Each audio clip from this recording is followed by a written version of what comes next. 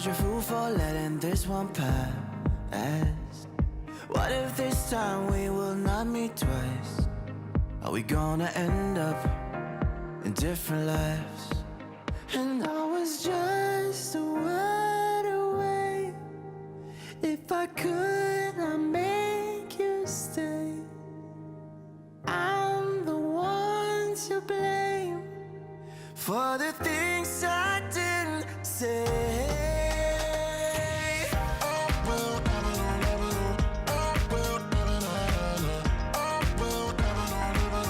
If I can make you stay.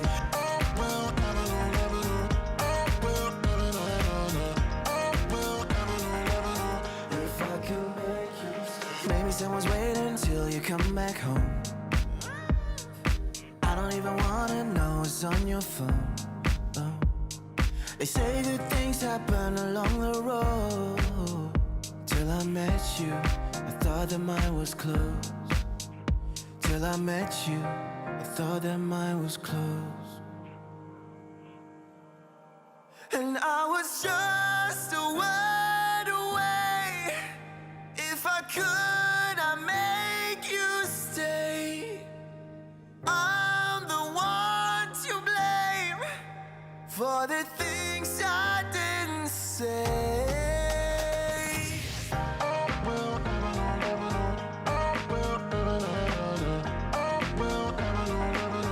If I can make you stay.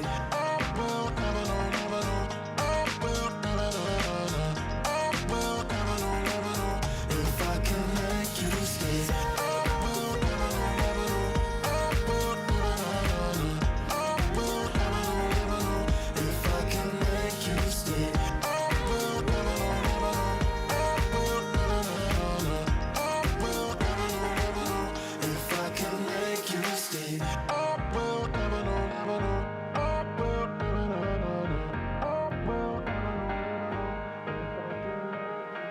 I'm the type of guy who's leaving things to chance. I've been such a fool for letting this one pass. What if this time we will not meet twice? Are we gonna end up in different lives?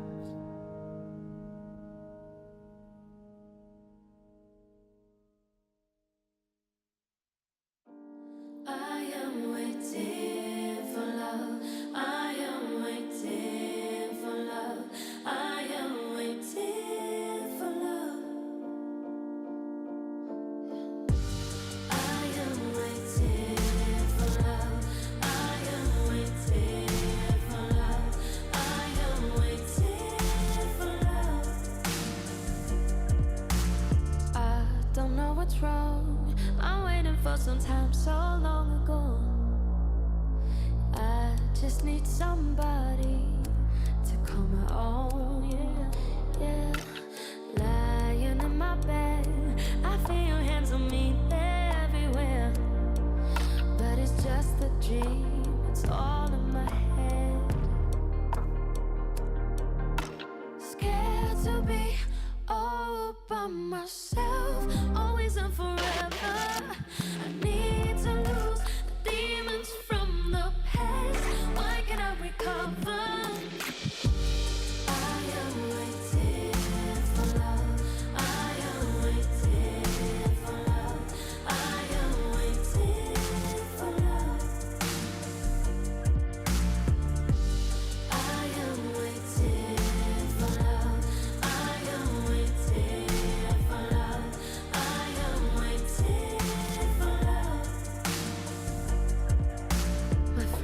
They're telling me, go out and lose control, just let it be. Instead, I'd rather meet you in my fantasies. More and more I get, I wanna feel alive and not regret. Even though it hurts, I can't go back. Scared to be all by myself, always and forever. I wanna lose the demons from the past. How can I recover? I am waiting. I am waiting.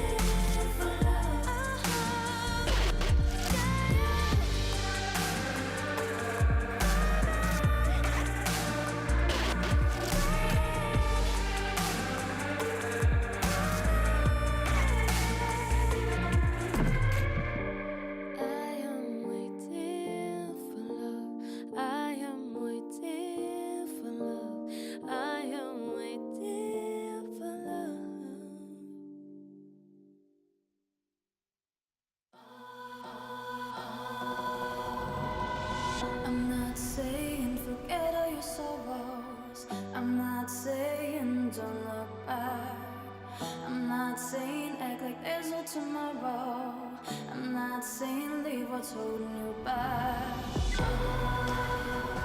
You're spinning round and round. You've lost the ground because you're stuck in the middle. Why don't you live a little?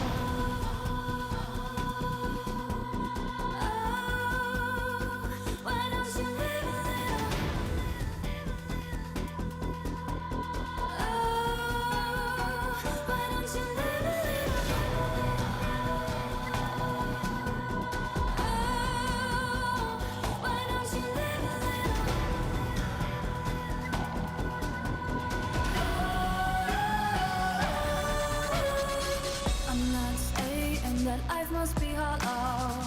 I'm just saying some things won't last. I'm not saying that there's no one to follow. I'm just saying there's more than just one path. You're spinning round and round, and you've lost the ground because you're stuck in the middle. Why don't you live a little?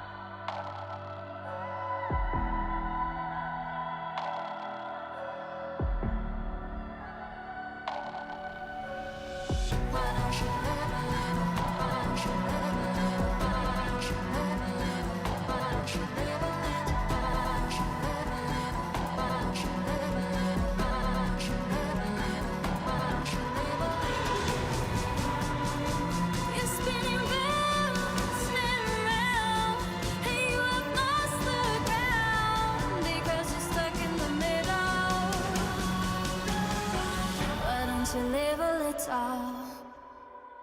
Why don't you live a little? Why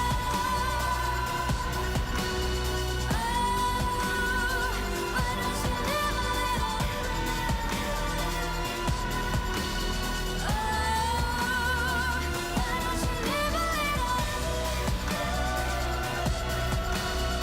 little?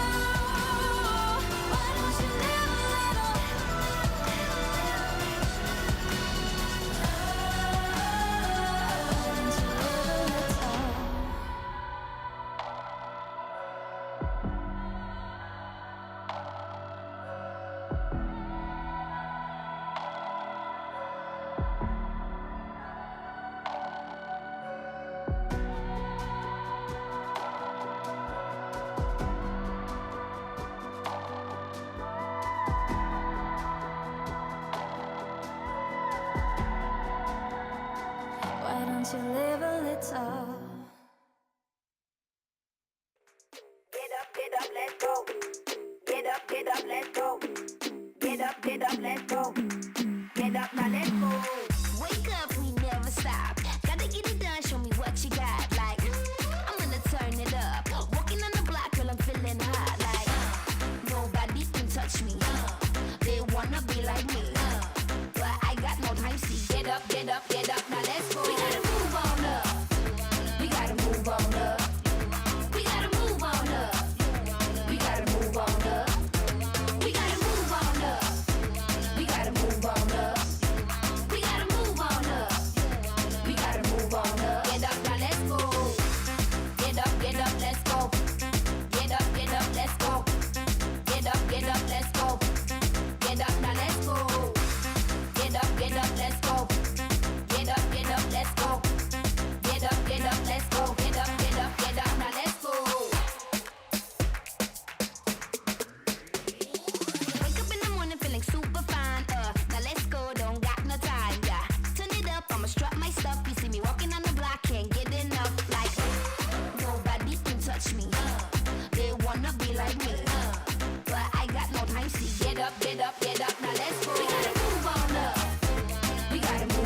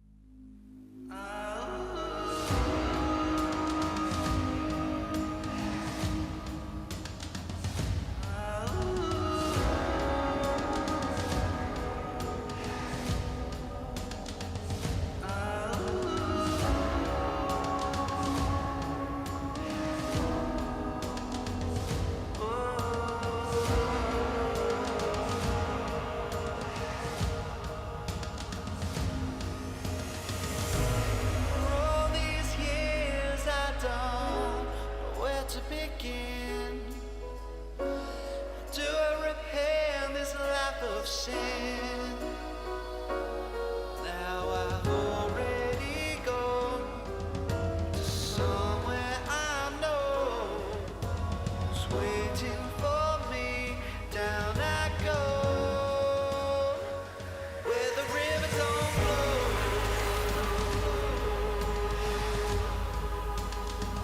Since I left these bones, done a gun now lost me. Every man took his toll. It's gonna take me where the river don't flow.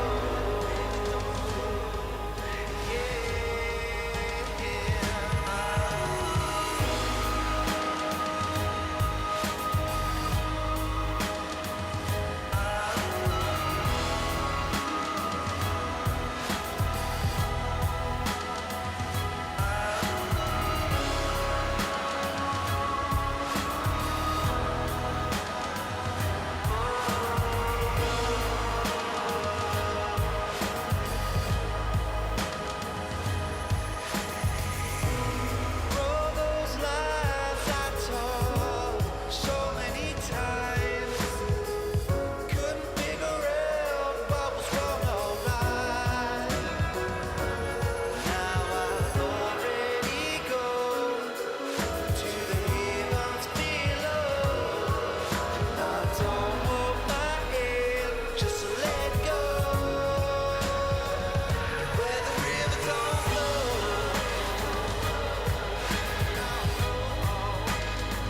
Since I left these bones, down and gone now lost me. Every man took his toll. It's gonna take me where the river don't flow.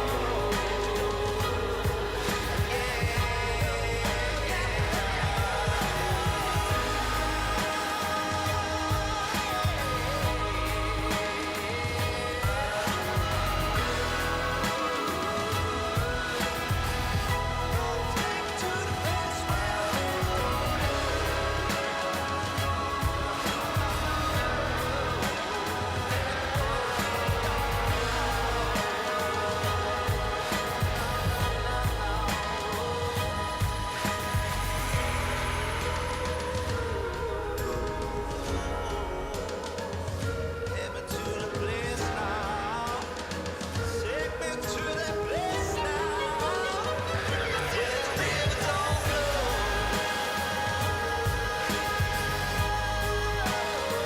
Since I left these bones, done and gone now lost me. Every man took his toll. It's gonna take me where the river don't flow.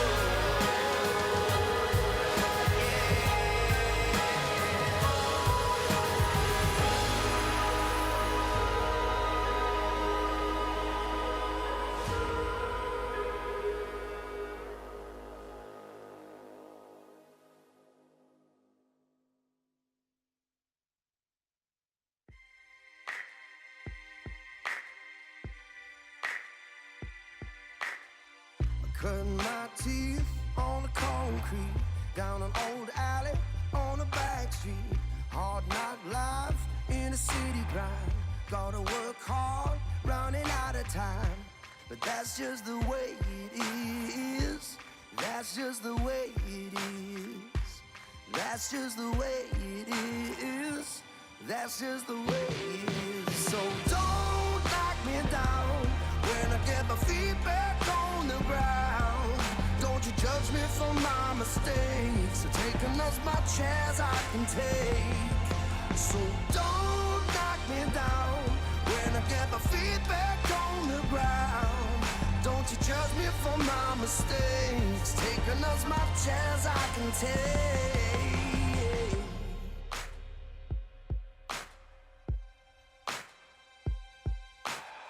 Street light lit down in the grid. Can't turn back when I wanna quit. All of my tears, all of my fears got me shook up through all these years. And that's just the way it is. That's just the way it is. That's just the way it is. That's just the way it is. So don't knock me down when I get my feet back on the ground. Don't you judge me for my mistakes. I've taken as much as I can take. So don't knock me down when I get my feet back on the ground. Don't you judge me for my mistakes. Taking as much as I can take.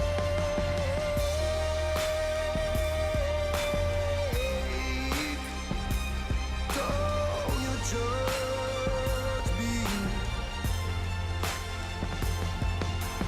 Don't you judge me on my mistakes.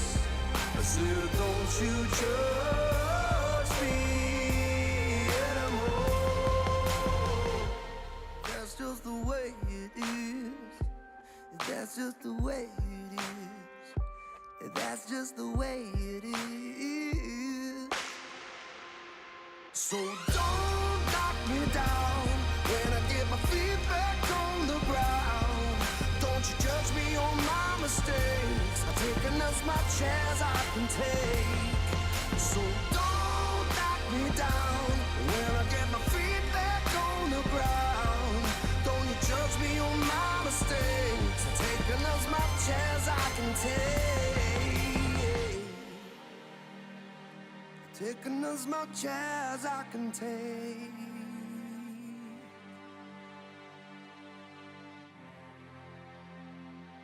Taking as much as I can take.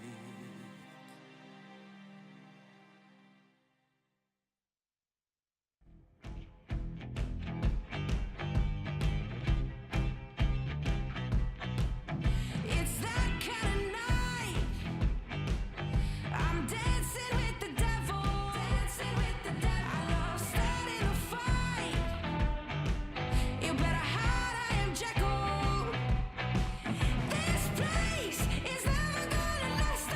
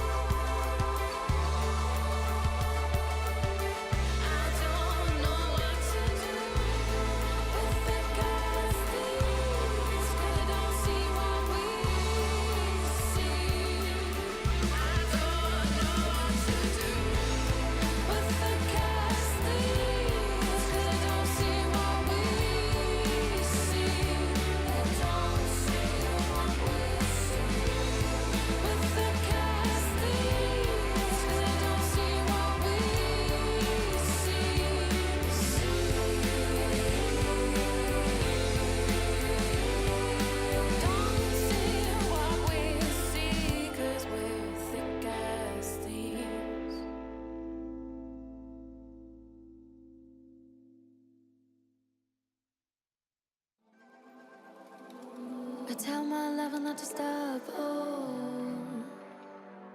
I don't wanna recover.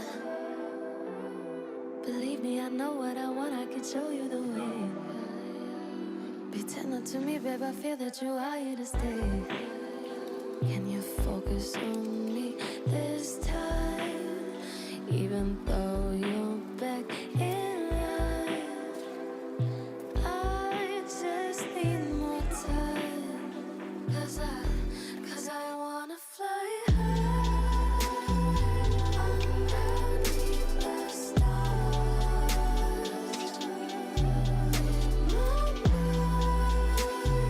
Till the sun goes down.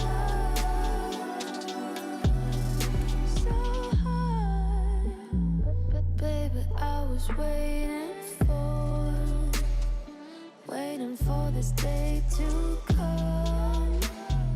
You and me together alone. I only have eyes for you.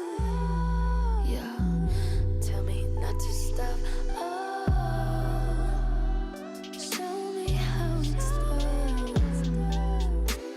I'll show you how it's done, baby. Just listen to me. Believe me, I know what I want. I can show you the way. Be tender to me, babe. I feel that you are here to stay. You just need more time, cause I wanna fly high underneath the stars.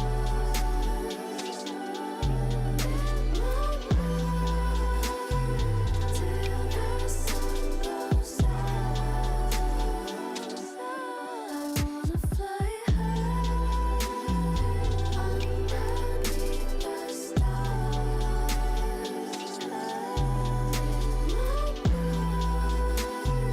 Till the sun goes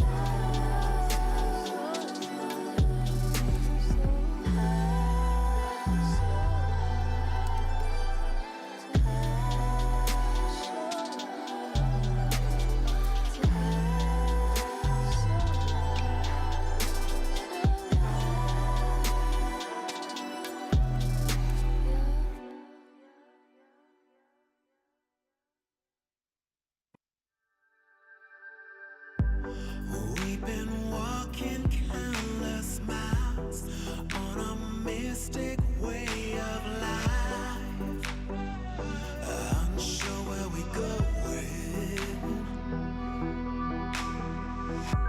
Where's the rooftop of our life so we can lay down side by side, facing the sky, watching the stars collide, watching them.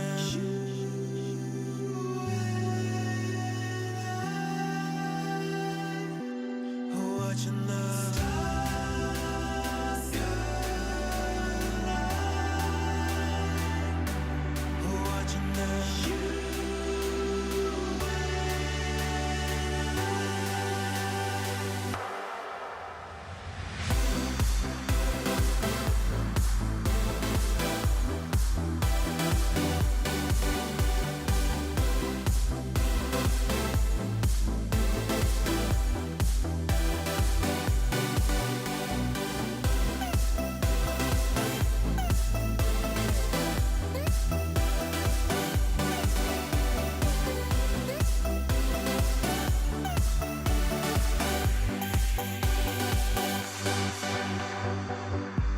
So with every shooting star in this universe so far, I'm getting closer to you. In this endless space and time, you're the brightest star to shine. I sink into your light, watching the stars collide, watching them.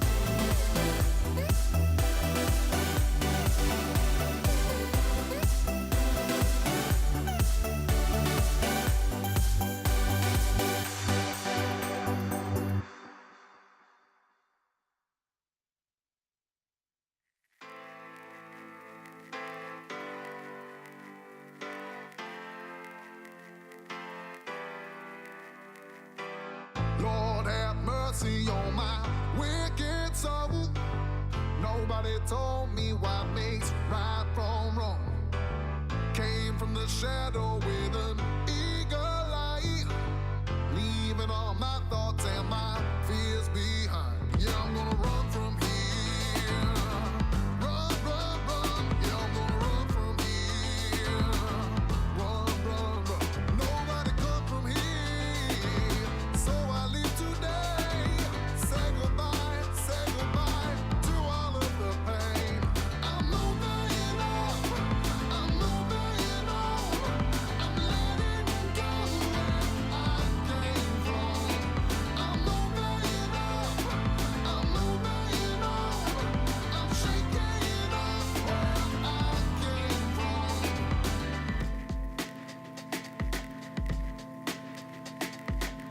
Riding with freedom and I found my way.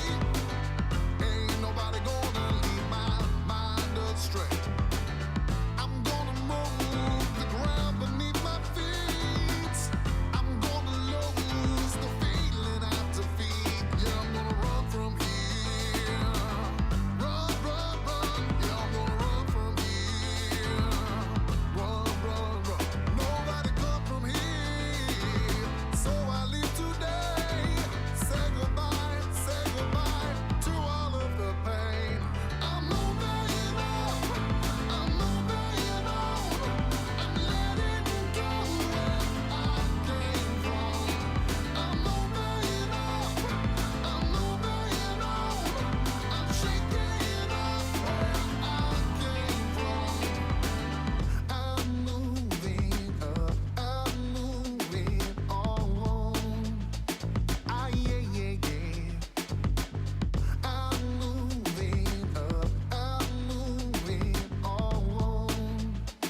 Ah, yeah, yeah, yeah. I'm moving up. I'm moving on. I'm letting go where I came from. I'm moving up. I'm moving on. I'm shaking up where I came from. Yeah, I'm gonna run from here. Run, run, run. Yeah, I'm gonna run from here. Run, run, run. Yeah, I'm gonna run from here. Run, run, run. Yeah, I'm gonna run from here. Run, run, run.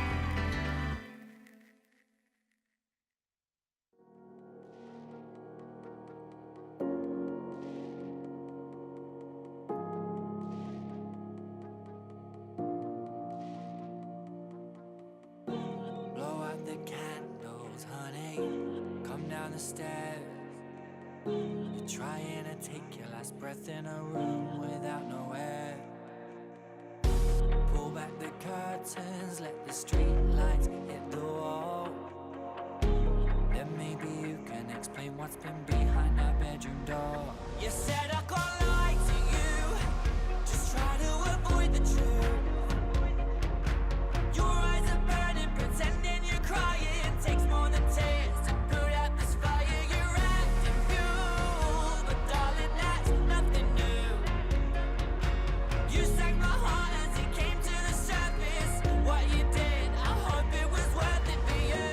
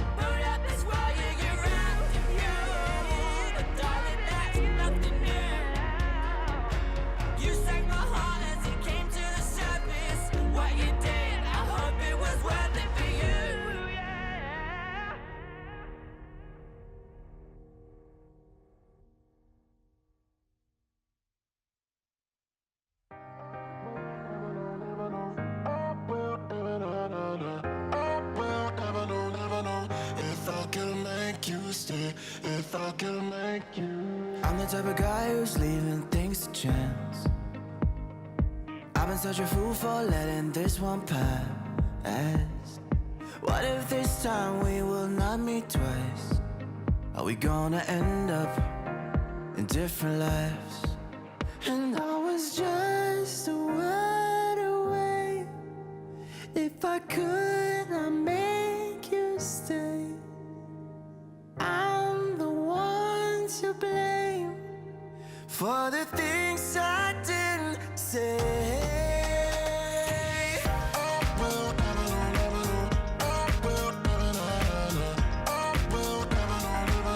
If I can make you stay.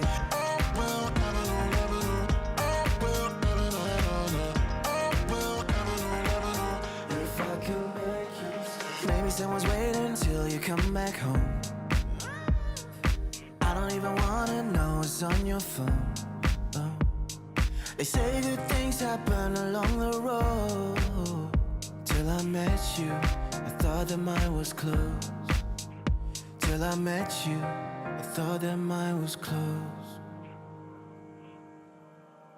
And I was just a word away. If I could, I'd make you stay. I'm the one to blame for the things I didn't say.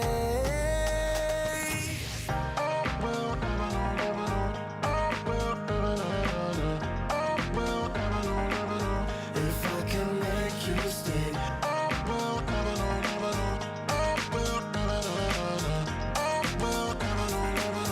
If I can make you stay.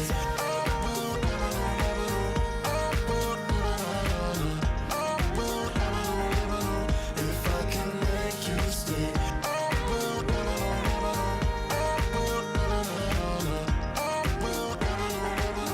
If I can make you stay.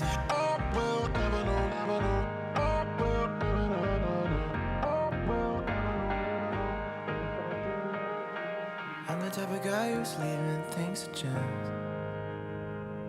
I've been such a fool for letting this one pass. What if this time we will not meet twice? Are we gonna end up in different lives?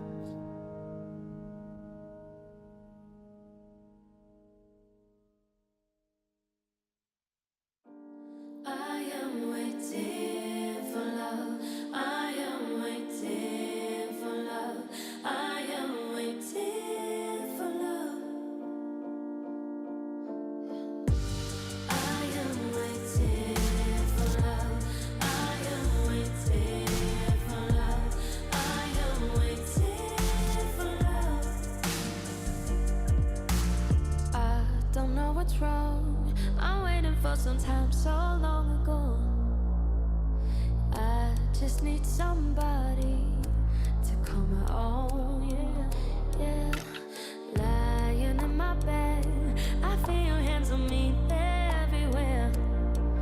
But it's just a dream, it's all in my head. Scared to be all by myself, always and forever. I need to lose the demons from the past. Why can't I recover? I am waiting for love. I am waiting for love. I am waiting for love. I am waiting for love. I am waiting for love. I am waiting for love. My friends, they're telling me, go out and lose control, just let it be. Instead, I'd rather meet you in my fantasies. More and more I get, I wanna feel alive and not regret. Even though it hurts, I can't go back. Scared to be all by myself, always and forever. I wanna lose the demons from the past. How can I recover? I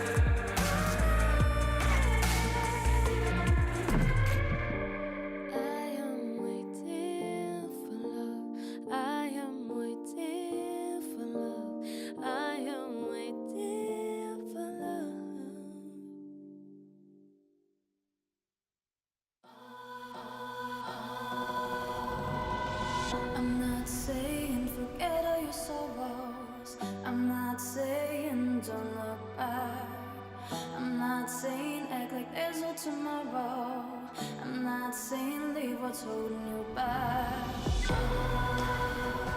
You're spinning round and round.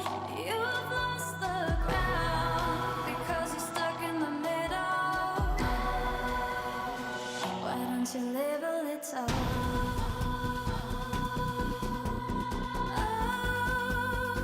Why don't you live a little?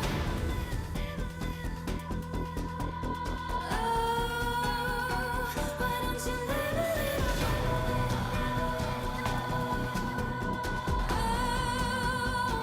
Why don't you live a little?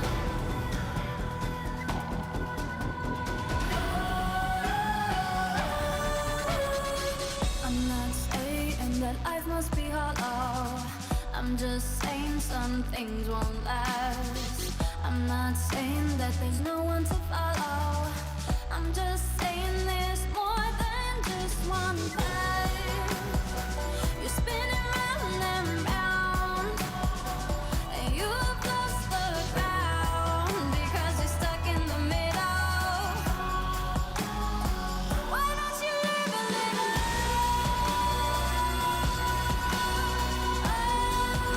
Why don't you live a little?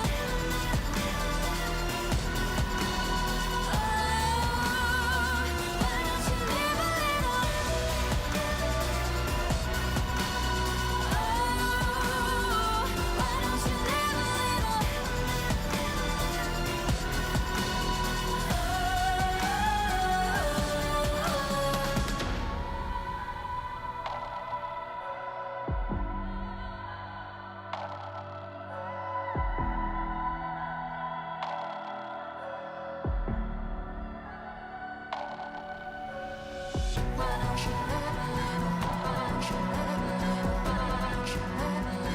Why don't you live a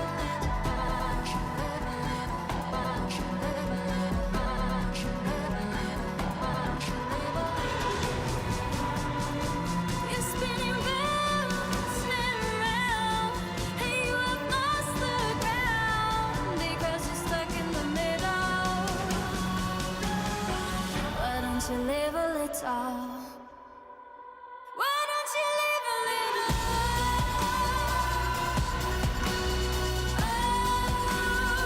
Why don't you live a little? Why don't you live a little?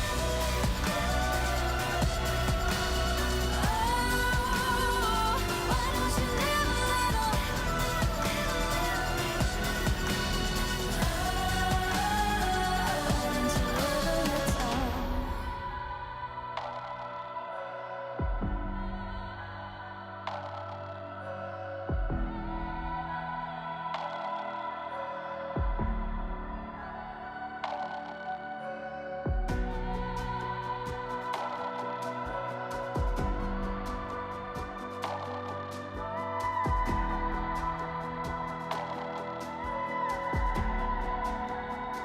Why don't you live a little? Get up, let's go. Get up, let's go. Get up, let's go. Get up, now let's go. Wake up, we never stop. Gotta get it done, show me what you got. Like, I'm gonna turn it up. Walking on the block till I'm feeling hot. Like, nobody can touch me. They wanna be like me. But I got no time, see. Get up, now let's go. We gotta move on up. We gotta move on up. We gotta move on up. We gotta move on up. We gotta move on up. We gotta move on up. We gotta move on up. We gotta move on up. Get up, now let's go. Get up, let's go. Get up, let's go. Get up, let's go. Get up, now let's go. Get up, let's go.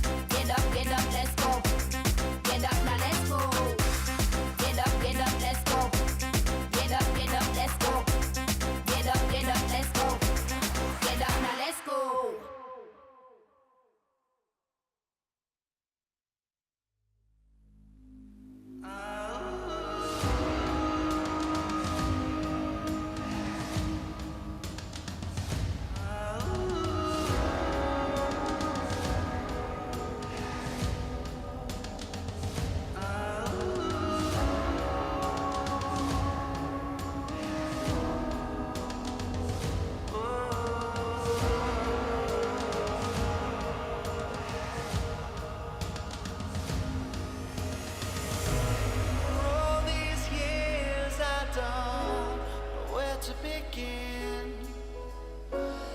Do I repent this life of sin? Now I've already gone to somewhere I know is waiting for me. Down I go, where the river don't flow.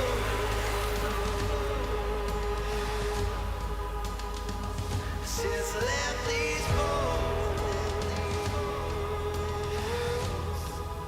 done a gun, now lost it all. Ferryman took his toll. It's gonna take me where the river don't flow.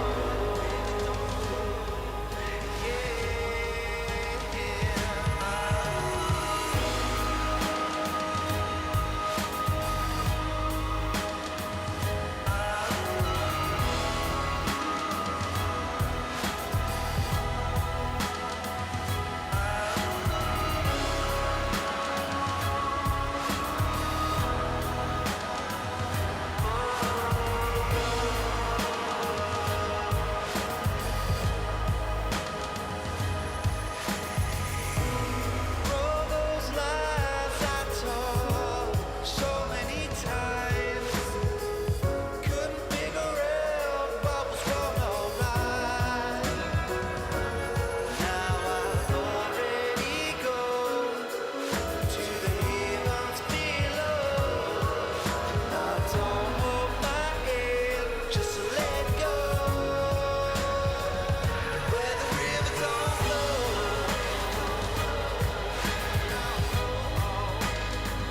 Since I left these bones, down a gun, now lost it all.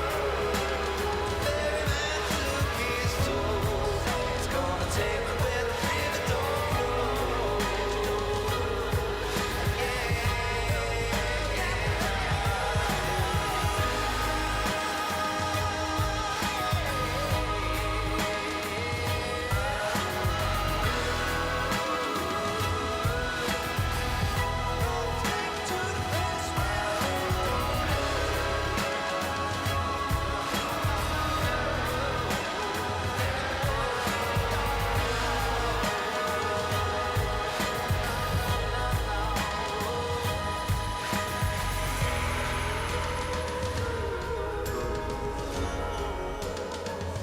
Take me to the place now. Take me to that place now. Yeah, the river don't flow.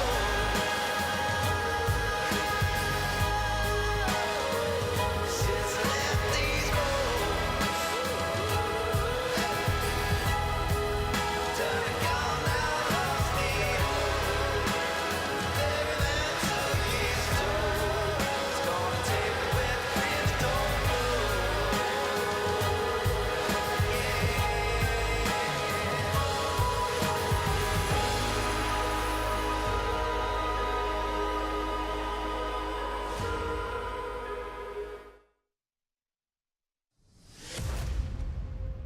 他们说要跟着那阵风去征服每一座巅峰，然后呢？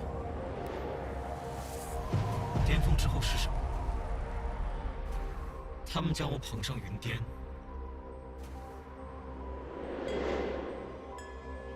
也让我从头来过。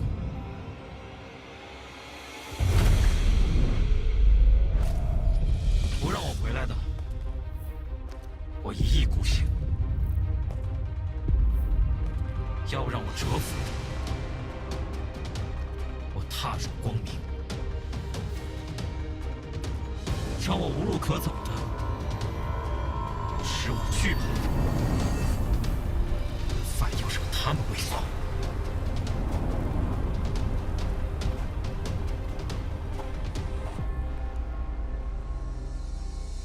他们一直说个不停，因为他们害怕洪水猛兽，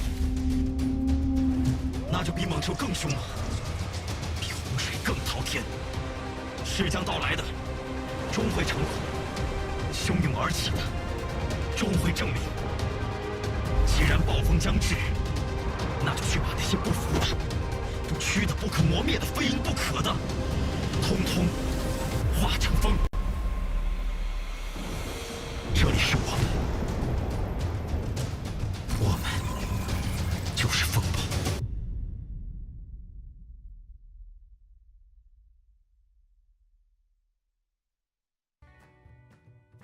Welcome, one and all, to the LPL. It is week 2 already here. We are flying through our season. I am still Oshin. He is still the fantastic Ox, and we are going to be bringing you all of today's action. But Ox, it's been a wild week. We are literally 24/7 then for the start of it, and it's been so many different things to talk about.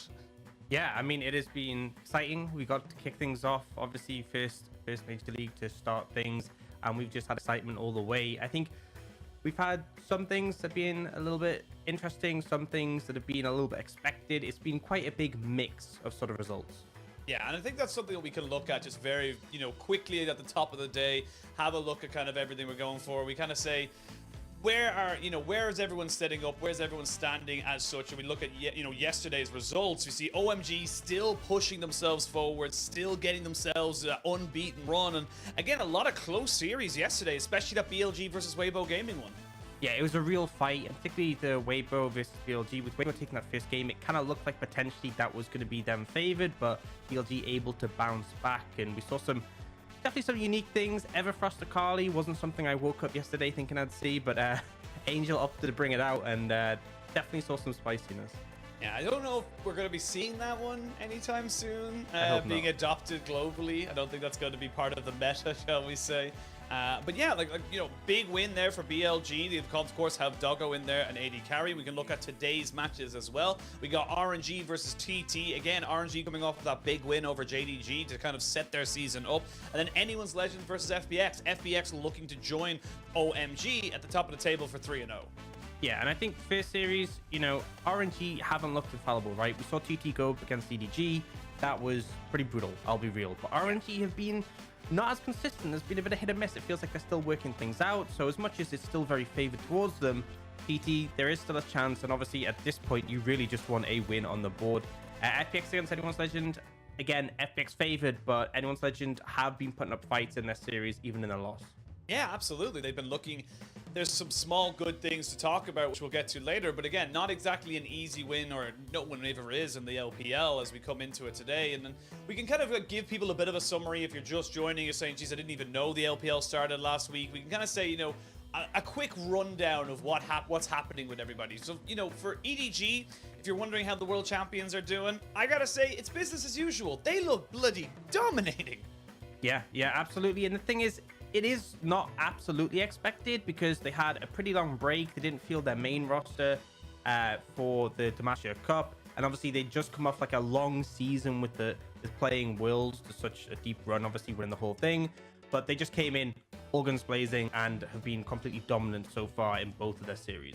Yeah, honestly, EDG, if you're a fan of them and you're a fan of the world champions, you've nothing to worry about. They look fantastic. And a pleasant surprise, if we will, is someone that RA have kind of come out of the gate swinging and really have been just getting a bit of momentum behind them. They honestly could have been 2-0 coming into this week. Yeah, I mean, they went up against Top Esports and managed to win that series pretty convincingly. They went up against LNG, and as much as they lost, it was close. And the thing is, I'm going to say it, in the Demacia Cup, they looked rough, right? In fact, rough bordering on terrible. They bounced back completely. We had concerns. Yeah, I had major concerns. But Strive in the mid lane, Zora in the support role, they actually managed to really step up, and they've started to deliver. And, when you bring in 2 rookie players from your academy squad, the expectation is, this is development. We might need some time. But they've already started to get some solid results, which is great to see. Yeah, really, really positive stuff from RA. We do obviously want to see how they're able to transition this against, the rest of the pack as you such. And we got to talk about the Trailblazers because, yes, OMG are 3-0, but we want to see more from them. We want to see how they're able to kind of compete against the big boys because no disrespect to anyone in the LPL, but their fixtures so far haven't been the most difficult. Yeah, so they faced TT first. I feel like anyone could probably beat them at this point. Unfortunately, they are really struggling, and we'll have to see if they can bounce back today.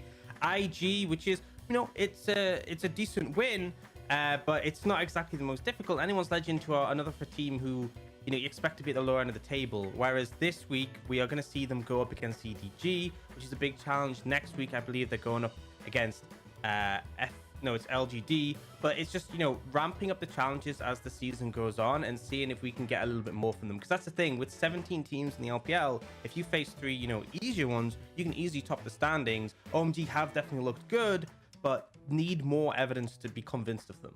Yeah, we were very excited for them. I think Shanji and Cream have been looking fantastic. The solo, and that's a big thing in the LPL, is getting your solo lanes locked and loaded is a massive plus. And then we got to look, speaking of solo lanes and power, if you will, someone who needs some work. Top Esports sitting at 1-1, and honestly, I have a lot of question marks over this roster right now because it just feels like they're just not clicking. Yeah, I mean, they looked rough. They went down to RA 2-0. They nearly actually lost to Ultra Prime, right? And we expected this team to be much higher in the standings. They have strong individual players, but the coordination just feels like it hasn't really been there. And it's pretty unfortunate to see. We still have Knight in the mid lane, who's been an absolute force to be reckoned with. We had Tian in the jungle. We even saw Xiaopeng, who's obviously a really strong early sort of catalyst for the team, but it hasn't clicked, right? And I think with the amount of sort of star-studded players on this roster, you'd expect a bit more from them so far. So we'll see if they can sort of bring that together over the split.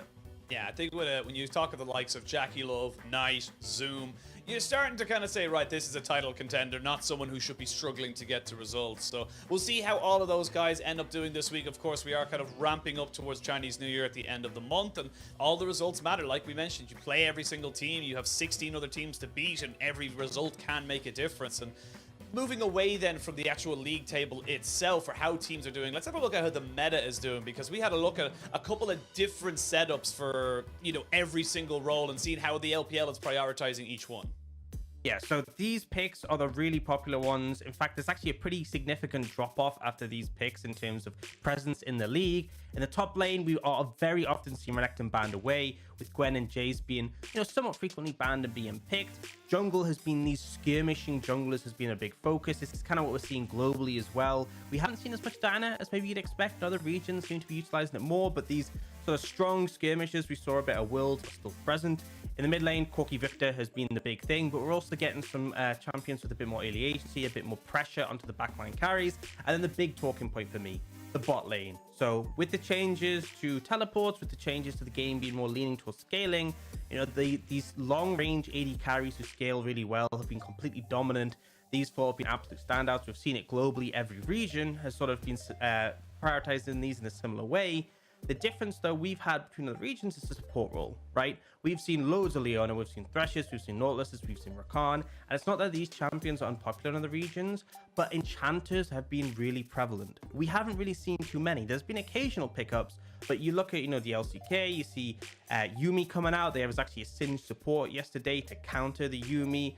You see picks like the Lulu being much more frequent. I've heard from scrims in Europe, they're really prevalent to pair up, like Lulu Jinx being a powerful combo. Whereas in the LPL, they have just really sort of stuck onto these heavy engaged supports.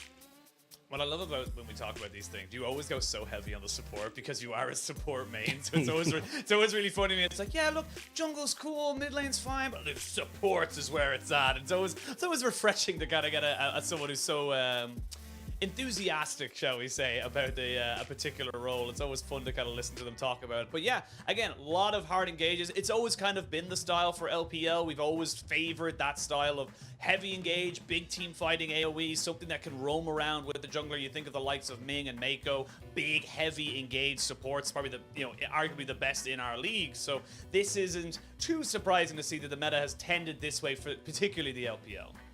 Yeah, it's interesting, and I wonder if we'll see a bit more of those enchanters come out when teams sort of feel like they're able to execute them, able to find an advantage, because I think there definitely is a place for them. But I'm happy to see plenty of these engaged supports playing these aggressive picks, because it really allows you to snowball early, allows you to threaten these scaling sort of picks, and we see a lot of those scaling picks in the mid and AD carry role, and it's really the junglers and the supports who have to be the catalyst for them.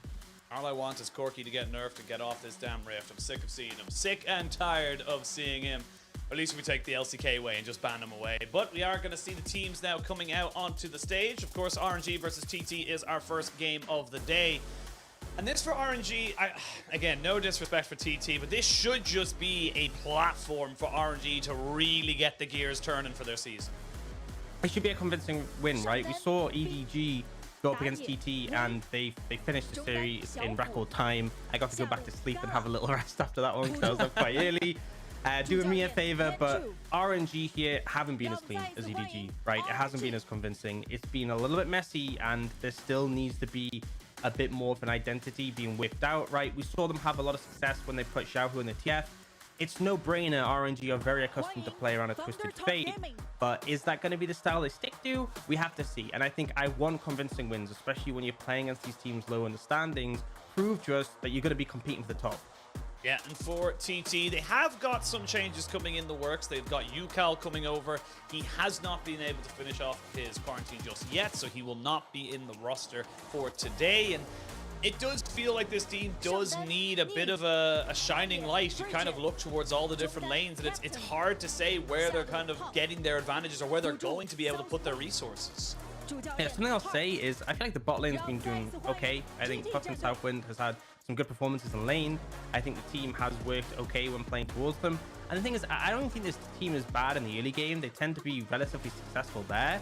It's just there's normally like this TT moment where they hit a certain point of the game. You know, it might be around a Baron, it might be sort of later on, early in the mid game, and they just hit this point where they make a big mistake. The enemy team turns it around, and then it's game over from there. And I think if they can sort of rectify that, they might be in with a better standing to at least take some games, but still looking for their first series, obviously, at this point. And yeah, maybe Yukal will make a big difference. He's also coming in with the Korean jungle as well, Chieftain. So we could see that be a big shift up that could help them. But for now, I mean, the focus is just take everything one game, one series at a time. And that's the big thing when you hit the nail on the head. For these slightly smaller teams, for these teams that aren't going to be buying for that, like let's be real, for RNG, it's MSI, it's World Championship. They've won enough LPL titles to kind of say that's not really the goal for them at the moment. They're looking for bigger fish. But for TT, like you mentioned, it is about taking it one game at a time. They have yet to win a game in any of their three previous series. They're 0-6. So if they can even take a game off of RNG today, honestly, that's a massive success in their books and in the eyes of probably any TT supporter. Yeah, I mean, that's the thing, is that you take the small victories, right? You start the season off 0-3 at this point, sorry, and it's difficult, right? If it goes to 0-4, it's going to be even more difficult. At that point, you're not looking at the top, you're just looking at yourselves and thinking, okay, what can we do to sort of make things a little better? How many series can we win? Which teams can we beat? What can we do to improve? And I think you don't get too worried about the overall standings and just focus on what performances you can bring out. And I think that's the thing. Ignore the fact you're against RNG. Just focus on playing your game to the best that you can. Play your game, try and see what you can do. And again, this is the LPL. This is the league of upsets, the league that is so difficult to dominate because you have 16 teams, 16 different styles, 16 sets of 5 players that can do so many different things. So to take away a game, to take away a series can actually be a very feasible task, especially if you're coming up against some of the bigger boys who, maybe not putting as much time or research into the smaller teams. So we'll see what they're able to do. They'll see what TT can bring to the table. And right now for RNG, I want to see them bring a little bit more as well for their side up. Again, this should be a dominant 2-0. I want, like you mentioned, the record time last time. I want to see something similar coming out here for RNG. I want to see them kind of take that next step to say, look, we are still title contenders. We are still here to be able to, contest the likes of EDG at the top. Yeah, and I think particularly playing a clean game is important as well, right? I think something we saw EDG against TT is when they set up opportunities for dives, they wouldn't just force them and take them. They'd sort of look at it and go, right, this isn't the cleanest play. We're going to back off. We're going to wait for a better opportunity because we're confident it'll come. If RNG start going over aggressive, that's where maybe they can make mistakes. That's where TT can get an early advantage. Whether TT can hold on to it, that's not the question. Is not the question, but we are going to jump into picks and bans for game 1 of this best of 3. TT on the blue, RNG on the red. Jin, Corky, thank you. Twisted Fate and Renekton all banned away, and we're going to see the Jarvan as well. So Renekton had an incredibly high ban rate. I wouldn't be surprised if RNG ban away the Caitlyn here just to take it off the table and then do a trade of the Aphelios and the Jinx. Yeah, Caitlyn's standard in this situation. One thing to note is Thresh is open and available, and obviously, if you're happy trading off Thresh, trading off Aphelios and Jinx, then Thresh obviously is a great one to pair with either of them. I also like the Jarvan ban away with Corky off the table. He's a pretty strong answer into Jarvan, right? He's a mid laner who can Valkyrie out of the Cataclysm, but And so by banning the Jarvan away, it means that you can potentially pick something like the Victor with a little less threat. Now, TT will take that Felios. RNG, they can take the Jinx, but they're not pressured to right now. Thresh is available. They have other options. They could go Xin Zhao in the jungle. There's a lot of options here and a lot of strong picks open and available. Felios locked and loaded. Do you just take the Jinx Thresh here? We talk about how the Thresh just does so much to cover for what Jinx doesn't have. An extra escape, loads of kiting ability, and a pseudo hard engage as well if you can land those hooks. So really, really powerful champion, something that is highly prized around the world. And now RNG have the Jinx locked and loaded. Where do they want to go with their last pick? I imagine it will be the Thresh. You do not want to give that over to Puff and Southwind. No, never mind. They're going to go over to the Xin Zhao instead. So I actually like this Xin Zhao in this situation because, it is really high priority of all the junglers that I was talking about earlier, the high prior ones. It is sort of up there. And I think as well, if you take the Thresh, TT could have actually just gone for the Lulu. We haven't seen as much of it, but it's a fine lane and it gives you a ton of scaling. With the Thresh open, they are going to lean towards that, but I still think it's okay, right? I think Jarvan being off the table means you're not as worried about going without a Thresh. You don't have that Cataclysm that's locking you in. We actually see a Zoe come out as well, so something that's going to help contest that mid jungle in terms of the mid lane priority. RNG, they can answer the Zoe now with the mid lane pick. Victor is a decent matchup into that, but you won't have as much pressure early. Or they could just lock in a support now if they're worried about things being banned away. And I think they're leaning towards the Thresh. It's a good it's a good matchup into the Thresh, often picked in that situation. So RNG should be confident with their bot lane. Yeah, and we know how good Ming is on this Nautilus. It is one of his most prominent champions all of 2021, so nothing to be worried about in that regards. As we now see RNG going to be starting to ban away. I imagine junglers take away some of those bigger picks like the Lee Sin, maybe even the Viego away from Frigid. Whereas on the other side, TT, you now have an opportunity to try and maybe ban away Xiaohu's champion pool and get Captain a little bit of an easier laning phase.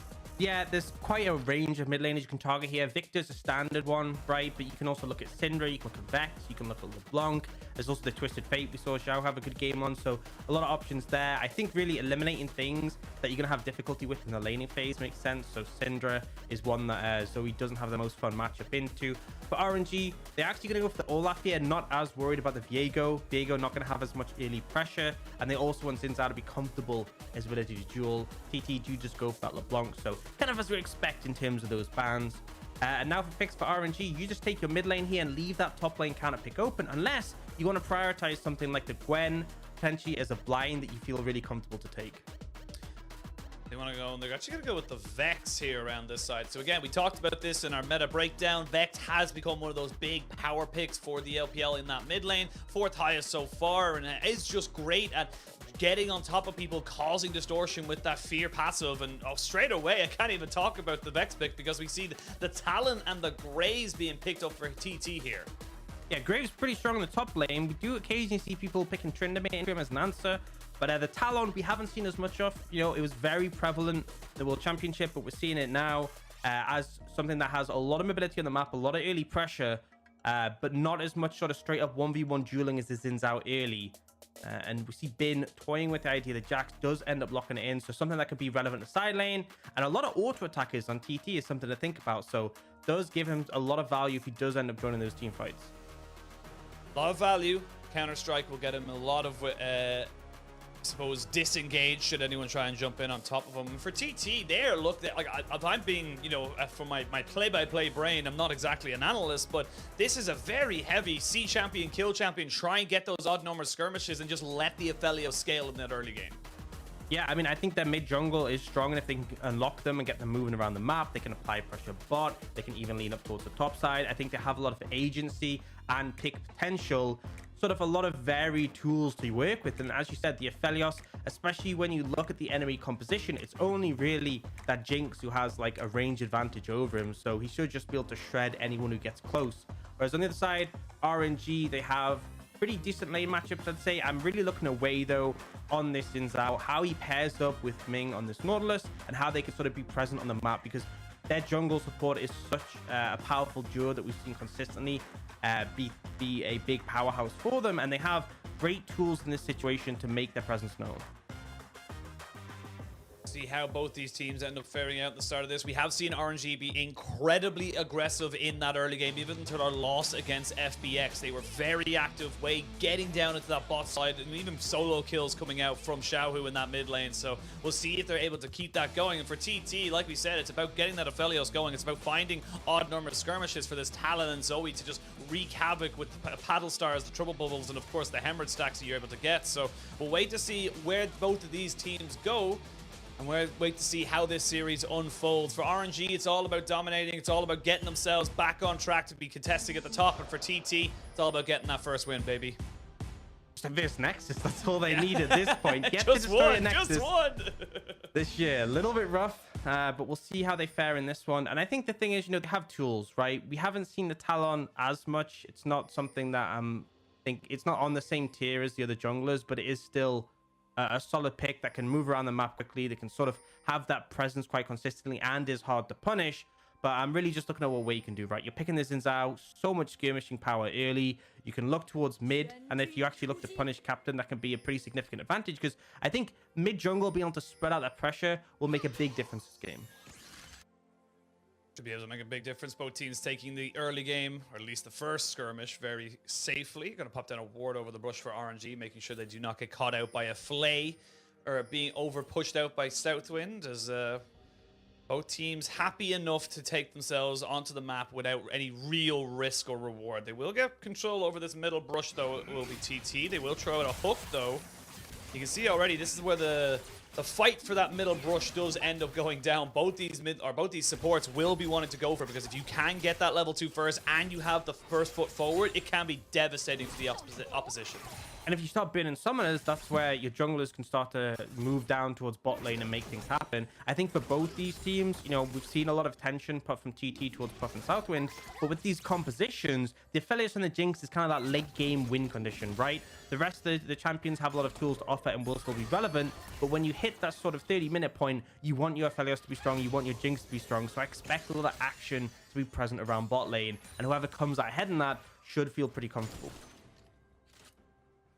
To see, for a pretty standard setup for both of these mid lane and top laners, the Graves will get the first push. Pretty obvious the way that goes down. You can see the counter strike now being available alongside the leap strike, but you can see Talon moving over here into the mid lane. Xiaohu has got the fear, but now he's just lost it, so we are going to see possibly a flash burnt here in the mid lane. Yep, does not want to get hit by the slow on the backside of that. So again, good early progress here from TT, something that we have seen from them in their previous games. Yeah, just a really solid gang from Frigid, able to move in quickly towards Xiaohu. And we talked about earlier how having the ability to move from that mid jungle is a massive factor. So I like the fact they've put some early pressure down.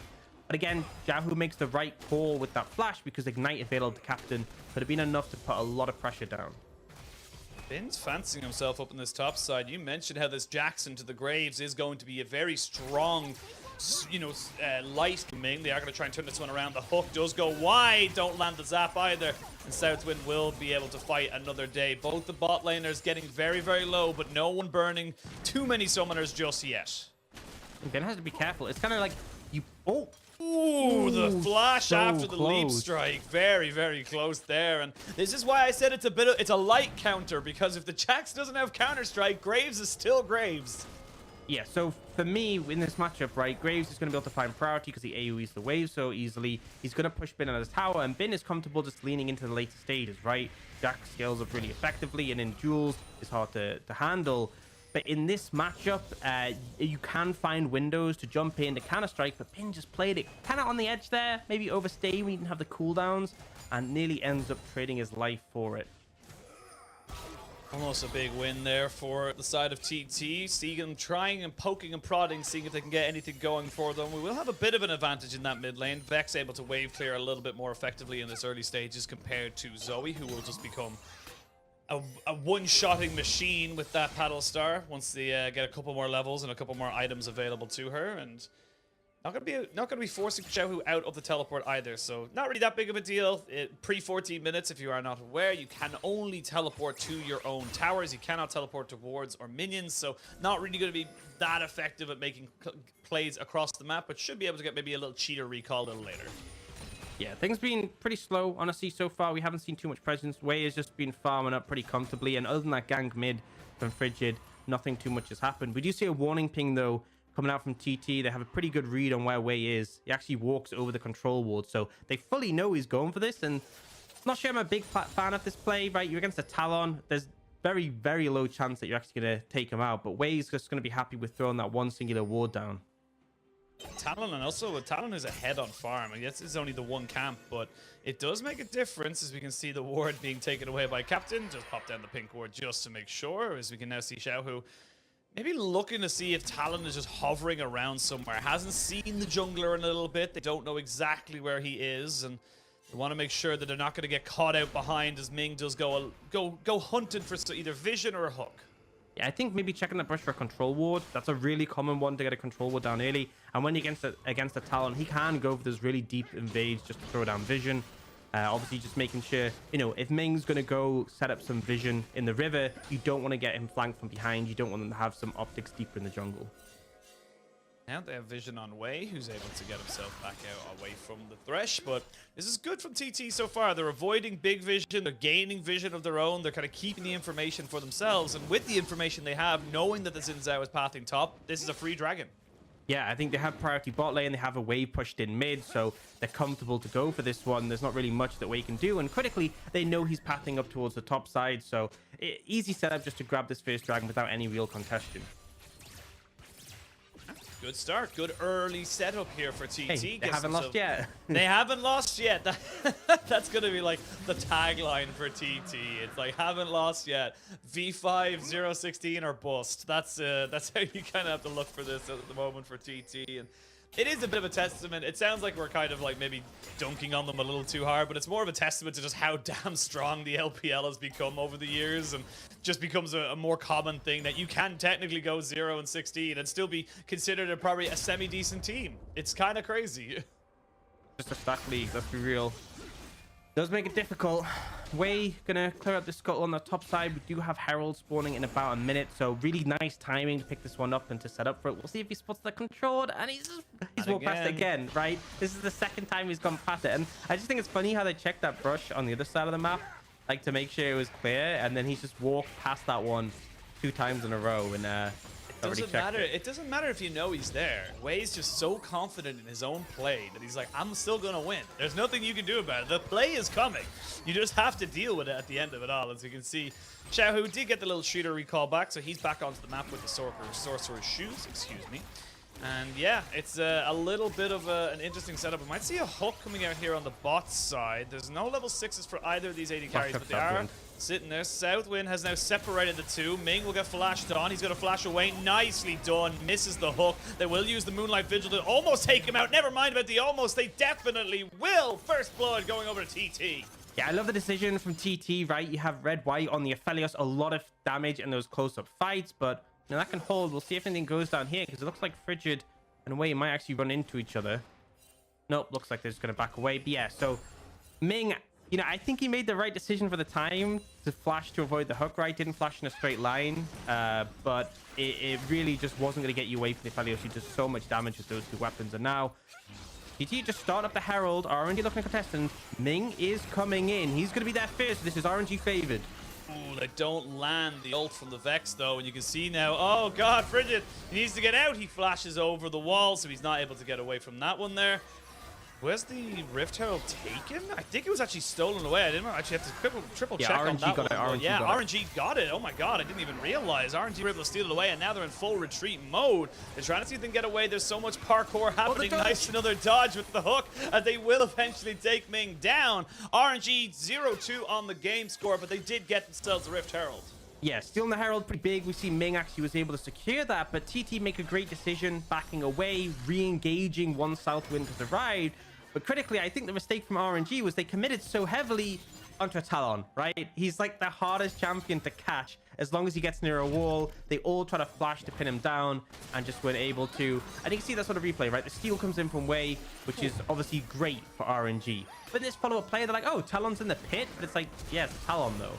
And he just ends up getting this flash away. They obviously can't chase him down because, again, it's a Talon. And then he makes this decision to jump back in and pop the ult so they can't turn on him. And honestly, I'm just going to say it, RNG were lucky to only lose 1 here.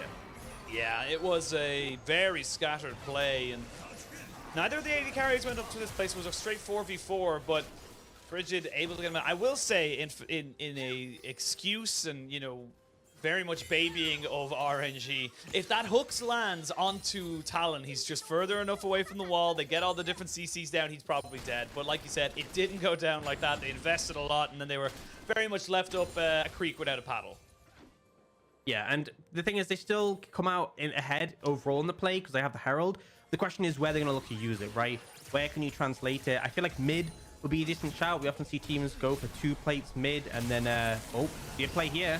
Yep, they're going to go on top of Ming again. 0-3 for Ming. He is being targeted right now, and it's about 1,000, maybe 1,500 gold lead here for TT as they look to maybe take this next dragon in a minute's time, and they have vision on way. This has been something they've done fantastically all game. They've just kept tabs on this jungler, and we talked about how pivotal it was for RNG to get those early plays.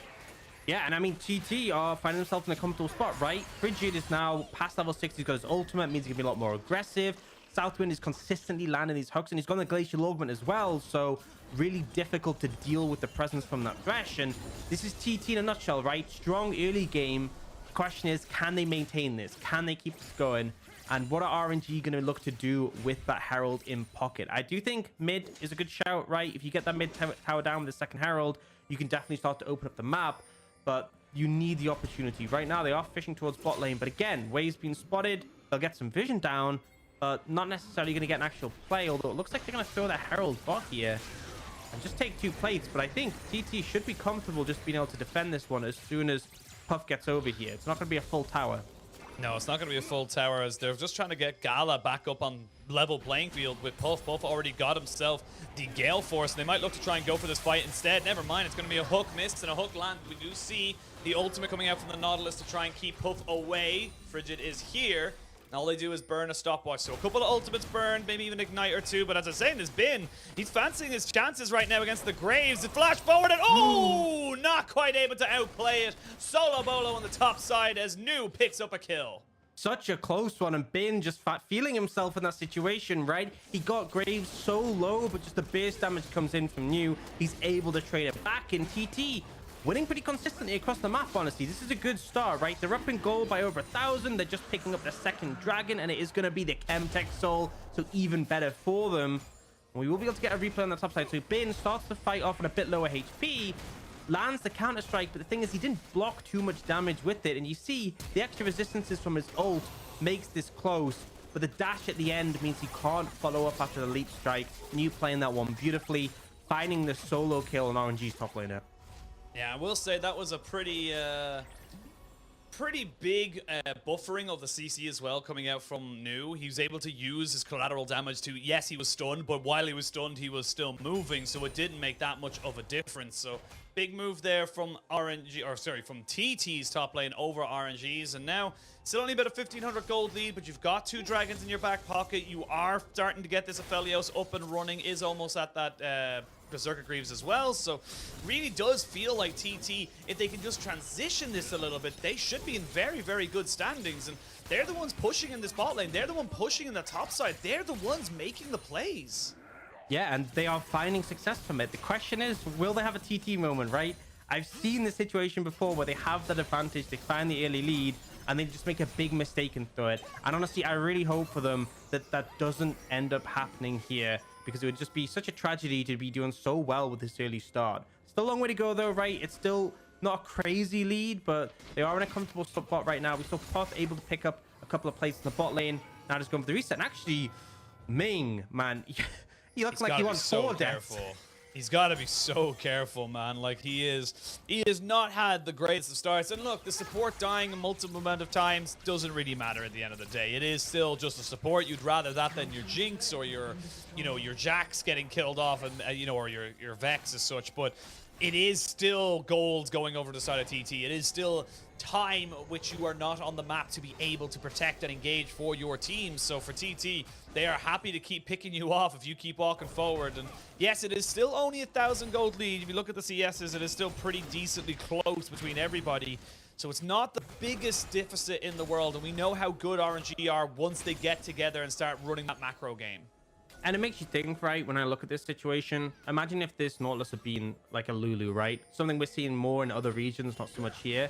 it would matter a lot less that you're not having the early impact, because you know, you pick the scale incredibly well, whereas here you picked it into the thresh, you're 0-3, you're not having too much pressure with it. It is still going to offer the ult later in the game to be that CC lockdown, but just not the greatest performance so far. We see TT able to pick up the bot lane tower, and actually if you look at the minion wave bot lane, a lot of minions being missed that crashed in the tower. The trade-off, RNG will pick up that second herald and going to be able to use that to hopefully crack another tower down and expand the map a little bit for themselves.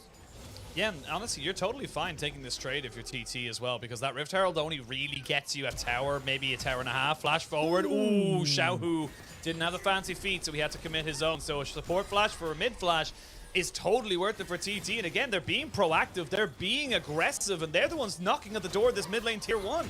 Southwind has been so good this game, honestly. I mean, going up against Ming in a matchup Ming chose and just being the better support so far. Really great to see, but we see Ming looking for some revenge. Yeah, looking for a lot of revenge. Xiaohu goes on a magical journey and ends up being taken out, so it's a 1-for-1. Moonlight Vigil comes out as they try and gale force in aggressively, flashing away after that one there. We can see now Ming has to go golden. You've got the red guns. Ming has nowhere to go. Captain will pick up the kill. Oh, Captain, my Captain, as TT do trade off 2-for-1, but while that's been happening, Bin's pushing it bot side. That was a hilarious interaction, honestly, from Xiao. Definitely did not factor in for that one when he went for it. But ultimately, RNG look for a pick. They look for a strong early play. It ends up backfiring. And once again, TT come out ahead. We do have to take a look at the Summoner's Burn, though, right? A lot across the board. And something to note is 50 seconds until that Chemtech Dragon, right? Third Drake, you definitely don't want to give this one over to TT. But you now know Puff is flashless. Southwind is flashless. On the other side, Xiaohu, Gala, and Ming no flash. Something I gotta say though, if you're without a flashes and a mobile AD carry, I'd much rather be playing with the Thresh, right? Having that lantern available to get you out of a sticky situation. Yeah, let's have a look at this replay now, because this is just Frigid getting caught out. Let's have a look at this interaction. Goes, whee! And honestly, if this super late game, that's probably the perfect situation for Xiaohu. Yeah, I mean, if he had the cooldowns available to follow up with the fear, I think the thing is he got CC chains, so he just wasn't able to get it off. But, you know, things get a little bit messy. A lot of time bought by the Xin Zhao ultimate and by the stopwatch, but Gala just not strong enough really to follow up. And now, a very delayed recall from Puff, by the way, but he does have 2 items. The question is, can he get here in time? Frigid is on the backside of this, so maybe they don't get the dragon, but they may look for the fight afterwards. They're not going to get the steal, but it's a hell of a lot of damage already. You can see now Gala in a little bit of trouble. They don't know exactly where it is. Everyone gets clipped by the end of that as well. Now Gala taken out, so now it's a 5v4. They do not land the hook onto Ming. He doesn't have a flash. He will get hit by the trouble bubble, though, and he'll go down to a sleepy state just for a moment. There is the ultimate used there by Xiaohu as he goes in, trades off Southwind. They will miss the Moonlight Vigil as they trade off 2-for-2, 3-for-2, and you can see now Bin is in the wrong side of the map right now. He's got flash. He can leap strike over the wall, but they do not know if they can catch him right now. He had a little bit of extra movement speed as well. Should be able to keep himself out. So still a dragon for RNG, but big kills going over the side of TT. I gotta say, RNG, you can be happy with that one, right? You're 1 kill down in the play. It was a 2-for-3, but you got the dragon. That's the important thing. At the end of the day, they did overcommit a little bit on the back end, right? You could have just walked away. But honestly, trading kills in this situation when you're the team moved behind isn't so bad. But I love this play from Frigid, hiding in the stealth, hiding in the brush, and then flashes in just to burst Gala out. Very little you can do as a Jinx with no flash. Unfortunately, Southwind not connecting on that death sentence, but then we see the follow-up come in, right? The Sleepy Trouble Bubble lands. RNG say, right, we're going to turn this around, we're going to kill Southwind, but it just means they commit to the play, and it means TT can start to shred through. It's just a big, pretty much chase down right now, and yes, it is a very Fiesta-like game, shall we say. At the moment, it is very skirmish heavy, but honestly, I think if you're the TT, you're happy with that. You're happy to keep RNG, you know, guessing, keeping them on their toes constantly, because it's when usually the better teams, the bigger teams, get themselves into a position of power is when they're able to just dictate when things go, when things happen, and this is the big moment for TT. You've got an advantage. You're 4,000 gold up. You got to make it stick. We talked about it. You've just got to blow up one Nexus. This is probably the best opportunity they've had to do that this season so far. It's looking good, right? They have a pretty significant goal lead, 3.5k. They have scaling elements to the composition. Their Felios is strong. It all looks positive. Why am I so stressed out right now? I just We're feel all like very stressed. Kelsey is very stressed right now as a TT just- fan herself. So, yeah, it does feel it because we've been in this situation before with TT. Even just this split, we have seen TT go from these amazing moments to just out of nowhere losing 4 kills, a Baron, and then they just can't do anything about it. So 2.5 minutes until this dragon spawns. I want to see them set up for it properly. I want to see them maybe look around the map to maybe, as we said earlier, get those odd-numbered skirmishes where they can make the most out of this talent. I think the main thing is get the resets synced a bit better, right? Puff was very slow to reset. He was greeding for the collector, and as a result, they just weren't even in time for the dragon. I will say I'm glad they didn't try to fight it without him. That would have been a definite easy way to throw away that lead, but even so, I would have liked to see them play. Oh, and this is what we're talking about. These little small moments where TT then lose momentum, lose time on the map, and they have to wait now 30 seconds until that Thresh respawns. Yeah, it definitely makes things a little more difficult. And now RNG can push in, establish a bit more vision control. You just can't face check into the chem fog. It's way too dangerous. And now it just means it's not just the fact that they lost the Thresh, but it means that until he's back, they have a lot less safety, right? Whenever you're playing aggressive, knowing you have the Lantern to pull you into, pull you away from danger, means that you're a lot more comfortable. So we'll also have to wait till he's back up, but a lot more vision established by RNG, and it's just more gold into their pockets.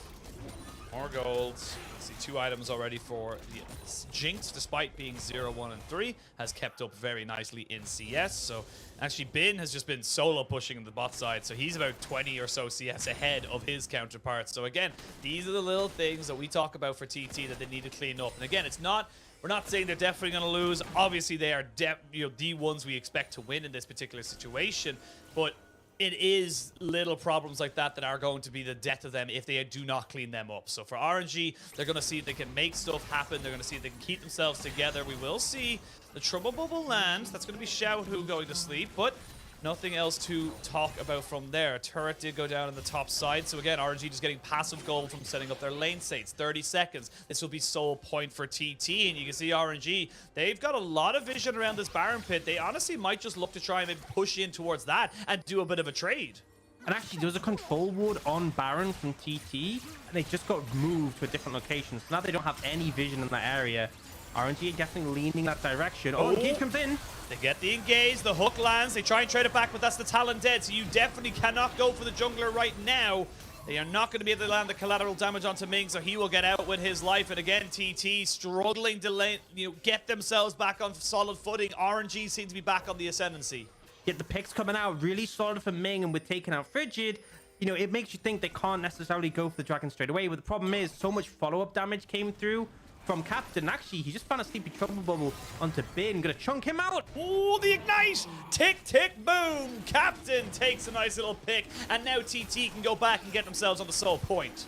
Yeah, really solid plays coming out from the side of TT, because you lose your jungler and you still secure the dragon because of all the poke you lay down, all the damage you do, and RNG ended up so low they couldn't even fight. It's unfortunate that TT weren't able to get that dragon earlier, otherwise they'd have Chemtech Soul, and honestly, I don't even think TT could mess that one up, but they still have another one to go, but they are still in the lead right now. Still in the lead on Soul Point. It is a Chem Soul. We've talked about this many, many times, but let's have a look at the replay here, because this is just straight up Bin getting caught out. They know exactly where he is and where he's going.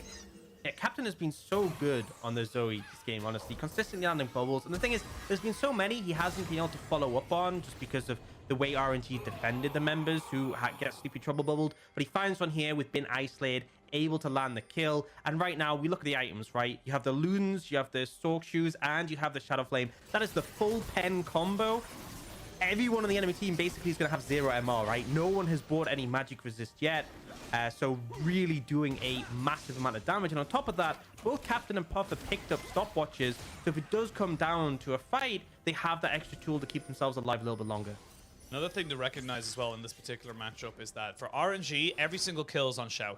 He is 5-2-0. He is the damage. He is the guy who's going to be able to make this fight turn around, if it is going to turn around for the side of RNG. So for TT, your objective is easy. Stay away from Xiaohu, or if you can, just pick him off and get him away from the fight completely. So that's the big moment we're going to have to wait and see from RNG. Can they keep Xiaohu alive? Can they get him into a position where he can get in with that ultimate and get themselves back into a winning position in this game? You see Bin has moved up with Wei priority, potentially looking for something here. He will be spotted as soon as he steps out in this situation. So TT know his position, and he's not really going to be able to find anything. I think the hard thing is how much the Thresh makes things difficult, right? Really good at playing away. The Jax has the Glacial Augment as well to slow him down, but also Xiaohu's main thing is you want everyone grouped together, right? If everyone's grouped together, Xiaohu can go in, land a big AoE fear. The thing is with TT's composition, everyone's going to be pretty split up, right? Thresh is going to be able to Lantern Puff to a safe spot. Captain will be sort of at an angle looking for a Sleepy Trouble Bubble. New and Frigid are both very mobile, both very hard to pin down. So it's not one of those compositions where you have this like death ball that you can just fly in as a Vex and just nuke everyone down. And as a result, kind of difficult to see where Xiaohu might be able to find those big plays coming out, but he definitely is in a position to do so with all those kills, with those items currently in pocket. Yeah, and we looked at the gold there just very, very quickly. It's even in, you know, AD carries, even in the mid lanes. Basically just 1,000 gold lead for Frigid and 1,000 gold lead for New, as we can see now with Xiaohu. Has got the Shadow Surge available to him, and you can see Bin knows that. So they're just saying, look, we know that we can get this kill. If they can get a big side lane kill now, that means you've got to put TT in a really bad situation. There we go, Shadow Surge all the way in. Personal space to land the fear, and that's exactly what you wanted to be seeing from RNG. Xiaohu taking control of the side lane. The power of having the double teleport late game means you can go for plays like that in the side lane. You know that the enemy team can't do Baron because you can just TP both your solo laners in. New, he saw it coming, but you know, it's a little bit too slow to dash it. I feel like you needed to flash it in that situation to guarantee you would avoid it. As a result, goes down, and it's just RNG closing that lead. Now only 1,000 gold apart, and at 26 minutes, that's not really that significant. It is not significant at all. 1,000 gold, and you've got an Infinity Edge onto your Jinx, so lots of damage available to you. And this is, again, what we talked about for RNG. Has not been a great game for them. It got to be real from you. It's still not over for them yet, but they are that caliber of team. They are a team that can, when presented with an opportunity, get themselves back onto the map, get themselves back into a winning position while still being behind. So a minute now until this next Drake spawns. This would be Soul for the side of TT, and you can see they really want to go for this, but they need to land some serious poke from this Zoe before they can go anywhere. Yeah, and having the vision control is such a key element in this one. It's very hard actually to contest it right now because, you know, if we see TT move towards their side of the jungle, they'll be in the chem fog. They'll be able to fire from the fog of war with the Zoe. It's such a powerful position to be in. You can see right now Captain already there. Unless you can get a control ward over the wall, very hard to see where the skill shots are coming from. And this fight is game deciding, right? If TT get the soul, it could be enough just to carry them over the edge. But they have to make sure they deal with the big threat. Xiaohu is a massive problem. Gala can be a massive problem on those 3 items. Still yet to get the Infinity Edge on the Aphelios, so did go with the stopwatch. There are still 2 perfect timings on the side of TT. They actually have a Magi Soul Steal as well for Captain, so he's going to be able to scale up. They have position over mid-wave, and now Frigid sitting around here. They know exactly where he is. He will not get hooked. But now the rest of RNG are a little bit separated. They can see there up to the top of your mini-map. Bin is just a little bit away. He wants to jump in with that counter-strike. They're poking, they're prodding. The counter-strike has been used. Very small cooldown at this stage. He's level 15. Dragon started up. Bin gets himself over the wall. Do they have enough damage? That's a half a health onto the Jackson. Maybe right now they could go for it. They're going to try and get away from this one right now. They're going to jump straight back in on top of this one. Who gets the Dragon? It is going to be RNG, and they get Frigid as well. The Gala can get a little bit excited, but a flash there from Southwind keeps him alive, and RNG get themselves another objective, another kill, and another little bit of gold. Oh, it was a critical moment. The fact that Wei was able to secure the Dragon, it was a little bit precarious, I won't be honest, because if you lose that soul is so powerful, and TT honestly could potentially even just win the game off the back of that. But actually, TT, their jungle is down. They don't think RNG will expect this. I don't expect it'll wick, and they're just gonna back away. I think they realized after a second there, they were like, wait, we don't have a jungler. If the Graves is a topsider, we will just die to the massive AoEs. They backed themselves away. But again, critical moment there for RNG as we look at the replay here.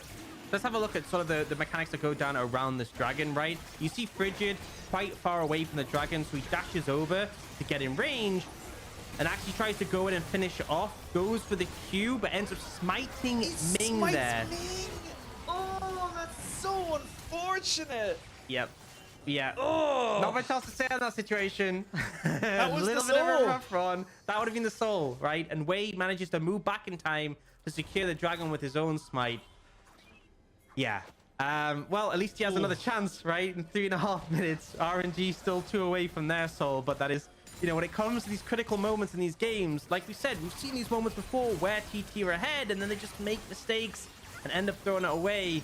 And I really hope for Frigid's sake that that isn't the mistake that ends up costing them this game.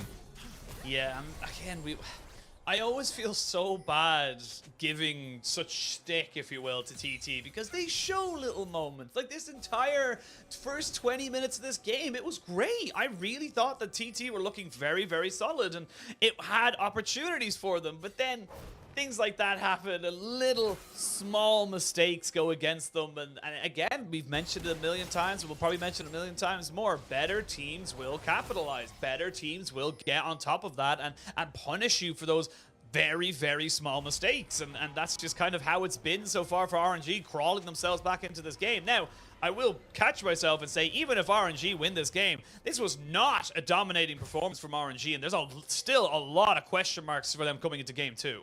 Yeah, they've had to work hard. They are still working hard, right? They are still behind in Dragons, in Gold. They are still trying to find their foothold on this game again, and it's not been super convincing. But I think this is kind of the story of the league at the moment, is that, you know, the weaker teams can still come out ahead in the early games. It's just closing it out without making mistakes. And you have, like, EDG. It doesn't even feel like a mistake when it's against other teams, but against them, they will just rip you apart. And right now, RNG is trying to do that to TT, but it's still pretty slow going. They're going to push in this mid lane. They have pretty decent vision control around that dragon, around that Baron, sorry, that's trying to be established. But actually, they're going to move down the dragon. It's 2 minutes before dragon, but they're going to get the work in early. They know how important, once again, it is to deny the soul from TT. And it's so easy from RNG when they're already in a position to fight, to go in with that Shadow Surge, to go in with the AoE Fear, but right now, TT recognizing that they weren't in a position there to contest around the Dragon Vision. They knew that there was going to be some resets coming in for RNG, so they controlled themselves a little bit of vision around that Baron Pit. Going to be able to keep themselves at least in the unknowns, if you will, of RNG, making sure that they're not keeping RNG honest.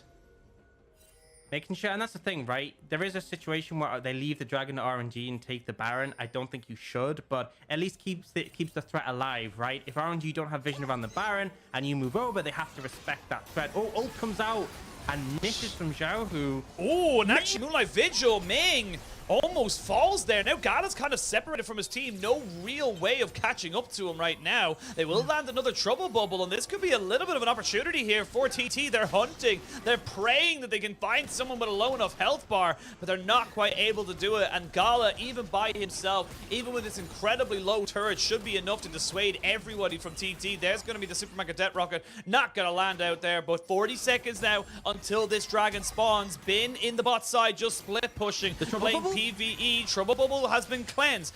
No cleanse available, and Xiao Hu is TP'd as well. This could be a pivotal moment for TT. They need to get this dragon.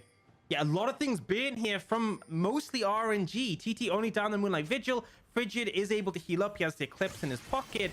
And now, once again, fishing for poke.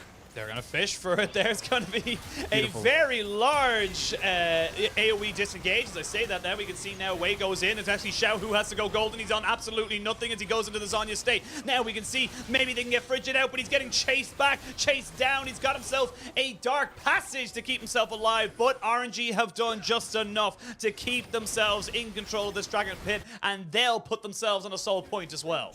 But I think TT can just go for the Baron here, right? 2 members of RNG are criminally low on HP, and Wei's actually going... No, he's actually stopped his reset. He's heading over. They're going to have this Baron. It's going to be so they quick.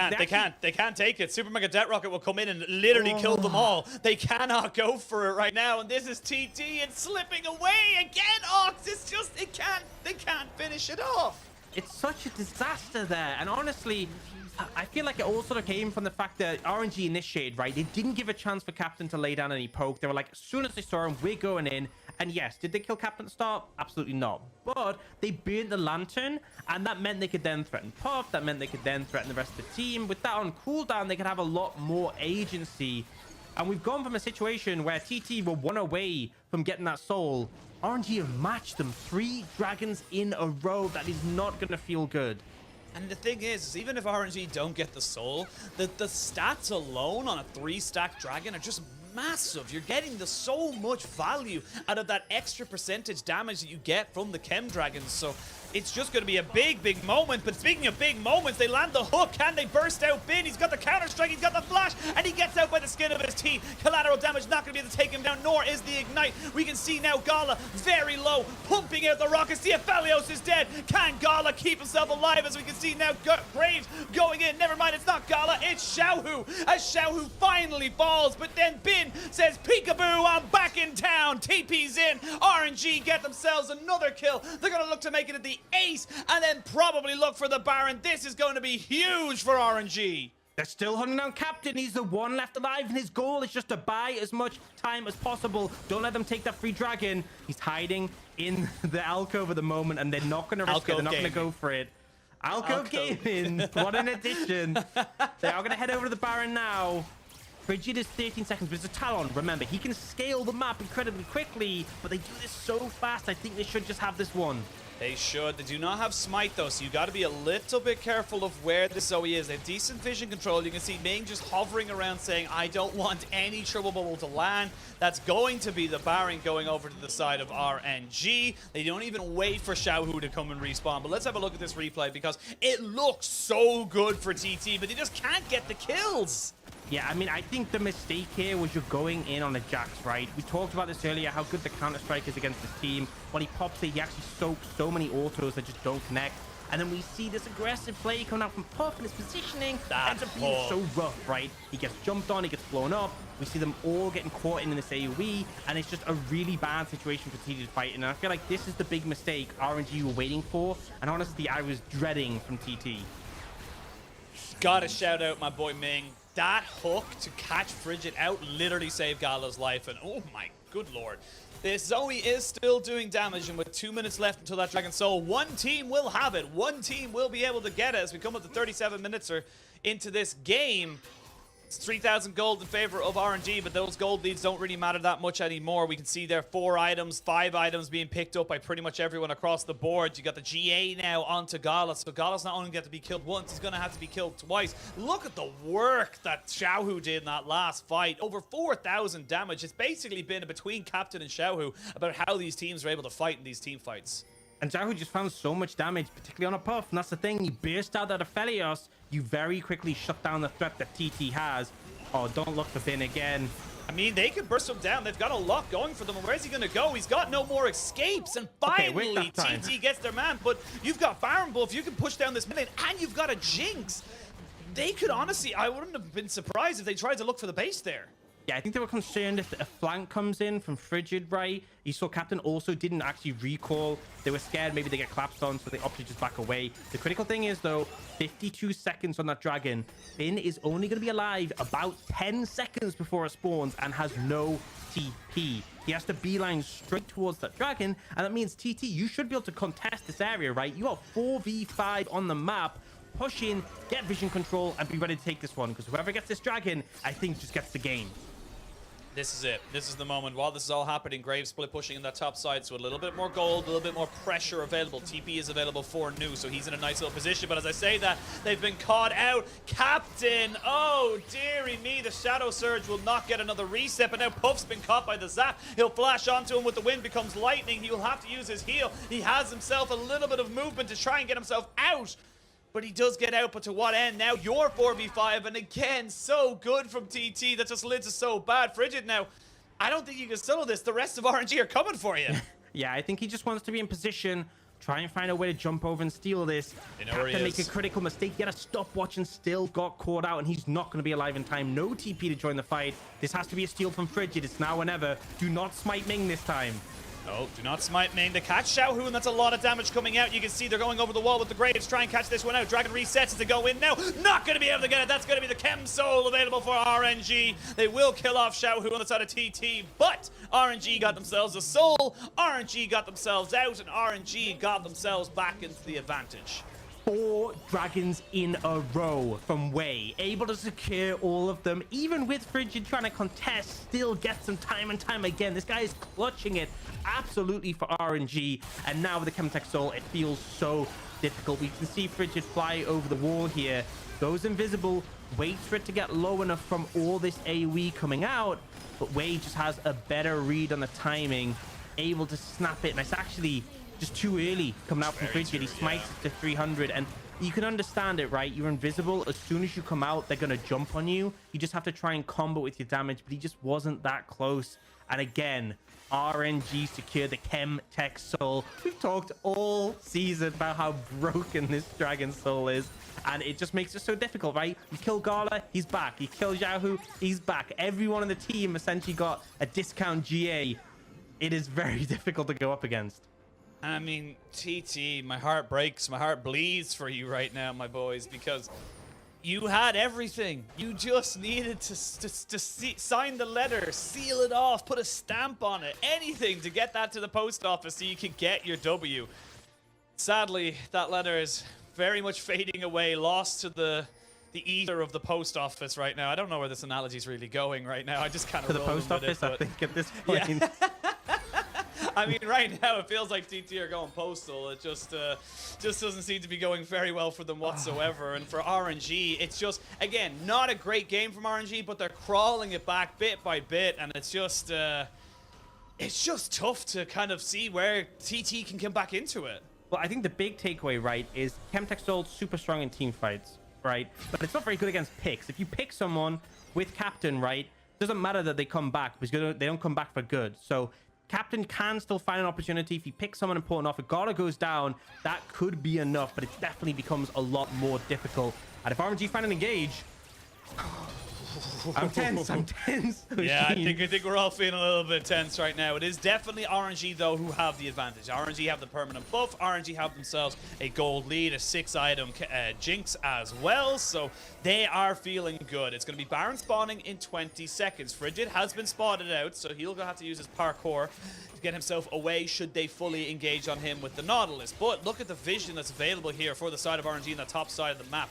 Triple Bubble lands, but it's going to be on the Nautilus. They're going to jump straight in down on top of him and use the Dark Passage to get Captain out. But again, look at the vision. They are just keeping tabs on everybody. They know where he is. Shadow Surge lands, goes over the wall, and when you've got the AoE of a Vex, it's going to be a massive disappearing act. And now the Baron is pretty much theirs for RNG. With that kill, they also secure themselves an equal scoreline on the board. It just feels like this is RNG's game to lose now. I feel like I look at the items that Xiao has, and I know it is a lot of damage. Then I see it with my eyes, and I'm like, oh my lord. That Especially when you have no magic resistance. Like, look, yeah, I mean, he's look doing how 2 quick damage. he dies. Just, it's like, okay, all hits, that's a decent chunk. And what? It's just so Boom, disturbing, baby. right? Man, I mean, he has the Rabadons. He has an insane amount of pen. It should be that way, but even so, it's not pretty, right? Especially not if you're a TT fan. That is the Baron going over to RNG. Chemtech Soul in pocket, Baron in pocket. And as soon as Baron runs out, that Elder Dragon is available. So RNG definitely looking in a dominating position. It has been a long road here. It's not been the best game from them, but they are looking like they should be in a good position to continue their run in this one. Frigid just struggled right after that early game, keeps being focused and picked down, and that's the thing. RNG has found those key targets at the right times and has been able to take them down. Yeah, 2 and 7, just 7 deaths. Half of the deaths for the side of TT have been onto Frigid, and not been the assassin that we thought he would be on this Talon. So right now it is going to be RNG with that Baron buff, with themselves having the Chem Soul pushing in towards this bot side. You do have very good wave clear. You have a Zoe, a Graves, and an Aphelios. You just need to not get caught. That's the big thing right now. And right now it does feel like RNG are just pushing themselves forward, saying, look, we can put it into a mid lane, we can put them into a side lane, it doesn't really matter. We know we can just take away this inhibitor. We got the turret down. Next is going to be the inhibitor, and honestly, this is just going to be a slow burn by RNG just to get themselves the win. Yeah, I feel like it's so hard for TT because in this position, they can't find the poke from Captain. They can't really threaten. And a team fight, again, the Chemtech Soul just makes it so incredibly hard to win one. You start killing people, they start coming back, and Gala is feeling so confident right now. I mean, he should be. He's a full item Jinx. There is nothing that he cannot do. And with the extra range, and you can see 2 shots on the fridge and he's down to half HP.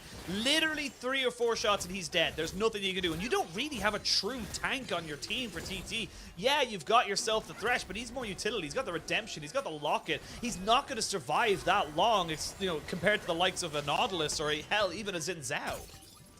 Yeah, I mean, it's just there's so much damage flying around at this point of the game. You get bursted so incredibly quickly, and it's like a little mistake, a little overstep. You don't use an active quickly enough or a summoner spell, you get bursted. Now, they're posturing. They know they have to phase check. Goodbye, Southwind.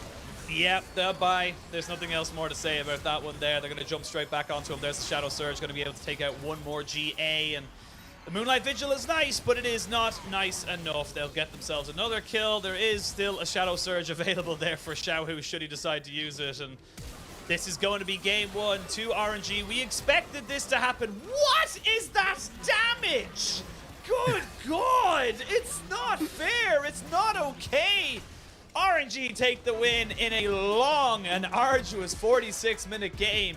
And TT so close, yet so far.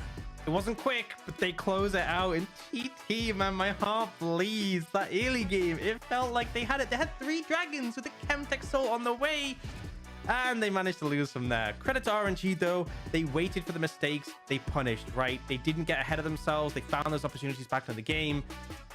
But I mean, RNG, I don't think you're completely happy with that game. And TT, you're definitely not happy with that game.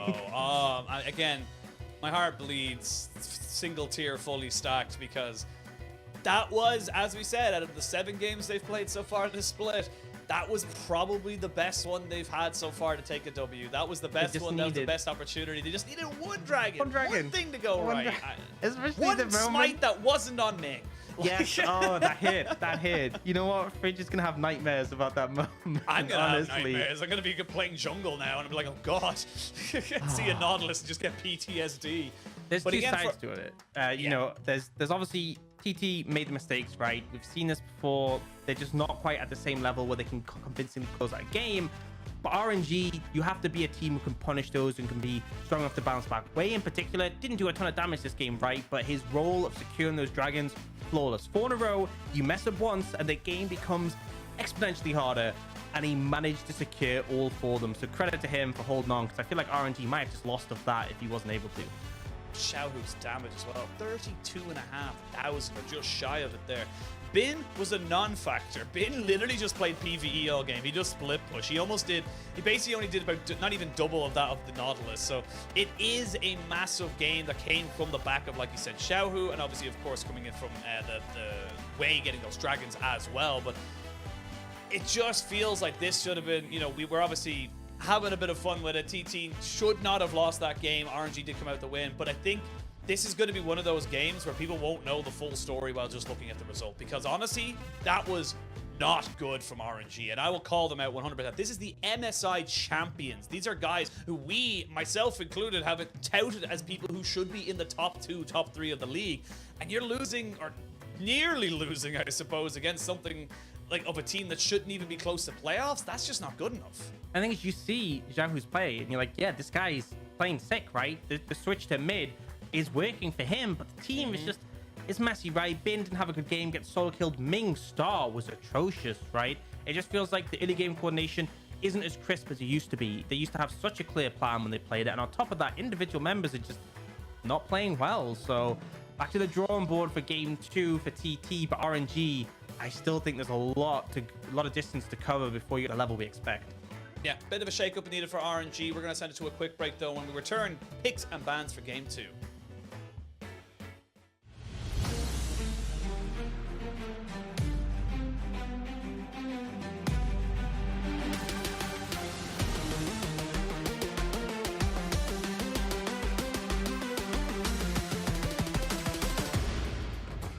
我的 LPL 家人和我的撸啊撸朋友，新年快乐！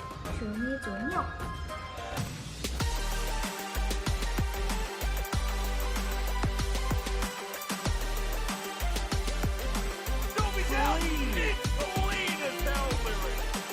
！Ming looking to just deny the TP. Xiaohu onto the Nexus, and Xiaohu wins the game.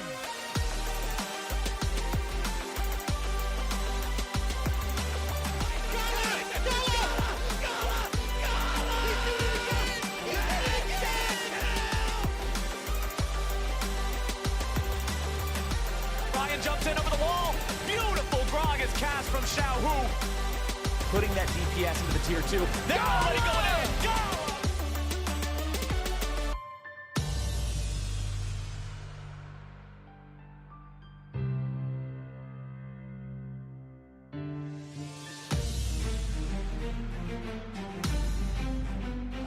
Let's go, baby!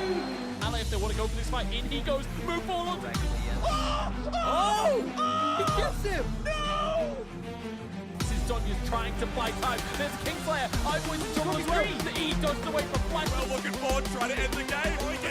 But he needs to hit it. No, they did it. They've got it. The satchel charge to secure. Oh, there with the kick.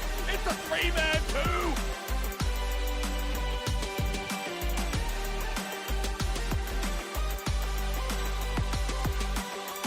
Stick, but FPX still firing out. And goes Viper. No!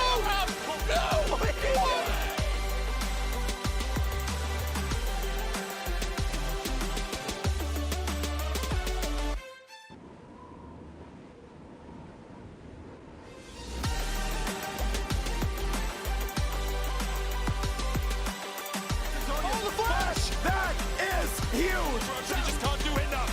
It's a clean ace.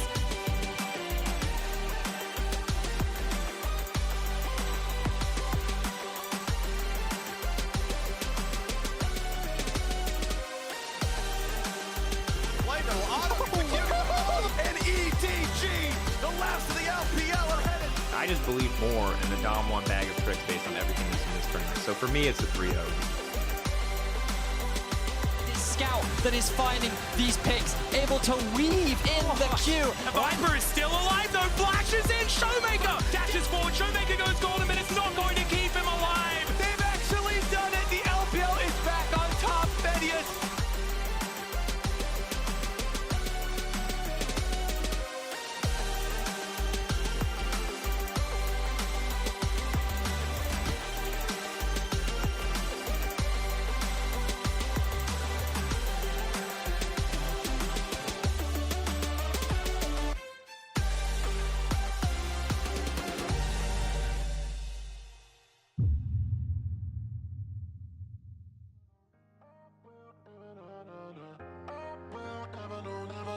If I can make you stay, if I can make you. I'm the type of guy who's leaving things to chance. I've been such a fool for letting this one pass. What if this time we will not meet twice? Are we gonna end up in different lives? And I was just a word away. If I could, I'd make you stay. I'm the one to blame for the things I didn't say.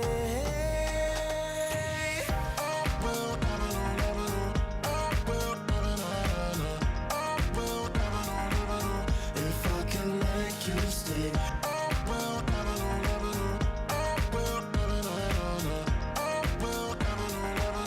If I can make you stay. Maybe someone's waiting till you come back home. I don't even wanna know what's on your phone. Oh. They say good things happen along the road. Till I met you, I thought that mine was closed. Till I met you, I thought that mine was closed. And I was just a word away. If I could, I'd make you stay. I'm the one to blame for the things I didn't say.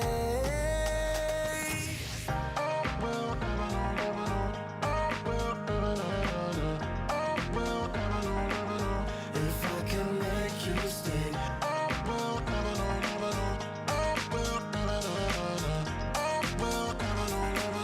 If I can make you stay.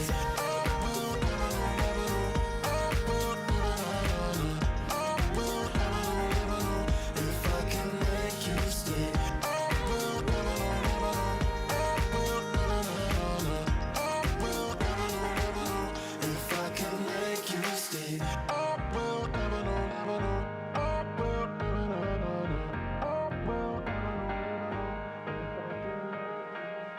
type of guy who's leaving things to chance.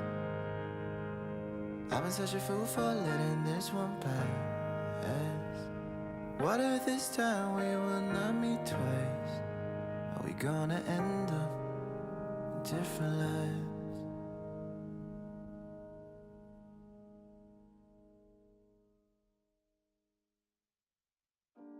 I am waiting for love. I am waiting for love. I am waiting for love. I am waiting for love. I am waiting for love. I am waiting for love. I don't know what's wrong.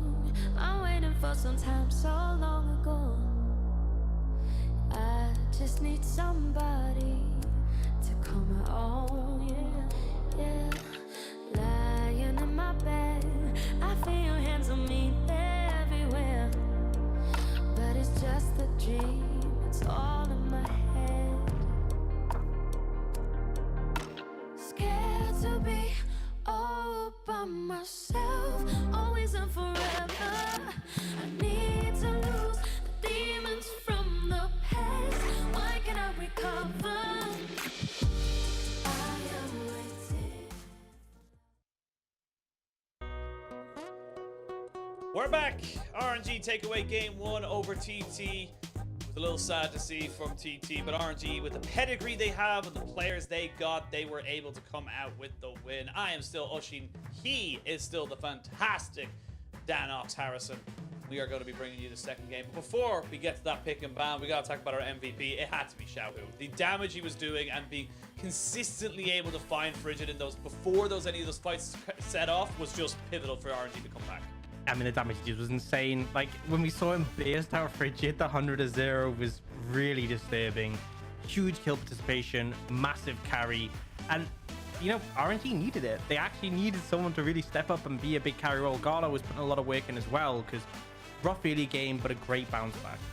Great bounce back. Xiaohu was able to get himself, as I mentioned, all of those shadow surges all the way into the face of TT. And again, this is why I suppose the difference between a good team and a great team is that even on a bad day, even when RNG should arguably have lost that game, they still came out on top. They could still get the 2-0, and it still doesn't matter. You know, at the end of the day, a dub's a dub. So for Xiaohu to be able to kind of carry his team as much as he did, it just shows the pedigree of this guy. Yeah, and I felt like the team was setting up right. You see the engages from Ming, Xiaohu always there to follow up, but some great decisions. His gank in the bot lane that gave them a bunch of pressure. Then the pick on a Frigid later that we saw. Just all these moments where he's picking off key targets, getting the resets, and it works so well with the Jinx, right? You burst on a target, Jinx can get the resets as well. Gala can put down some more damage. Just excellent to see. Yeah, look, you can see when you don't build magic resistance, it's basically true damage going out by the Vex and just getting those resets constantly. It took a while before that Vex was able to be taken out, but by the time that Xiaohu died, the damage had already been done. And for RNG, like we said, this is it. This is the one that just went, how? Like, that's just not allowed. I don't know. I am not a game designer. I do not have 200 years of experience in my body for game design, but that feels very unfun. Yep. Feels very unfair. And I think it's the power of the Shadow Flame, right? Magic penetration is such a powerful stat, flat pen, when you can stack it. And they just add another item that offers up to 20 magic pen. It just means that the numbers kind of go a little bit crazy, right? And you saw just the sheer amount of damage he's able to do when, it's basically dealing true damage to people who don't have MR. And if they do have MR, it absolutely shreds them. So difficult one, but a great performance from Xiaohu. And okay, game 1, obviously unsuccessful for TT, but we saw the early promise, right? And that's the thing. Every opportunity they get where they have a strong early game, it's another chance for them to get the win. And that's the thing, right? TT are yet to win a single map. They're yet to destroy a single Nexus. So to take down one would be a win. And that's what they're hunting for here. That's the real victory. And as we go into game 2, that's what I'm hoping for them, right? Yeah. And they showed that they can have a strong early performance and go toe-to-toe with RNG on that front.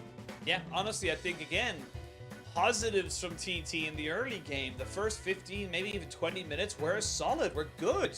They were able to find, solo kills. They were able to get skirmishes going for them. They stacked the dragons really early, which was very nice, using great vision control. We highlighted that during the game. They were able to keep tabs on Wei pretty much throughout the game. And it's just that final step. It's that final little moment to get them into a winning situation that's just not quite coming together for them. So I want to see what they bring into this game. I want to see what they do different. And honestly, at this stage, considering how close that game was, I just want to see them get a win, man. Yeah, I mean, I think everyone, even if you're not a fan of TT, you just want to see them get a single win. And then it's fine if RNG wins the series. The fact that you got one on the table, that's just enough, right? We would be satisfied with that. We would be satisfied with that, but we'll have to wait and see what the gods of the LPL have in store for us. It is going to be RNG on the blue with TT on the red. Thresh, Talon, all banned away by RNG. They do not want any of these getting through. They got the Jhin and the Twist of Fate here on the other side for TT. So the last ban, they're taking their time with it right now. They're actually going to ban away the Caitlyn. So RNG recognize they don't want that one that much, but now you got a choice. Do you ban away one of the AD carries? Do you ban away a jungler? Nope, you ban away the Corki, and now the Renekton has been left open. Yeah, Renekton open. This is a rarity. This is a rare sight to see this season. And RNG aren't even going to take it. So, I feel like TT, you can just lean into that one, right? Yeah, you had a pretty solid game.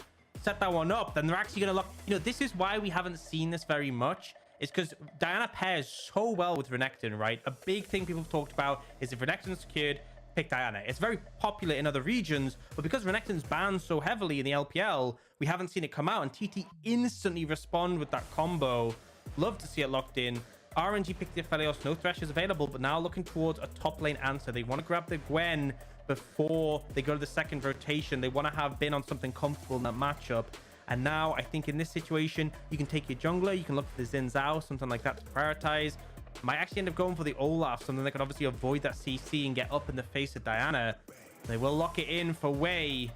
Very different draft from what we saw game one. Very different priorities. Now for TT, taking AD carry here could make a lot of sense. If you want that Jinx, for example, it's kind of now or never. But hey, they don't even think about it. They go straight for this Kennen, which I presume could well be in the top lane, right? Into the Gwen, and then the Renekton could go in the mid lane. Yeah. But really, TT coming out with a very different draft from what we saw before.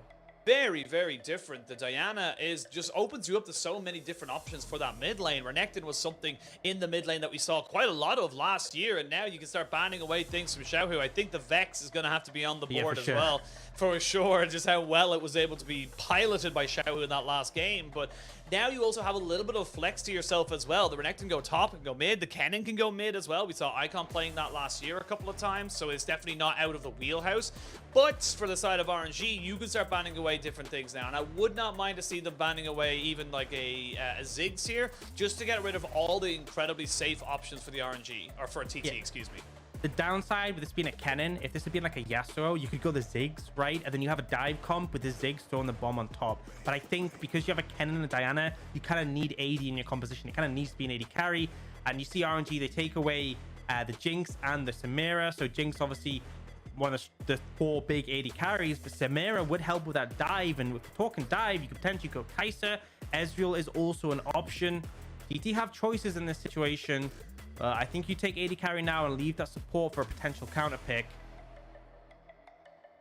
They want to do, you will get the counter pick into the support role if you do pick up the Ezreal here. Yep, they're going to lock that one in. I wouldn't have minded maybe even a Draven. Draven would have been kind of cool to see, but Ezreal very safe, still does a boatload of damage, and also a lot of flexibility on how you build him. So now, RNG, where do you want to go with your next few picks? You can go back to the Nautilus if you so choose. No, they're going to go Lucian. This is a Lucian mid for Xiaohu, his signature pick. The man can play it in any lane.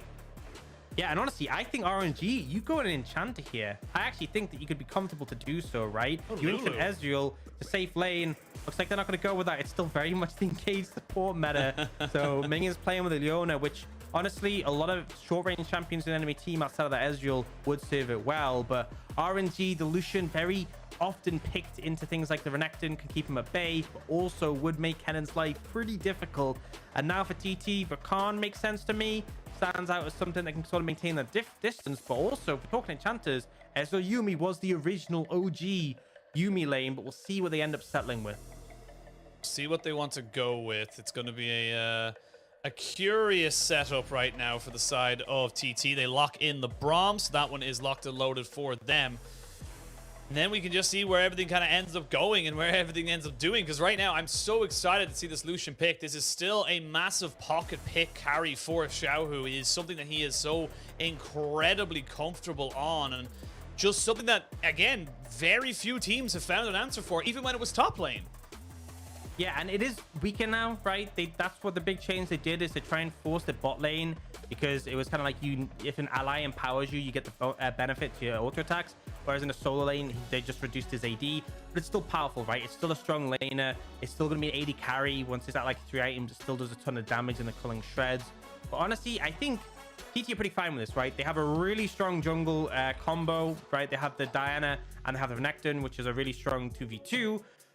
They have a Kennen, which just, this composition has so much dive potential, and you're up against 280 carries, right? If you shoot in with a Slicing Maelstrom, with the Moonfall, and you just kill Aphelios instantly, you're going to be in a good position. And you have the Braum, good answer to the Leona. You have the Ezreal, who can just play safe while you're playing towards your Renekton. I think TT can be happy with this draft. And honestly, if they get that early lead, maybe this can be, I'm getting ahead of myself. You know, I'm getting very overhyped, but there's potential. The big question mark for me, though, will be that mid lane. The pressure from a Lucian into a Kennen, not exactly a fun time. No, it is not. And again, this is something that I said, that the Kennen, I feel like the Lucian kind of forced the hand of TT there to say, look, you can't even put the Renekton mid, because the Lucian into the Renekton is oppressive. The Lucian just has so much priority, you just can't get the benefit of the Diana Renekton combination that you would expect, and that means that you had to put that Kennen into mid lane. So we'll see what they're able to do with it. Xiaohu now will have awful lot more agency to move around the map that he did in last season on top lanes. So I want to see him get out on the map. I want to see Xiaohu do Xiaohu things, and this is the man who has basically been known throughout the world of being like the #1 Lucian player, you know, outside of bot lane, basically. Yeah, and honestly, we've seen a lot more Lucian in the solo lanes than we have bot lane in recent history. Even with the changes sort of move Lucian towards the bot lane, we didn't see a ton. Lucian Nami is still pretty popular, especially we saw a fair bit of it in the LEC, but not too much so far this season in the LPL. But still, right, 3 items is a massive spike for him. You have an Aphelios who scales very well. I think you're comfortable playing around your team fight later on. It's just really, if TT get a lead again, if they get that backline access, you should feel comfortable. And it does pan out. It's going to be, so the Renekton in the mid lane. We could see a human swap, though. That's a potential option where, even though it's your mid laner on the Renekton, you send them top lane for a better matchup. But it looks like it will just be that Renekton in the mid lane. It'll just be a Renekton in the mid lane. So they were maybe thinking about it. But, of course, the graphic baited me out just a little bit there right at the end. So will be the Renekton. But again, like, I still maintain my point is that you now have a very muted Renekton. Look at this. You can't do anything about it. I honestly would have preferred the Kennen, because at least you have range to get the CS. I think the thing is, though, the Renekton is going to struggle before level 3. And then at that point, he's kind of in a better situation, right? He's got second wind. I presume, I can't see the items right now. I presume he's got a Doran shield as well. So he will sustain fairly well. And once you have some abilities to dash up and play with the wave, it's better. It's just, it's rough, right? It's rough level 1. And Xiaohu is not giving him any space, but he should fare okay deeper into the lane. He'll fare a little bit better, as we can see Bin now just making Nu's life a living hell. Nu will trade back a little bit, so has got the Airy to land those different shurikens and get the trade back in his favor. Way on this Olaf should be able to clear almost monstrously quick. Honestly, it is not uncommon for an Olaf to be able to take a full set of camps, then move to Scuttle, and then kind of take it out. Is why we saw so much priority on this champion last year, when the Scuttles were worth an awful lot more. But obviously, of course, coming into 2022, we have got less experience on the Scuttle, so less of a detriment should you have to take a slower path onto the Diana. Yeah, the thing is, I think it was a very safe path on Frigid, right? Loop down towards the bot side and then loop back up, just to kind of clear through your buffs and make sure you're avoiding any chance for the Olaf to invade you, because the Diana is weak at 3-6, right? It's not something you really want to tangle with at that point, but it does have a pretty fast clear speed. I think the important thing is you're making sure you're not contesting Olaf on the Scuttles. You absolutely do not want to be going into a situation like that in the river. But now Wei, he knows that it's likely Diana's on the top side. They could potentially look for something. They land a cleaver, it might just be enough.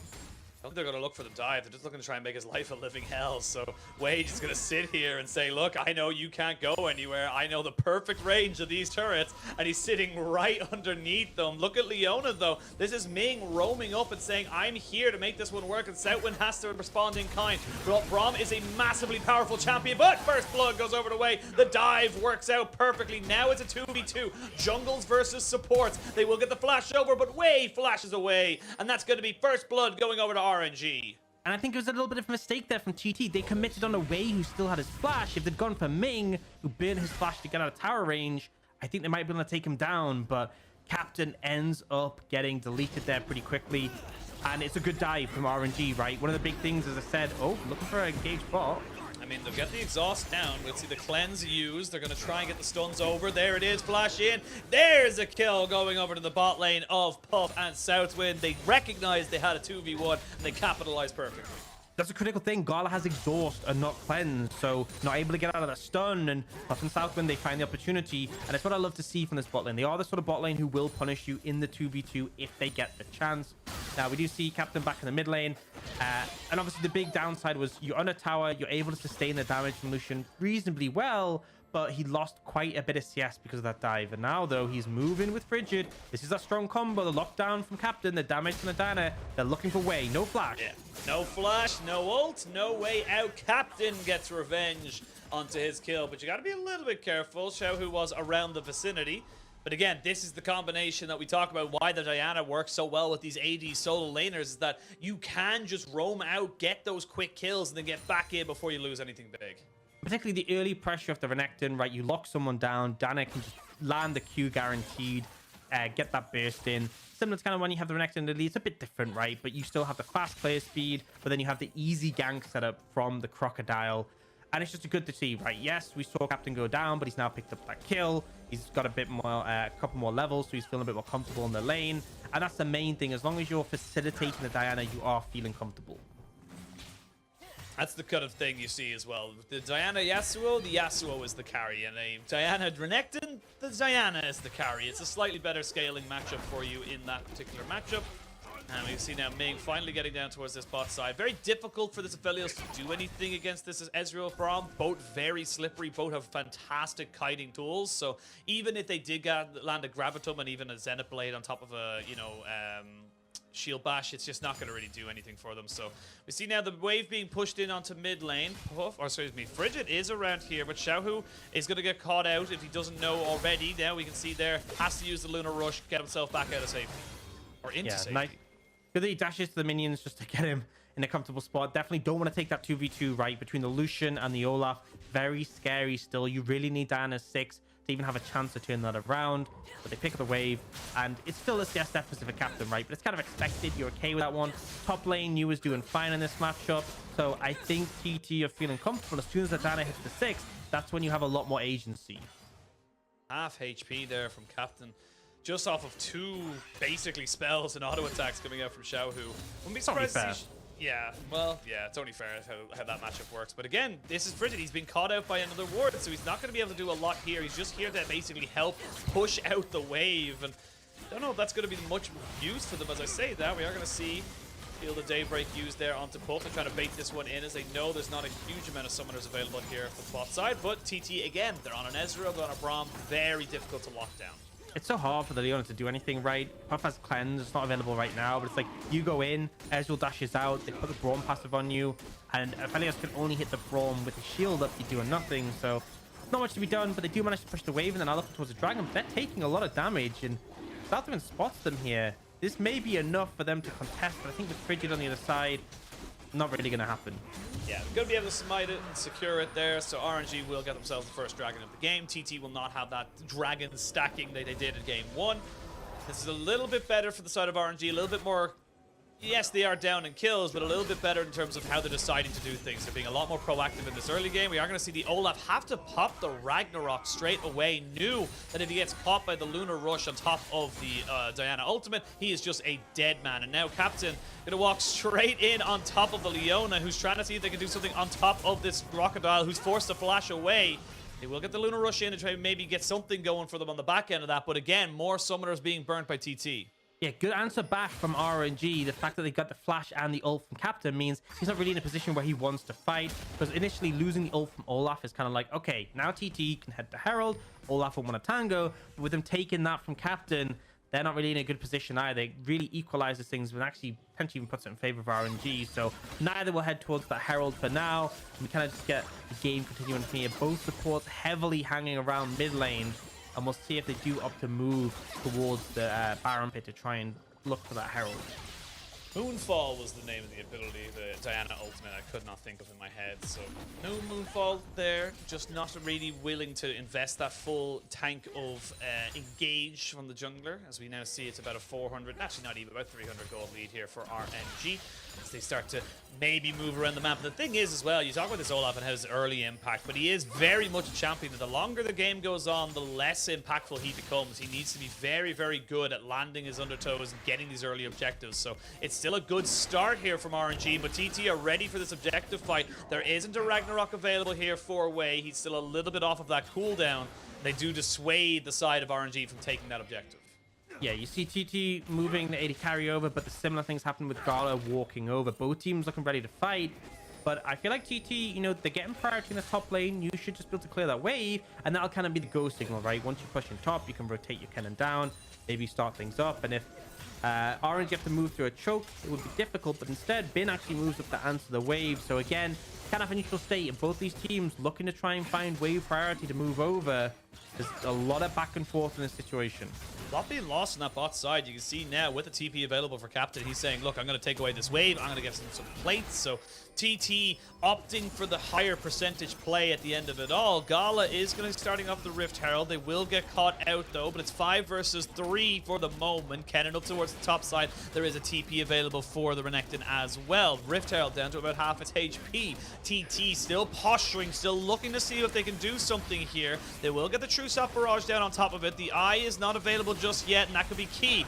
Smite confirmed there by RNG, and now the fight can really start to go. On top of this, they're going to see the Glacial Fissure come out. They will land the ultimate from the Leona, but they can't follow up on it, and now Ming forced to flash away. RNG running for their lives, recognizing they're just not strong enough to take this fight, but Captain still hungry, still hunting for blood, not going to be able to find any more. So RNG get the Rift Child, and they get themselves out.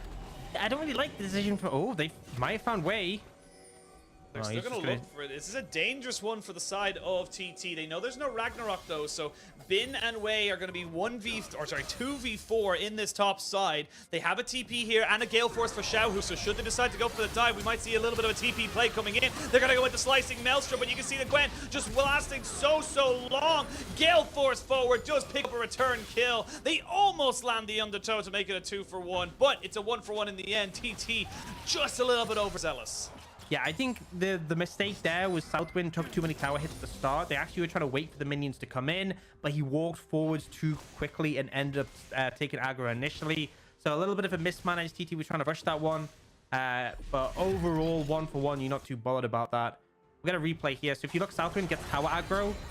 There takes 2 tower hits before the minions actually reached in.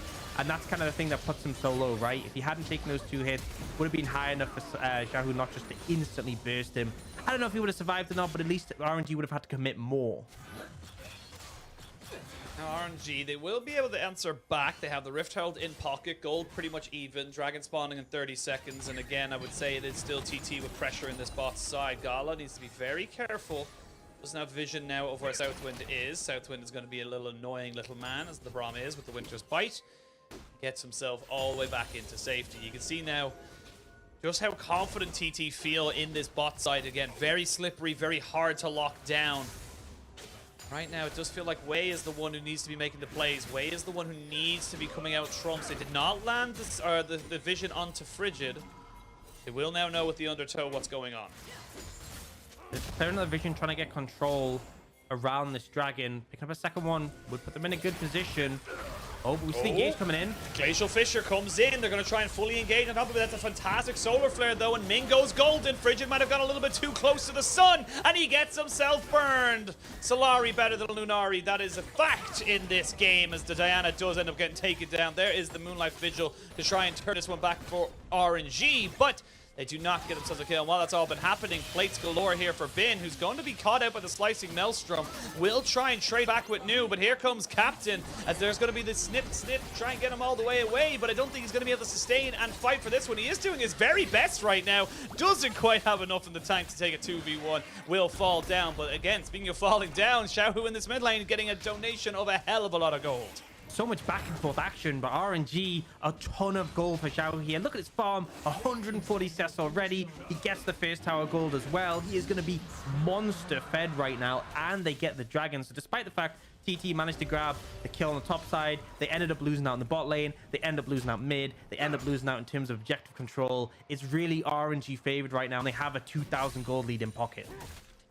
2,000 gold lead, 2 dragons as well, and yes, TT are able to trade back a kill onto Bin in that top side. It's still not really going to equal out into anything because he had the TP, he gets back up into lane, soaks up all of those minions, and now you've lost your mid lane turret. That is huge for a team like RNG that wants to try and work early, but let's have a look at this replay on top side. Yeah, so I mean, New just clears out most of the wave with the ultimate, but also it's like as soon as you know Captain's coming, Bin has no flash.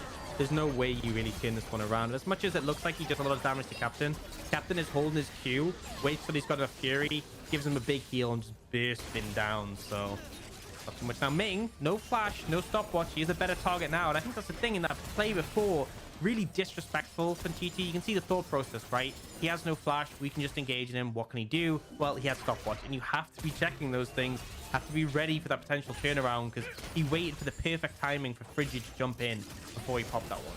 Frigid's been spotted here, by the way. They know exactly where he is. Yep, now they know that he's been spotted, so they will back themselves up. And there is RNG's way, just moving down methodically, checking every bush, recognizing that if he can just keep the vision in his favor, knowing exactly where everyone is, will keep RNG in the ascendancy. So they're only about a 1,500 gold lead in their favor, but they want to keep those dragons stacking. It is a Cloud Soul, so not the greatest in the world, but will do nicely to try and mitigate some of those slows that will be coming out from the likes of the Brahms. So right now, it is going to be RNG, though, pushing towards this. They thought about a dive in that bot side, but with 3 people there, it's a little bit risky. Yeah, that would be very risky. I would not agree to that play in this situation. But they'll apply the pressure. They'll get the vision. I feel like now they can lean up towards the top side of the map, look towards the Herald, get some resets in, get your wards, and start spreading pressure. The thing is now, with that mid-tier 1 down, Xiaohu can just push the wave in deep, and then it's so difficult to contest right in the enemy jungle because you move. If you get forced away, you don't have a tower to run back to. That's really that close to the objective. So RNG should be able to expand this quickly. That's the value of getting that mid-tier 1 so early. Gives you an awful lot more control around the map. Rift Herald going to be spawning in 20 seconds. That's going to be the next port of call here for the side of RNG. They recognize they are very powerful with their double Gale Force. Nearly have a Rift Maker. Actually, as I say it, they picked it up there for Bin. So again, more sustain, more damage, and just very strong fun item spikes coming in here for RNG. TT do have a couple of their own. They actually have 2 items onto the Ezreal. I've never even noticed that. Up about 15 CS and a kill, so able to pick up the Manamune and the Essence Reaver. No Mythic as of yet, but not really needed for an Ezreal at this meta or this time. Yeah, can delay that one for a pretty long time as an Ezreal, but right now RNG confident to start this up, right? You see TT trying to push that mid wave in return. It's a tentative position to go for a fight right now, just with that Lucian being so strong. They'll get some damage on the mid tower instead. I think Captain in the bot lane. We'll see if they want to TP him in. They don't really have a great ward behind to go for. Actually have this place one now that'd be okay, but this Herald is already so low. I think it's just gone.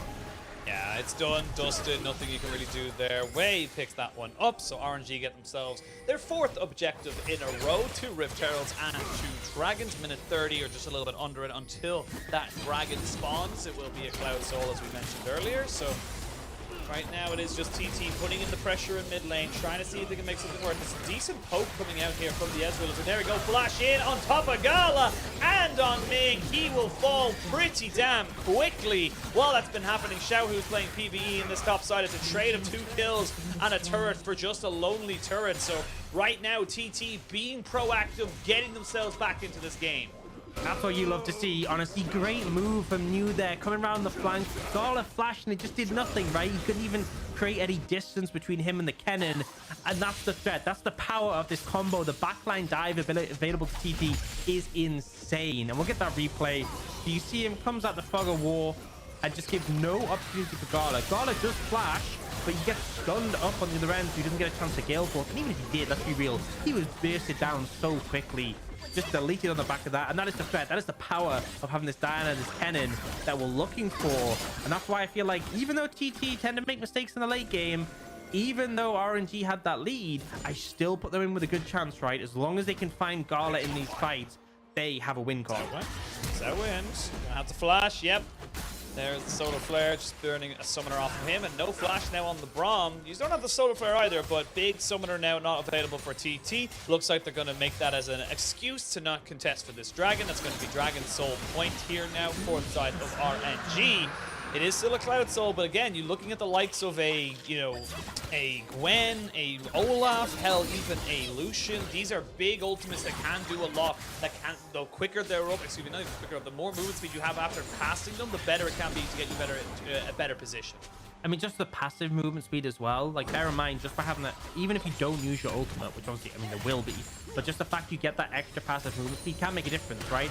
When they're trying to engage on you, when things like Kennen is running at you, Diana is charging towards you, that extra movement speed can make such a big difference. So, definitely a factor. It's not as game-winning as Chemtech Soul by no means, but still something that GT want to prevent sure, from not getting. Even Elders does game-winning as Chemtech Soul. Yeah, I mean, if we're going off of the statistics. It is pretty broken, but in this situation, RNG kind of it's a little bit flipped in the head, right? They're the ones with the early game control. They're the ones who Captain. He's trying to go and see if he can trade this one here. Has flash available to him, but these undertows are just stopping him from going anywhere. Way comboing up there with Xiaohu. This is something we are very familiar with. That's not only a tower trade, but they're going to be able to get a tier 2 as well. So RNG now picking up the pace, saying, look, we're done with TT maybe having a chance in this game. We know that Xiaohu is on this Lucian, and we know what he can do with it.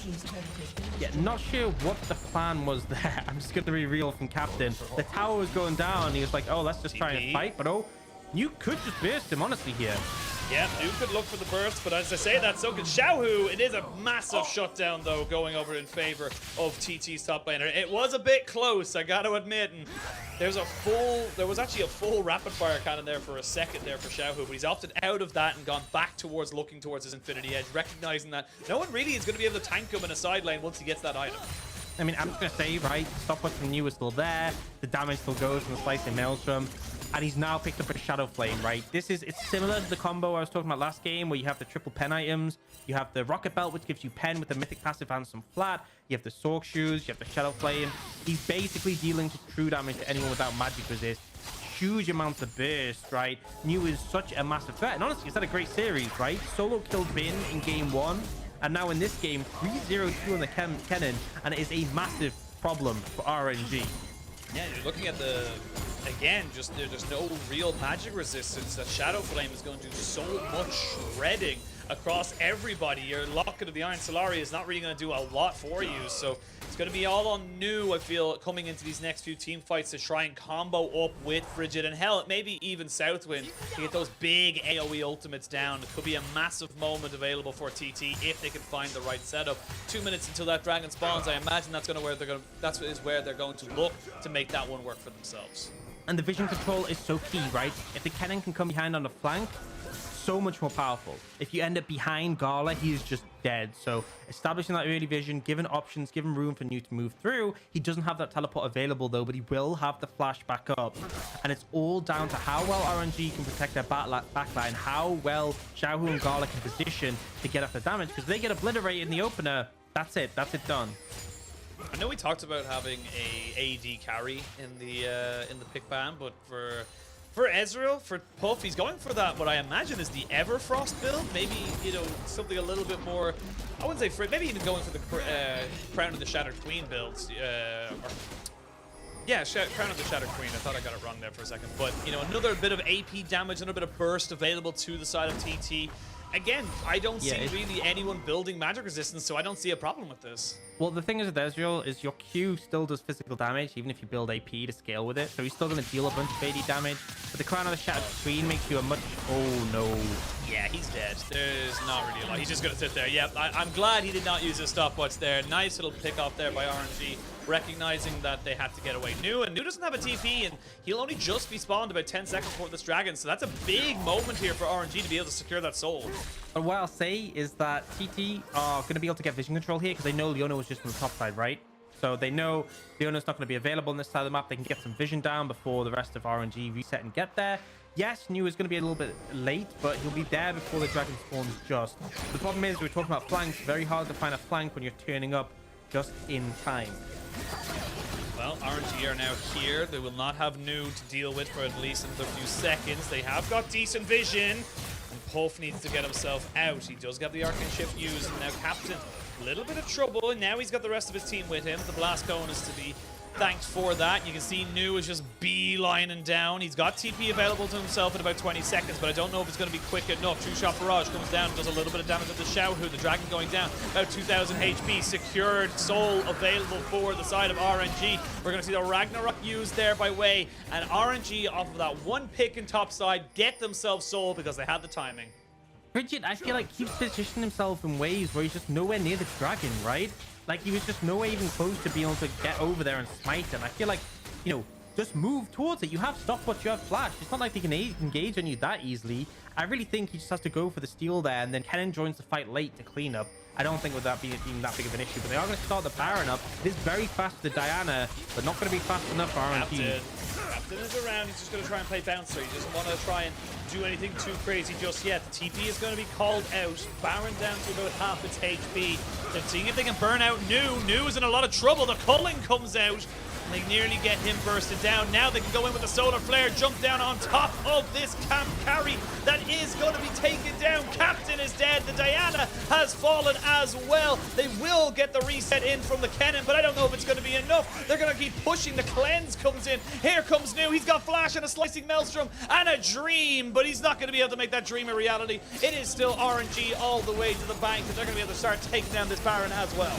Yeah, 5 members strong. There's only 3 alive for TT. It's all down to this Kennen, I feel. You can get a big ult. That's maybe their ability to turn around, but it's going so fast. It's going to be gone in a second, and now they're looking for Puff. They got to go for it. He's got to go something. There he is. Flash in. Slicing Maelstrom isn't enough. We're going to see the Slicing Maelstrom not do enough, though, to try and take away that Baron. He will lose his life valiantly as a hero who tried to change the game for TT. But now RNG with the Baron, with the Soul, they've got everything going for them. Yep, they got a significant lead at this point. 5,000 gold up, and we're going to get a replay coming in off that Baron attempt. He's actually on a ward at the start, so they knew that he was there. Meant they could just go and aggress on him. And the thing is, like, look how much damage Frigid is taking here, how much Southwind is taking, and the MR shred as well. They just overstayed on this. As soon as they saw the TP from Bin, they could have backed out. They try and back out too late, and this great ult from Ming locks them, still taking damage from the Baron, and allows the rest of the team to push forward. Push forward, pick up all the rest of these kills. I will say New is very lucky that that Q from the Aphelios did not land on him. So very, very lucky to get back in, need to give an opportunity for TT to maybe look for a contest. That's going to be mid-tier 2 falling pretty damn quickly. Frigid taking undertow to the back of the head. Again, this is just pretty easy now for the side of RNG. Massive waves pretty much across the board. They can just keep pushing in, and there's not really a lot of wave clear available for TT. Honestly, they've got a lot of single target team fight damage, but in terms of, you know, getting rid of these minions, it's actually very difficult. Yeah, especially when there's so much threat from Xiaohu. 4 items now. If he dashes forward and throws down a culling, you will just die. Actually, culling is now on cooldown. I think Captain had to flash out of that one, but such a massive threat from this Lucian, right? I can just go on the top lane. You can't even go close. Doesn't have the flash anymore. Won't be able to get in range with the ultimate, and as a result, has to put so much respect. Night Vigil has been used. Good damage here from Puff, though, as he's just peppering Gala away from the fight. While this is happening, though, they're kind of 4v5ing in the top side, or the bot in the mid lane, I should say, while the top side is being pushed in by Xiaohu. And these double cannons are going to do a lot. George and Oscar just doing work right now as the rest of his team push into TT's base. That's going to be the inhibitor turret falling. The inhibitor is a little bit close, and look at that, 2 taps of the double tap, and he's already down to about 2/3 of his HP. That's a good true shot barrage. Does scale well with AP, and you can see Puff is starting to hurt a little bit. Again, it's so difficult. Your base is now cracked open. Yes, your inhibitors aren't down just yet. As I say that, ooh, Frigid has got himself his own version of the Gale Force, gets himself out with the Hextech Proto Belt, or Rocket Belt, excuse me. And RNG, they did their job. They can reset. They still got 30 seconds on this Baron to get the resets out. And they just need to go back, finish off the items, and finish off the game. Yeah, and this is kind of the difference we see between that game. Oh, and actually, I think that was the jump in earlier. Frigid trying to look for it. We didn't get to see before. But yeah, as I was saying, the thing is, like, we had that game one. TT had a lead. Oh, and as I said, the Southwind's caught out. Southwind will have the stand behind me. The Solar Flare is going to be used as well, as we can see Puff now trying to trade this one back. Almost did, in fairness to him, but will fall down regardless, and that's going to be a lot of your single target damage now no longer available to you. As you can see, the TP's coming in. They're going to try and stop him. He will be stopped. Nothing you can do, Captain. No flash. Has to use the ultimate. Will get his Sterix popped as well. Xiaohu picks up his 5th kill of the game. And it's looking like RNG are going to be able to add another W column and take themselves a 2 over TT as they take the last of these base structures. And I just feel like TT, 2 members down. Really hard to see them contest in this one. This should just be an easy closeout for RNG. Frigid and you can go for a combo, but I don't think they kill 5 members. I don't think they do it either. Nexus turret number 1 falls. Nexus turret number 2 is the target. There's the Glacial Fissure to try and keep everyone away, but here comes the minions. They're actually not going to go for it just yet. They're not going to risk it at the moment. They recognize they can just go for this dragon and get themselves a full setup, but TP is available for Nu. If they decide to go for this fight, Nu would be able to get in behind them, and that could be huge. Puff maybe going to look to try and delay some backs. Not quite able to do it just yet. They will get themselves all the way back. So 20 seconds till this dragon spawns. This is it. This is last chance saloon for TT. You got to fight here. Yeah, but we see pings coming out from RNG. TT need to leave their base and get control of Dragon area. With RNG just beeline mid, there's only 1 Nexus tower available. It definitely makes things a little bit dicey, but this could be TT's way in the game, right? Flash coming up pretty soon on the Kennen. They have the ult available. If they get a big team fight win and they get the Elder, that might just be enough. But Bin is pushing mid. They need to deal with that threat. They need to get things resolved here quickly. They need to do for it. This has to be done. Yes, it looks like it's a bit of a flip, but you got to flip it when this is the only way you can go for it. Bin already onto the last Nexus turret. There's the dragon down to 2000 HP. Here we go. It's going to be a smite fight. They're going to try to... No, it resets. Never mind. It is TT who get it, but Xiaohu straight away gets himself a kill. Frigid trying to see if he can do something with the moonfall. Almost does, but it's just too little, too late. As I say that, Puff is pretty damn big. He can get the damage out. He can do a lot, but Bin is ending the game. Look at the mini-map. He's still going hard. Puff goes forward. Puff gets 1 more kill. Cannon kills off the Gwen, and it ends up being just Gala and Way alive. Gala will fall. TT survive. And after a game where Frigid gets outsmited time and time again by Way in that game 1, he manages to secure the Elder Dragon when it all matters, and it gives them the team fight win. Nu holds off Bin. He loses the Nexus Tower, but they don't lose the game. Oh, it's down to the wire, but they hold on. But what can they do? Let's have a look at this replay, because the dragon resets, and I feel like that was pivotal for the side of TT to make sure that they didn't smite too early.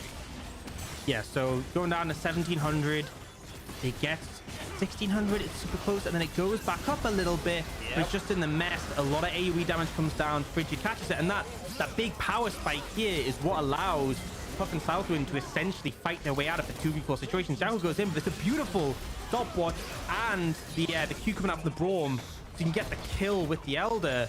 And just, you have to be so scared, right? Wei cannot get onto Puff. There's no mana on Ming, and Gala is so scared of this Elder Dragon Ezreal. Excellent play from Puff in this one. Excellent play indeed, but I gotta ask a question. Where do you go? Yes, you got the Elder. Amazing from TD. You don't have any towers. There's nothing left. Your Nexus is laid bare. Any kind of a push forward, you can get a TP in from Xiaohu, a TP in from Bin, you lose. And you can see Bin already recognizing this and saying, look, I just gotta stay on the sideline. We don't have to contest around Baron. We just gotta pretend that we're contesting around Baron, because there's nothing you can do. 30 seconds left in this Elder Drake. That's all you gotta do to survive. And Captain is in a lot of trouble. He will go golden, and his Sterix has been popped as well. So 2 massive survival tools now lost for the side of TT's mid laner. And yes, it was great. Yes, it was hype that TT were able to steal the Elder Trade. I'm going to be real with you guys. I don't think it matters. Yeah, there's 5 seconds left on it. Once it's gone, they lose all that team fighting power. Captain's reset, so these three have to be careful. It's 3v4 on the map right now. Gonna go for it. Solar Flare lands. There's no more Elder Drake buff available to them, but backing themselves away, and it's TT will again live to fight another day. They are getting their inhibitors respawning very soon, so they will not have any more super minions to deal with, and that should give them a little bit of respite. This Olaf gonna be jumped on, have to pop the Ragnarok straight away. Will keep himself alive. He did have the Gore Drinker swap off, but again, look at these health bars. You cannot go too far forward. It ends up being pretty much an equal trade, and when you have an equal trade, when you're RNG, you know you have the advantage because you can turn to the Baron. Yeah, they'll be able to go over and try and answer this one. Inhibitor spawn in mid, which does help out a bit, and they do have vision on Ming. Oh, it's a big ult coming in. 4.5k, they have to back off. They don't want to flip it again. They don't want to flip it. There's the Moonfall into the Zhonya's. Frigid will keep himself alive. There's the Culling. Not quite able to do as much damage as they want, but look at Bin. He's going to go try and go for the end. There's going to be a 1v1 in the mid lane, or sorry, in the base, I should say. Is that just Bin saying, look, I don't care about the 1v1. So where are we going, observers? We're looking at one, the other. RNG take the next. No, he didn't the inhibitor. No, wait, did he? Wait, no, the inhibitor respawn. We haven't finished. Go back to the game. Go back to the game. Go back to the game. Observers, please. Go back. Thank you. Okay, they're going to end it. They're going to end it. They got it. They got it. They got it. They got it.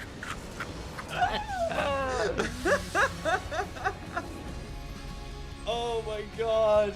Oh my god. All right. I have one word. Fiesta. that was something.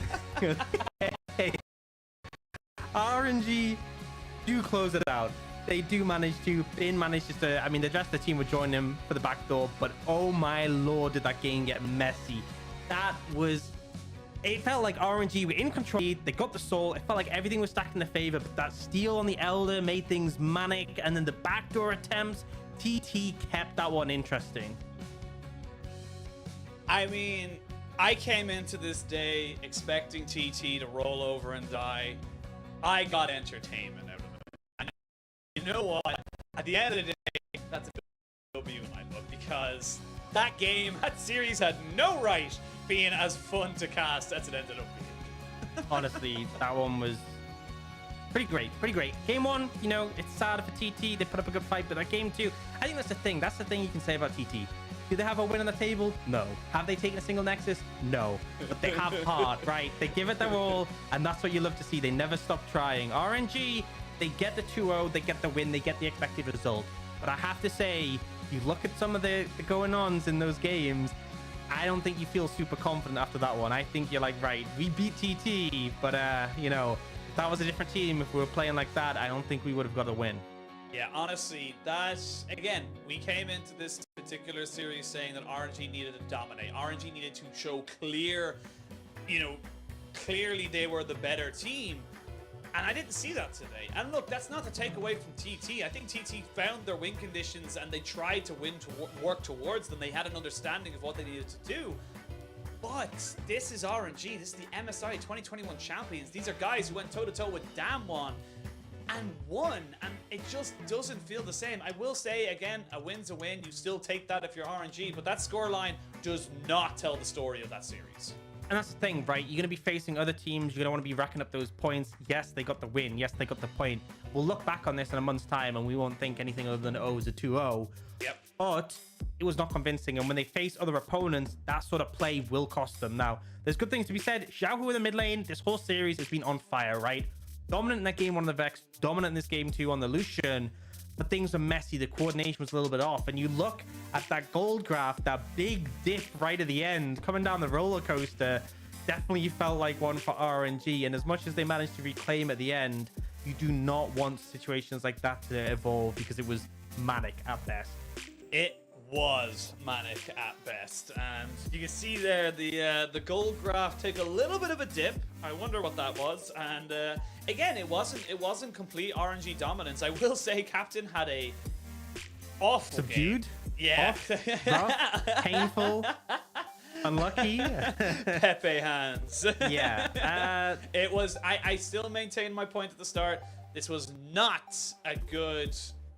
I don't think it's a great matchup, especially into something like Xiaohu. But again, you know, you picked into it, and they almost made it work. There were a couple of small things in the early game where the Diana and the Renekton were able to combo up, but outside of that, it just didn't really work out for them. Well, I I think one of the major problems, right, is you can play the Renekton into the Gwen, right? It's a playable match. You're not going to get bullied as hard as we saw in the mid lane. The thing is, right, why did they pick the Kennen so early? Because you could have left the Renekton until later, and then you could have... I mean, sorry, you kept the Renekton at that point, but you could have kept it a flex till later, right? Yeah. If you don't pick the Kennen, then second rotation, you on red side. You could have got counter pick. You could have guaranteed the Renekton had a good lane and then also picked something good. The reason the Lucian worked is because they'd already picked Renekton and the Kennen, and there was a situation where RNG knew that's two good lanes for the Lucian. There's nothing they could put against the Lucian that'll be bad.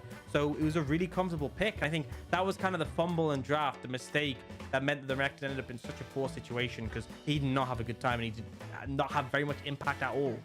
No, he really didn't, and it does feel a little inevitable for Captain. Obviously, UCal is coming over from the LCK. It does look like Chieftain and UCal are going to be the guys you're working with, so it feels bad. It's always going to feel bad in those situations, but I still think the TT will find their feet. There is some great moments in them. I think Puff and Southwood have proven that they are still a very prominent duo in this bot side, so it isn't total doom and gloom. I still think TT will get a W. I don't think it will be a 100%. I think it will be, at worst, it will be a 1 in 15. I don't think it will be a 0-16. That's just my opinion, you know. I don't think I don't think there'll be a V5 this year. I think there's a couple of teams they could beat, right? But honestly, when they play, like, you start the game off, you're hyped up, you're like, oh, this could be it. And then you're like, oh, never mind. It gets like halfway through, you're like, yeah, close it down, close the shop. It's like, that's the frustrating thing, right? If this team just looked bad the entire time they were playing, if every time they play, they just look terrible, we wouldn't spend this much time talking about them. We wouldn't hype them up. We'd just be like, okay, TT lose again, and what? But it's like, it's almost frustrating because they're so close. I'm not saying they're suddenly going to become the best team in the world, but I mean, maybe. Nah, I'm joking. I mean, we don't know yet. UCal could pop off, man. It'd be But insane. I think it's the fact that, like, they're so close to getting these wins, and then they end up fumbling it, and they make those big mistakes. And there's even times where it feels like they rush it. They're like, okay, we're starting to lose control. Let's just force a fight, and then they lose it, and they're like, okay, I guess we lose again. And it's just, they just need to refine it. There's still potential there. I think individually we have seen some good play from them. It's just not enough. Yeah, I think that's the big thing. It's not enough to see you going for it. On the other side of this coin, from RNG, we have a very similar sentiment. We mentioned it a couple of times during the series that, again, this shouldn't have been this close. This should not have. This should have been a repeat of TT versus EDG, which was just bam, done. Thank you very much. But we are going to send it over to Sam for an interview after RNG did take their successful 2-0. Hello guys, welcome to the interview, and we invited the top laner Ben from Royal Never Give Up. First, congratulations on your 2-0 victory today, and in Game 1 we've seen that you are a team good at making use of the Campfog map. So, do you think there are many influences for the Campfog map in this game? 那么，首先恭喜你们今天2-0干净利落的赢下了这场比赛。首先问到第一局，刷出了这个丧尸龙魂的地图，想要问一下你们，就是觉得这一局当中丧尸龙魂的地图产生了哪些影响呢？丧尸龙魂的地图的话，具体有什么影响我也不清楚，但是我觉得这个龙魂真的是非常 OP 的一个龙魂，因为我感觉哪边拿到这个龙魂，哪边就能胜利。Actually, I don't know a lot about the map of this Trixo, but I think it is a really strong Trixo. And in the question 2 is about the gank from Xiaohu on the bottom lane and make the kill of on Graves. 那么第二个问题就是问到你们，就是关于下路的这波 gank 来自于小虎帮你把男枪给击杀掉了，想要问一下那波 gank 是谁做出的这个决策呢？下路那波的话就是小虎做的决策吧，就是因为我们正面不太好打，他想这样去帮一下边路打开一下节奏，我也觉得挺好的，所以我们就一起把对面上路杀了。And at that time, it's Xiaohu's decision to make that gank, and I think it is a very good decision. And for the third question, it's because of you have choice Lucian as your mid laner in Game 2, and it is a debut for Lucian in this split. So do you like to play the Lucian on top, and can we expect your performance on Lucian? 那么第三个问题就是因为你们在第二局当中其实选到了卢锡安给到小虎，又把它当做一个中单来使用，想要问一下阿斌平常有没有这个喜欢用这个上单卢锡安的习惯呢？以及我们之后会不会在比赛里面能看到你的上单卢锡安？我目前的话还是没有太喜欢玩这个英雄，因为上路还是有其他的长手英雄，我觉得都非常厉害，比如说像南枪、阿克藏、杰斯这种。卢锡安的话，我毕竟熟练度也没有小虎他那么高，所以我也不准备玩现在。Actually, I didn't practice Lucian a lot on the top lane because I think there are many strong alternatives like Graves and Action or Jace. So I didn't practice a lot. And I think Xiaohu is a good Lucian player. And the last question for you is of the backdoor at the end of the game. It's you who play a very dramatic way to close out the game. So whose decision is it? 那么最后一个问题问到你们最后的这个偷家的决策，也是让你用格温完成了这个偷家。想要问一下，当时是谁做出的这个偷家的决定呢？最后一波偷家的话，就是我自己做出的决定吧，因为他们那边在讨论打团的问题，但我这边觉得有机会，就是我跟凯团是1v1，然后让他们4打4，这样他们打团也比较好打，而且我单带的话是可以打赢凯兰的。Actually, it's me who make the decision because they think they can win the team fights on the battlefield 4v4, and I think I am good at making the 1v1 solo against Cannon. So I make the decision and make the backdoor. Thank you for the interview. 再一次感谢阿斌来接受我们的采访。Back to you guys. Bye bye. Thank you so much, Sam, and of course, Ben. And good to see that they're getting the decision-making going. Of course, you know, I like the quote of Xiaohu is a good Lucian. He is 22-4 now in his career on the Lucian pick. And you know what? Who was the MVP? It was Xiaohu on the Lucian. He was, again, a pretty monstrous guy. I think outside of 80 carries, he's probably the best Lucian in the world. Yeah, I mean, he's got a lot of opportunity to play it, and that win rate speaks for himself. Really dominant performance, and just didn't give any room for Captain to honestly breathe in the mid lane. And then obviously later in the game was this massive carry that made team fighting so difficult. And that's the power of the Lucian, right? Strong laning that leads into a strong scaling pick.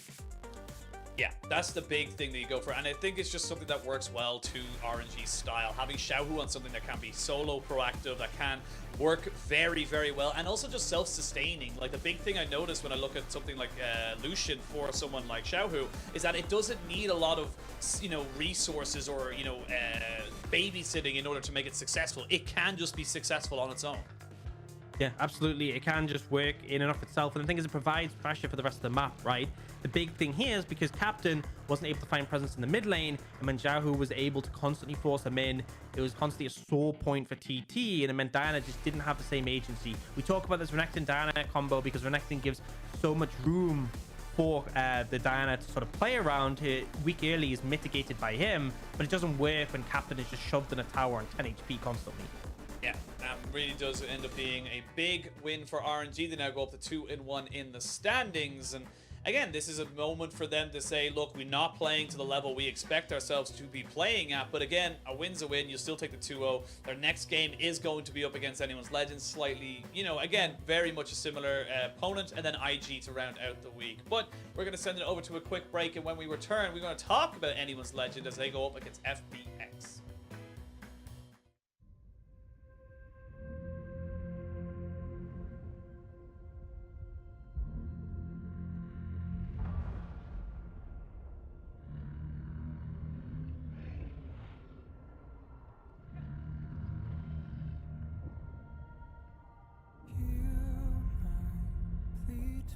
Fallen, leave me to be with the broken one last time before I go. Hold the last burning ember, let us never surrender.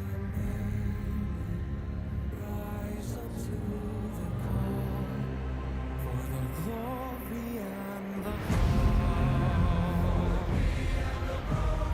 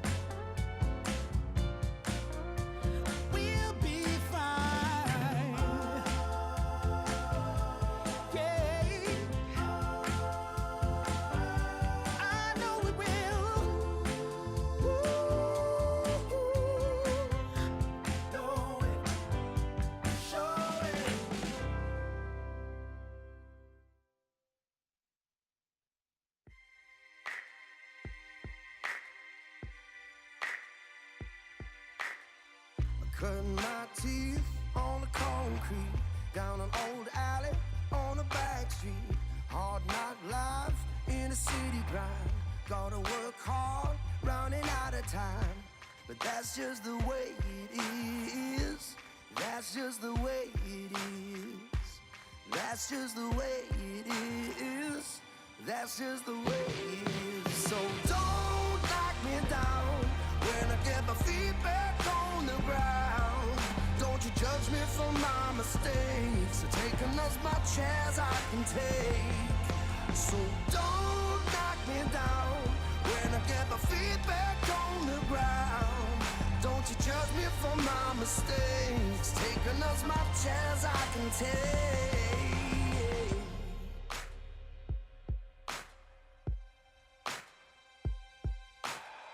Street light lit down in the grid. Can't turn back when I wanna quit.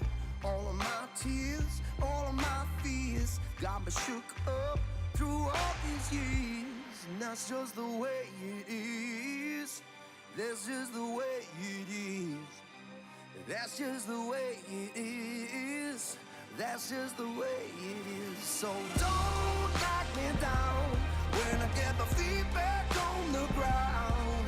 Don't you judge me for my mistakes. Taking as much as I can take. So don't knock me down when I get my feet back on the ground. Don't you judge me for my mistakes. Taking as much as I can take.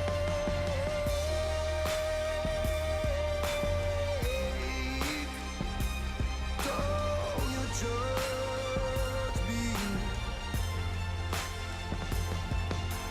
Don't you judge me on my mistakes. I said, don't you judge me anymore. That's just the way it is. That's just the way it is. That's just the way it is.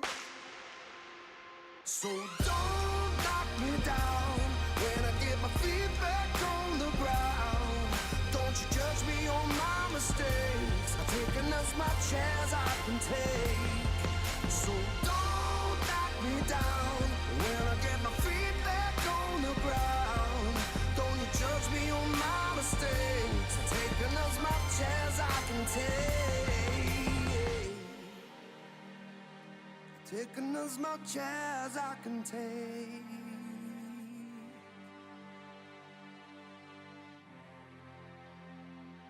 Taking as much as I can take.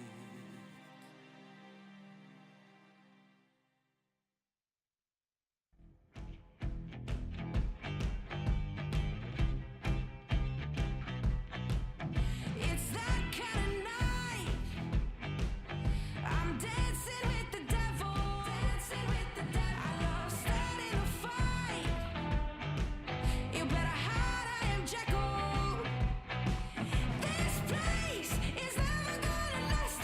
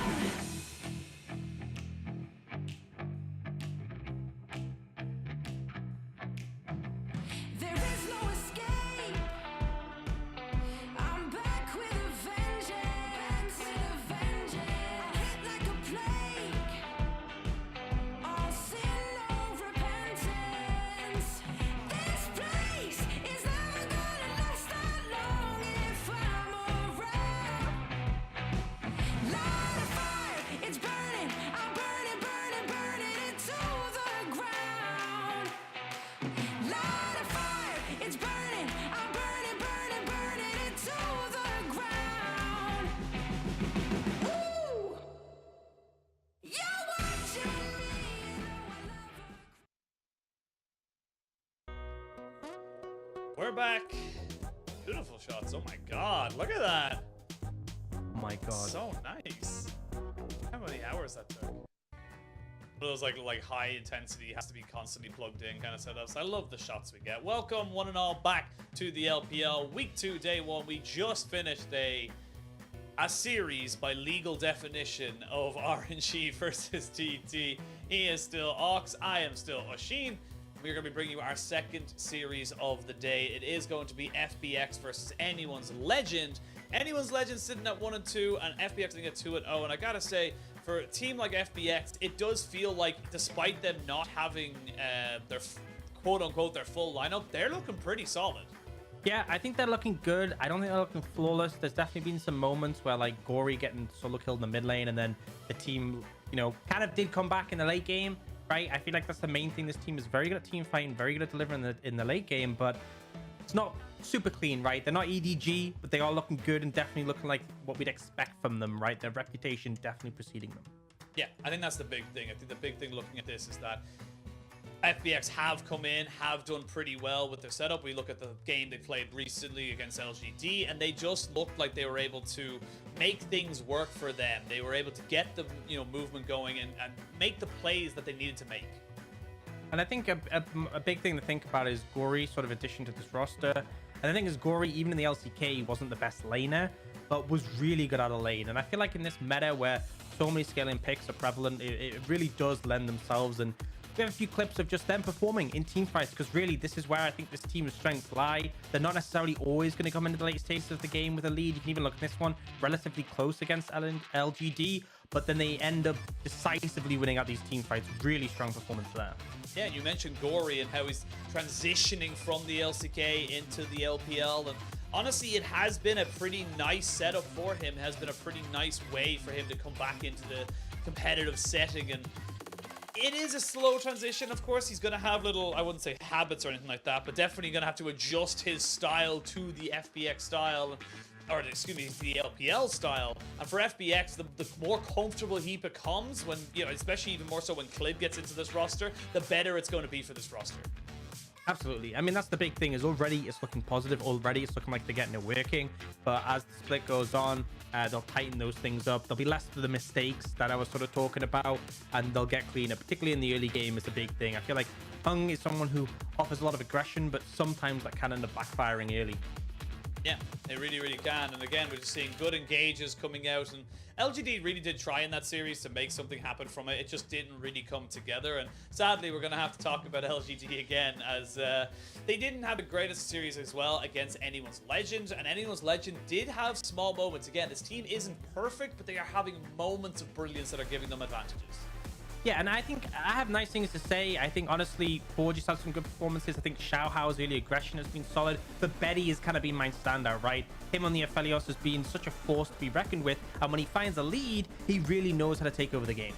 Yeah, and I think that you mentioned Betty, you got to mention Chocho on that bot side as well. He's been, honestly, a lot of question marks over this guy. No one really knew exactly how he was going to look, but he has been a pretty pivotal facilitator for for Anyone's Legend, and that's something that they need consistently going forward if they want to try and stack some wins. Yeah, and I think for me, the supports are such a big proponent for the early game of these teams, right? We talked about the late game, we talked about the scaling options, but in terms of early aggression, both Chocho and Hung are the sort of people who get the ball rolling, and I think the game in the early stages may well be dictated by them. And particularly, I have a lot of positive things to say about the performances from Chocho so far, and when getting Betty ahead, it's definitely got a lot of value. Yeah, and I think this is why we got to look at this as our featured matchup. Chocho versus Hung, pretty damn similar in all departments, and I gotta say, this is going to be why the hard engaged supports that we've been seeing so much of are being so hotly contested, because I feel like every LPL support plays them to a very high degree.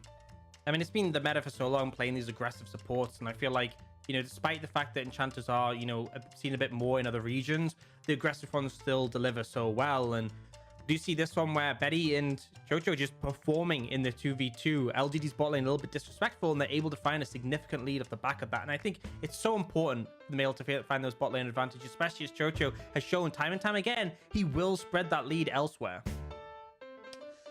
This is the big moment I can see now. You can see Chocho and Forhung, they're just setting up their team, making sure that, look, there's no way that they're going to come out of this on, without getting some kind of an advantage. And this pro view here is you can just see that Hung, he's the only one who's committing to that fight. He's the only one that's saying, I can keep this one going. I can keep this one alive. And speaking of keeping alive, he just keeps LWX alive for so damn long. This Lulu pick was huge.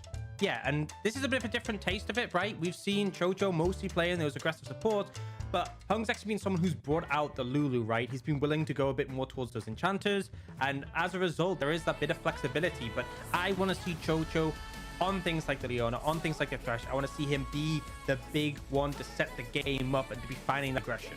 Yeah, I think that's the way we're going to see anyone's legends coming out of this one. But for Fun Plus Phoenix, it is about building momentum. Again, similar to Game 1 today, they need to look dominating. They have the tools available to them to make this work for them. And honestly, with the roster looking the way it does, this should be, again, another 2-0 for the side of FPX. But as we saw in like Series 1 of today, a 2-0 in the scoreline does not necessarily reflected in the gameplay. TT making that one a lot closer than if you've missed it would have been implied just by seeing the score. And I expect anyone's legend to make this one a fight, right? I think there will be positives to see from them, and I'm really looking towards that bot lane and what they can achieve. FPX need to be on form if they want to have a convincing win here. Yeah, they really, really do. They need to make sure they are on form and they're making their advantages known. That's the big thing. And again, that's the difference we saw with TT versus RNG, is that yes, TT found the advantages in the game one. They were able to keep themselves competitive, but it didn't matter because RNG were able to just pick them off little by little. And it is those better teams that will be able to do that. And for FPX, they are in a rebuild. They are looking to make new players be, apart from LWX, it's effectively a brand new roster from the team that won in 2019 in France. And I think, in fairness to them, they've been doing well so far, right? Sometimes when you do a big reshuffle the roster, think about RNG, right? They changed top laner, they moved Xiaohu to the mid lane, and think how different they felt, how out of sync they felt compared to their previous form, right? Far more changes for FPX, and it feels like they've really hit the ground running. They had a really good result in the Demacia Cup, nearly winning the finals, and now they're still performing well in the regular season. So complete positives, and if they keep this up, if they keep building the synergies, building the game plans that work for their roster, then I feel like, as expected, they will be one of our title contenders. Yeah, I think that's the way we got to look at them as well. They're definitely a dark horse. They should be aiming for playoffs, if not a little bit higher as well. So for FPX, this should be another step in on the way to basically becoming that big playoff team that we talk about. So they'll have anyone's legends today, then they'll go off and play JDG, and then just before Chinese New Year, I believe they play LNG in the 2-1B rematch. So big match there available for the side of FPX. Should they be able to go into that 4-0, that's even better.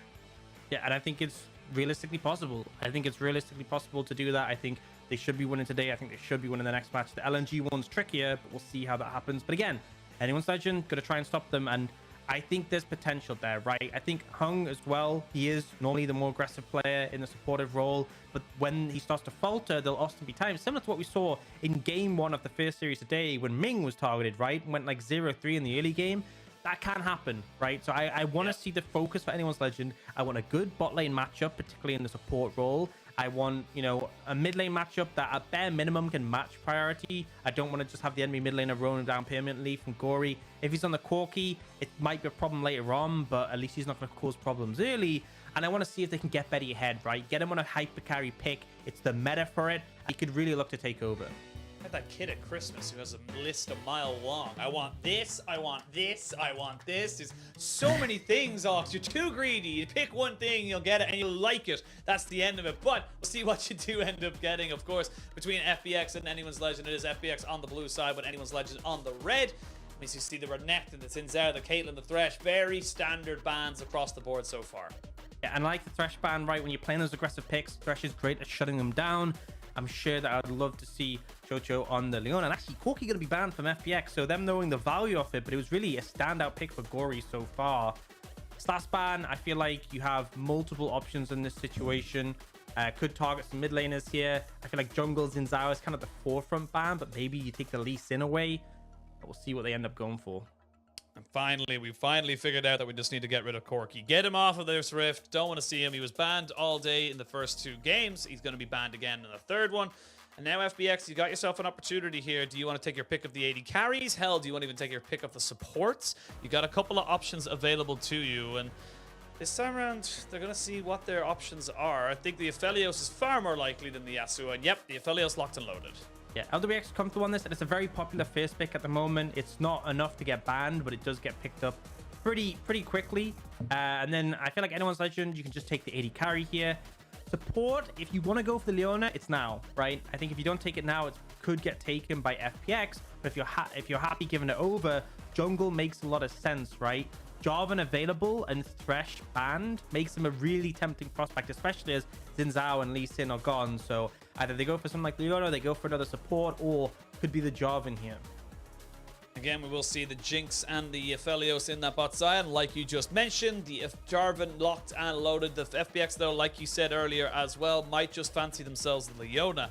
Go for that movement, get themselves that guaranteed engage. And honestly, I still think anyone's legends are going to be pretty happy with that trade-off. They can still go towards a Nautilus or something, a similar hard engage for Chocho. Honestly, they could go for a defensive spot as well. We saw the Braum in the last series working well on the Leona. But first and foremost, we talked about those earlier today, the big four junglers, Xin Zhao, Lee Sin, Jarvan, and Viego, all of them way higher than anything else in terms of pick rate. So FPX want to secure the last one available with that Viego. I think here you have options. Lulu is something we talked about before, right? We said Hung has played this, and I think this is a good opportunity, right? You give a lot of power to the Aphelios that might allow him to outmatch the Jinx in the later stages. I think for anyone's legends, you have two choices. You can look to target the lane with a Leona and play aggressive. That's what I expect from Chocho. Or you could go for something a little bit different, and they might actually look towards this Gwen for ZDZ, knowing they can ban away answers to it. Yeah, it might be a nice little pickup here. They will obviously, of course, put anyone's legend down the priority list for supports, and yep, they lock and loaded it. So the Lulu here with the Aphelios, again, we saw highlights of it from Hung. He knows how to play this enchanter, and this is something that you've wanted to see more from the LPL teams. Yeah, it just gives such a strong scaling element. You can pair up with the Viego as well to buff him up in skirmishes, especially post 6. It makes it very powerful. We'll see what gets banned away. Jace makes complete sense. FPX, I think you just ban the Lulu. Really good for Chocho. Provides a lot of threat in lane. You want to kind of trim down those lane presence picks so that LWX and Hung can have an easy time to scale up. Oh, the Jace taken away, the Nautilus. I wouldn't be surprised to see the FPX ban away the Leona as well. Take it off the board. There's the Jack. So again, good picks taken off the board here by anyone's legend. They're trying to give ZDZ as much of a good time as possible. And for FPX, they're trying to see if they can just get LWX and Hong off to a good start. And I gotta say, you know, we talked a lot about Gory and of course for Beishuan, but this is still LWX's team. LWX, the only surviving member from that 2019 World Championship winning roster. This guy went to back-to-back LPL domestic finals last year. He is still a world-class AD carry. He just, you know, it just feels like Hong is adding that little bit of extra fire to him.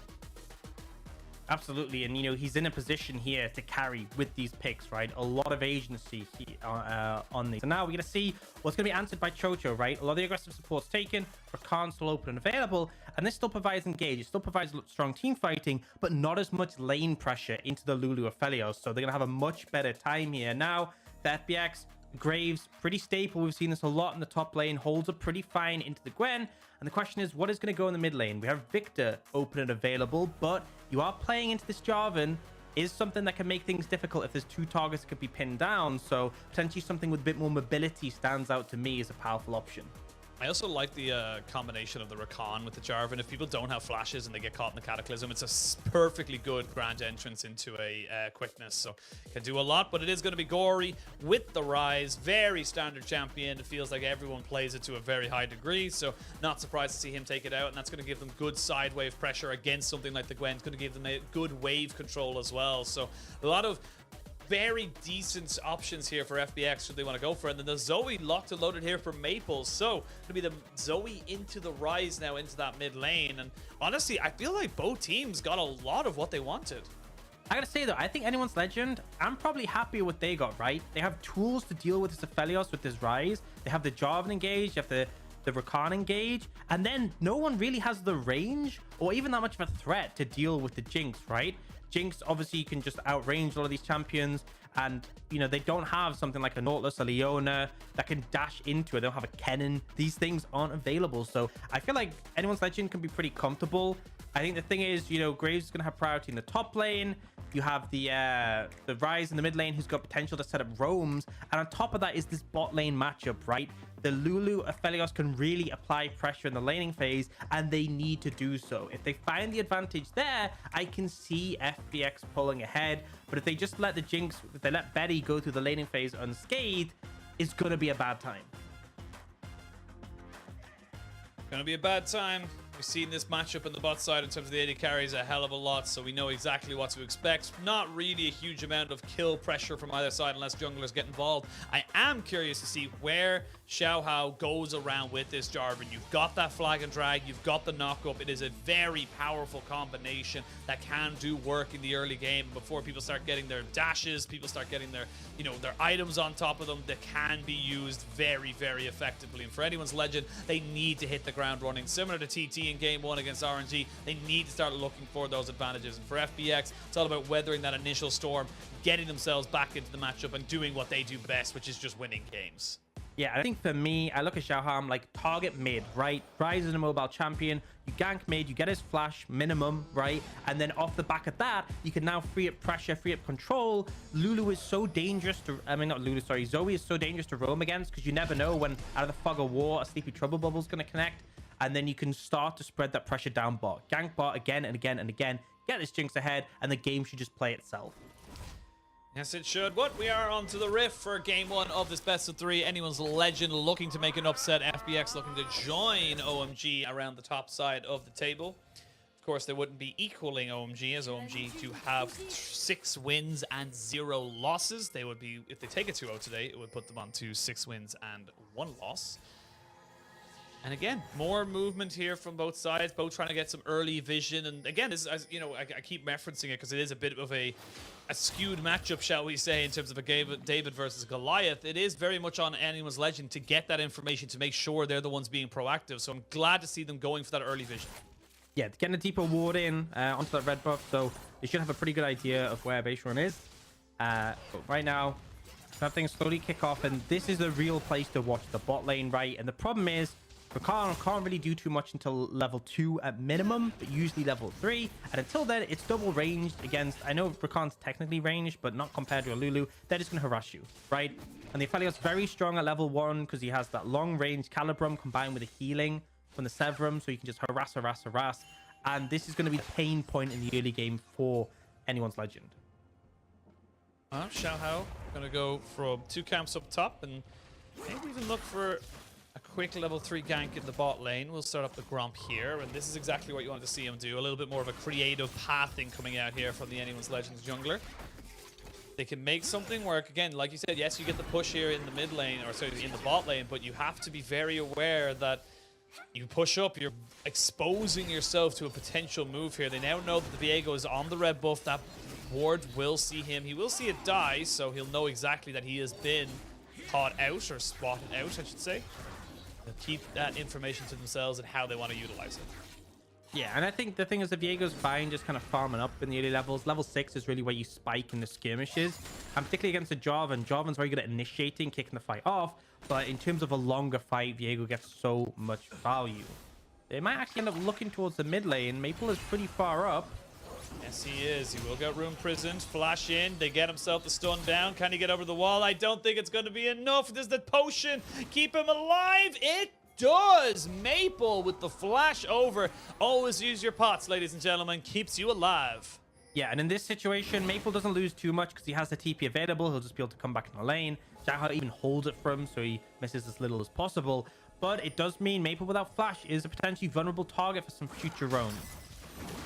No flash there. No TP as well to get himself back in. Does have the Unsealed Spell book, so may be able to get something working for him there. Scuttle is going to be secured on the top side. It was a trade there as Xiaohao now finally goes to take away his own Krugs.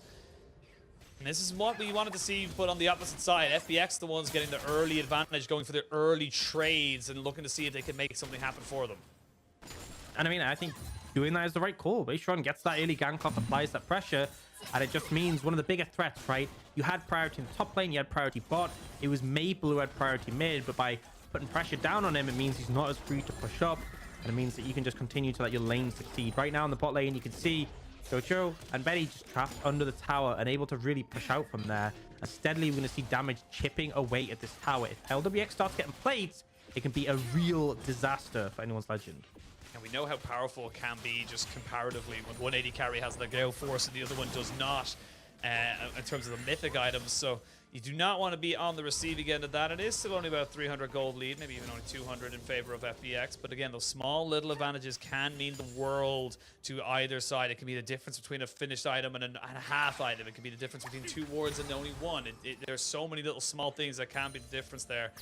We wait to see where both these teams want to go for it. And so you can see Maple, God, I hate Zoe. I can't deal with the summoners, man. It's not fair. Dude, the worst is redemption. Do you not remember when like you get the early redemption Teleport. and you just walk towards bot lane and throw it down when they're fighting?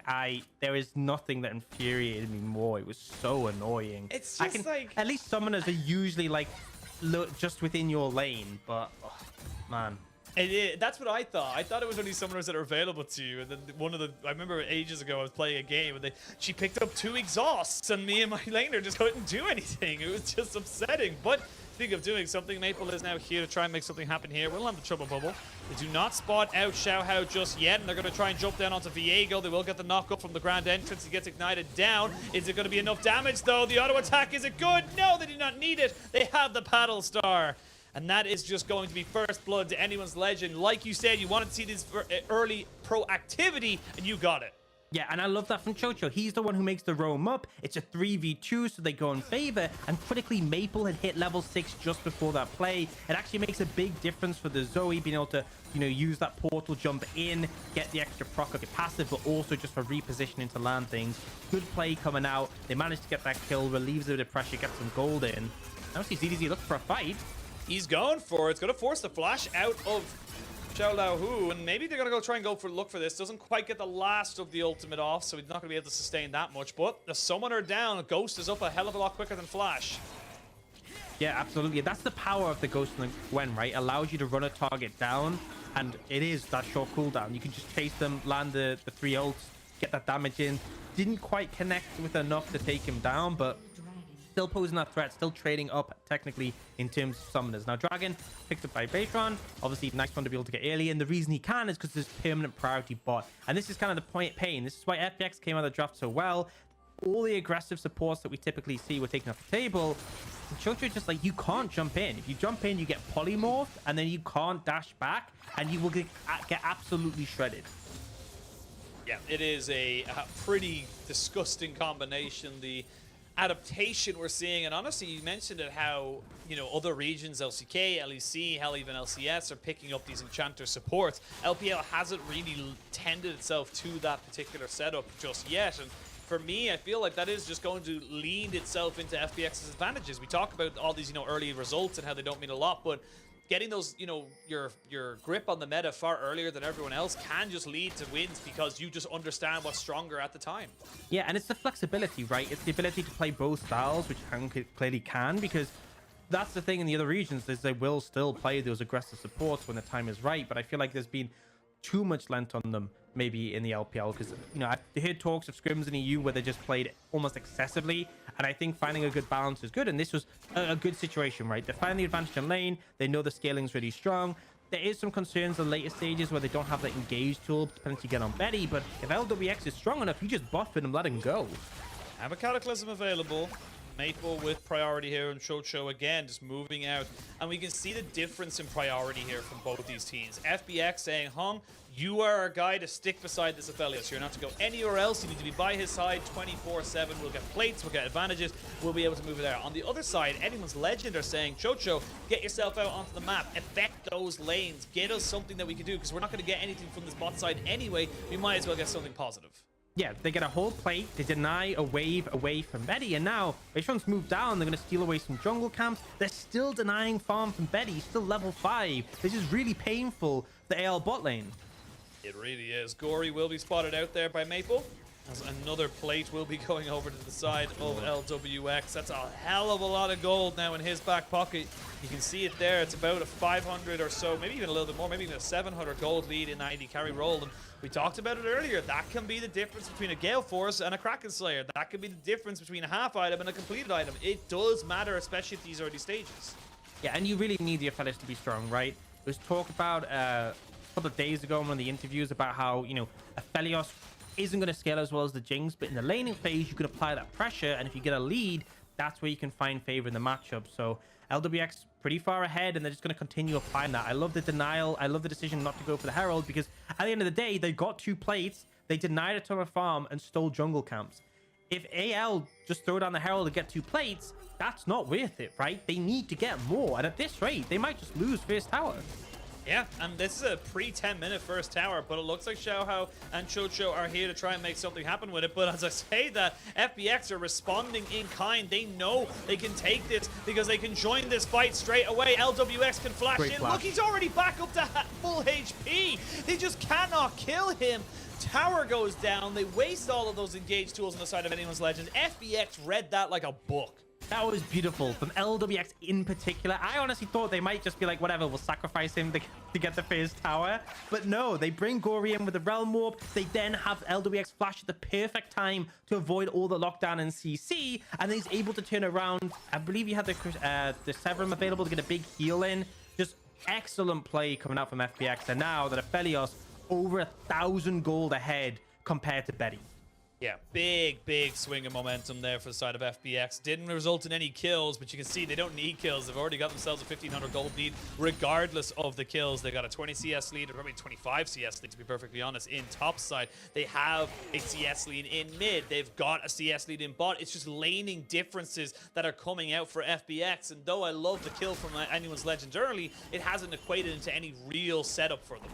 Yeah, and it sort of makes you think back to draft, because anyone's legend had the opportunity to pick that Leona early, right? And opted not to, so they put themselves in the situation. Now, what I will say is post 6, Rakan poses a lot more threat, right? When he has his ultimate available. And now, LWX doesn't have his flash, so he can't step up quite so far, especially when those ults come back up. Once Cataclysm's there, once the quickness is there, he does have to be a bit more respectful.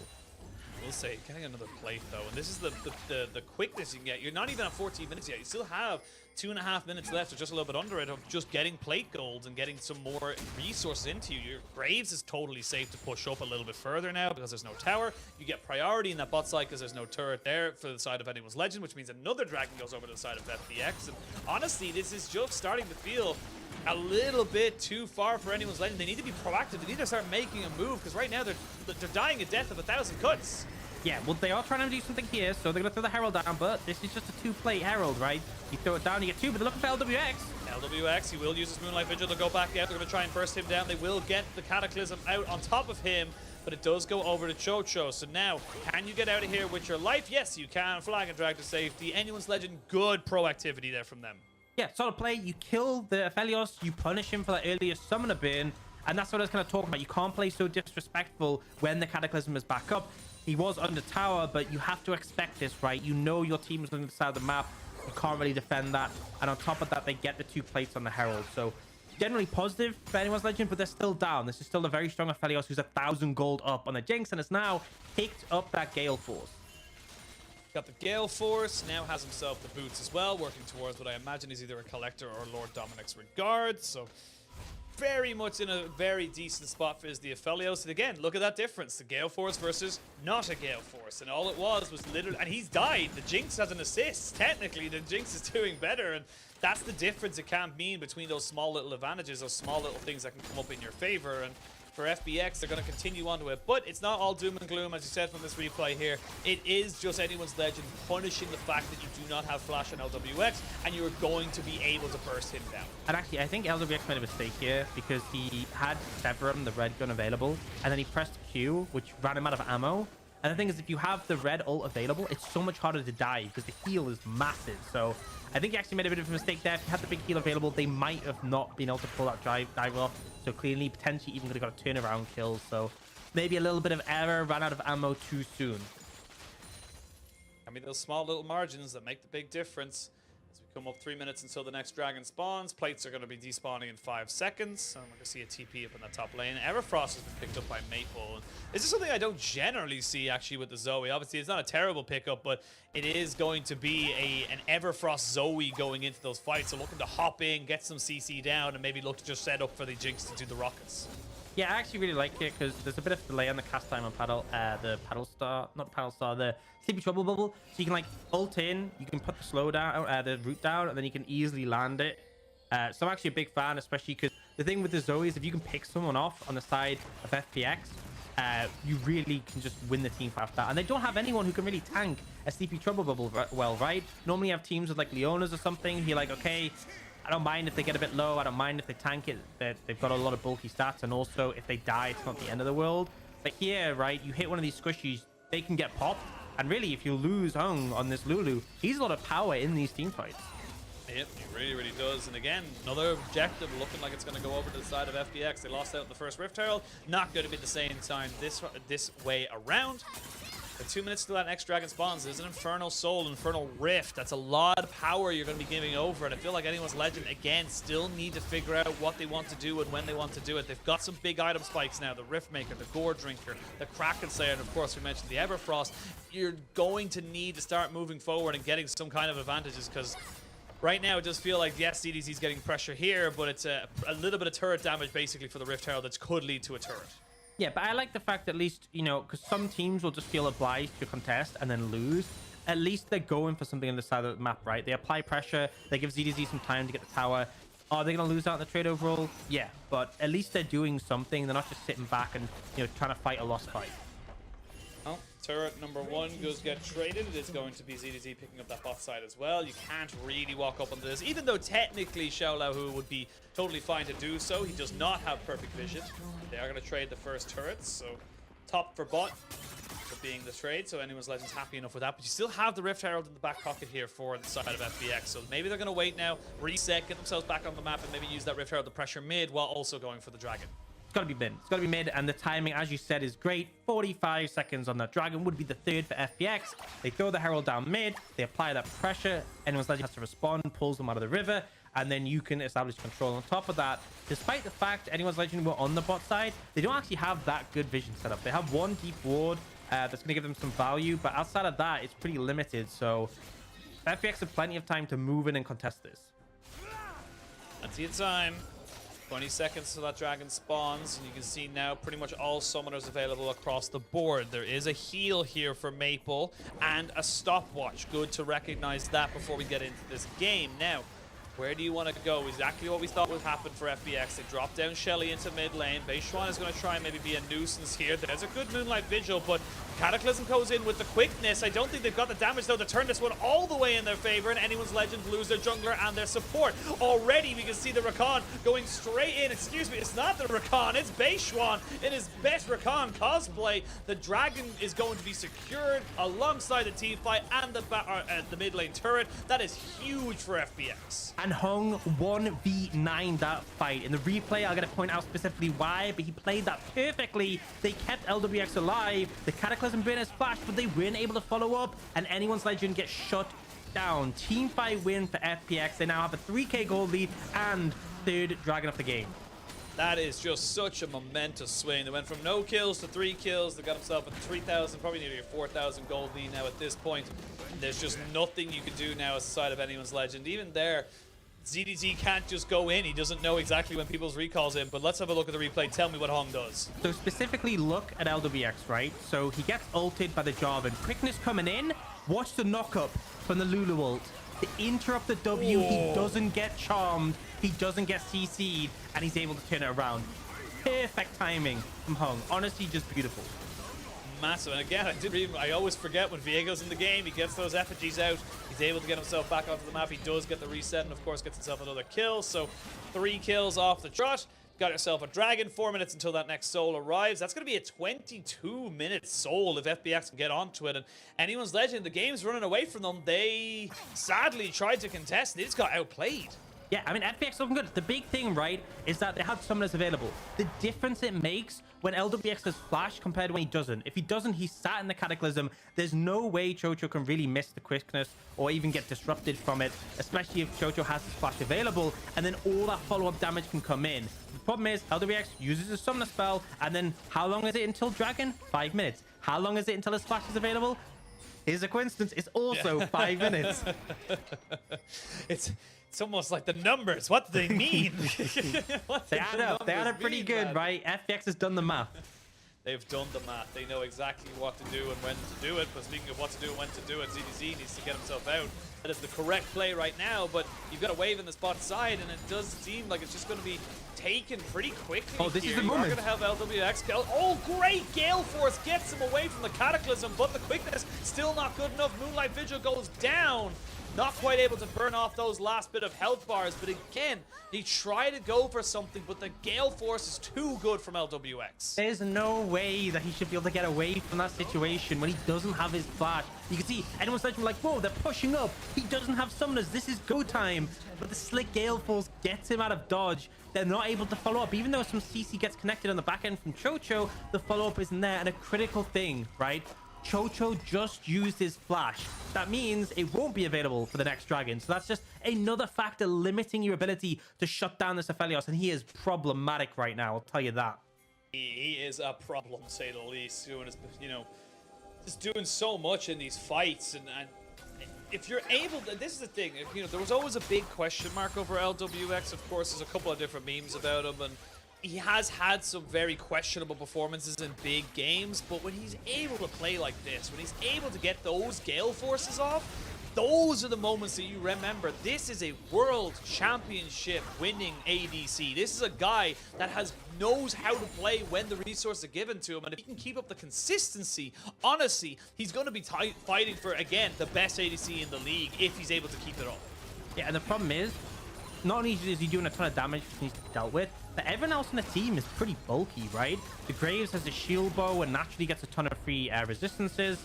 You have Gory, who's picked up the Thimble Winter, so it's actually tanky as all heck. And you have, obviously, the Viego, who's working towards Hysteric, has a Divine Thunderer, so it's not like it's like, okay, we can't kill LWX with other easy targets. It's a problem. And as you said, LWX is making the case. He's doing a really solid performance here, continuing to just dodge and dip away from anyone's Legends engage.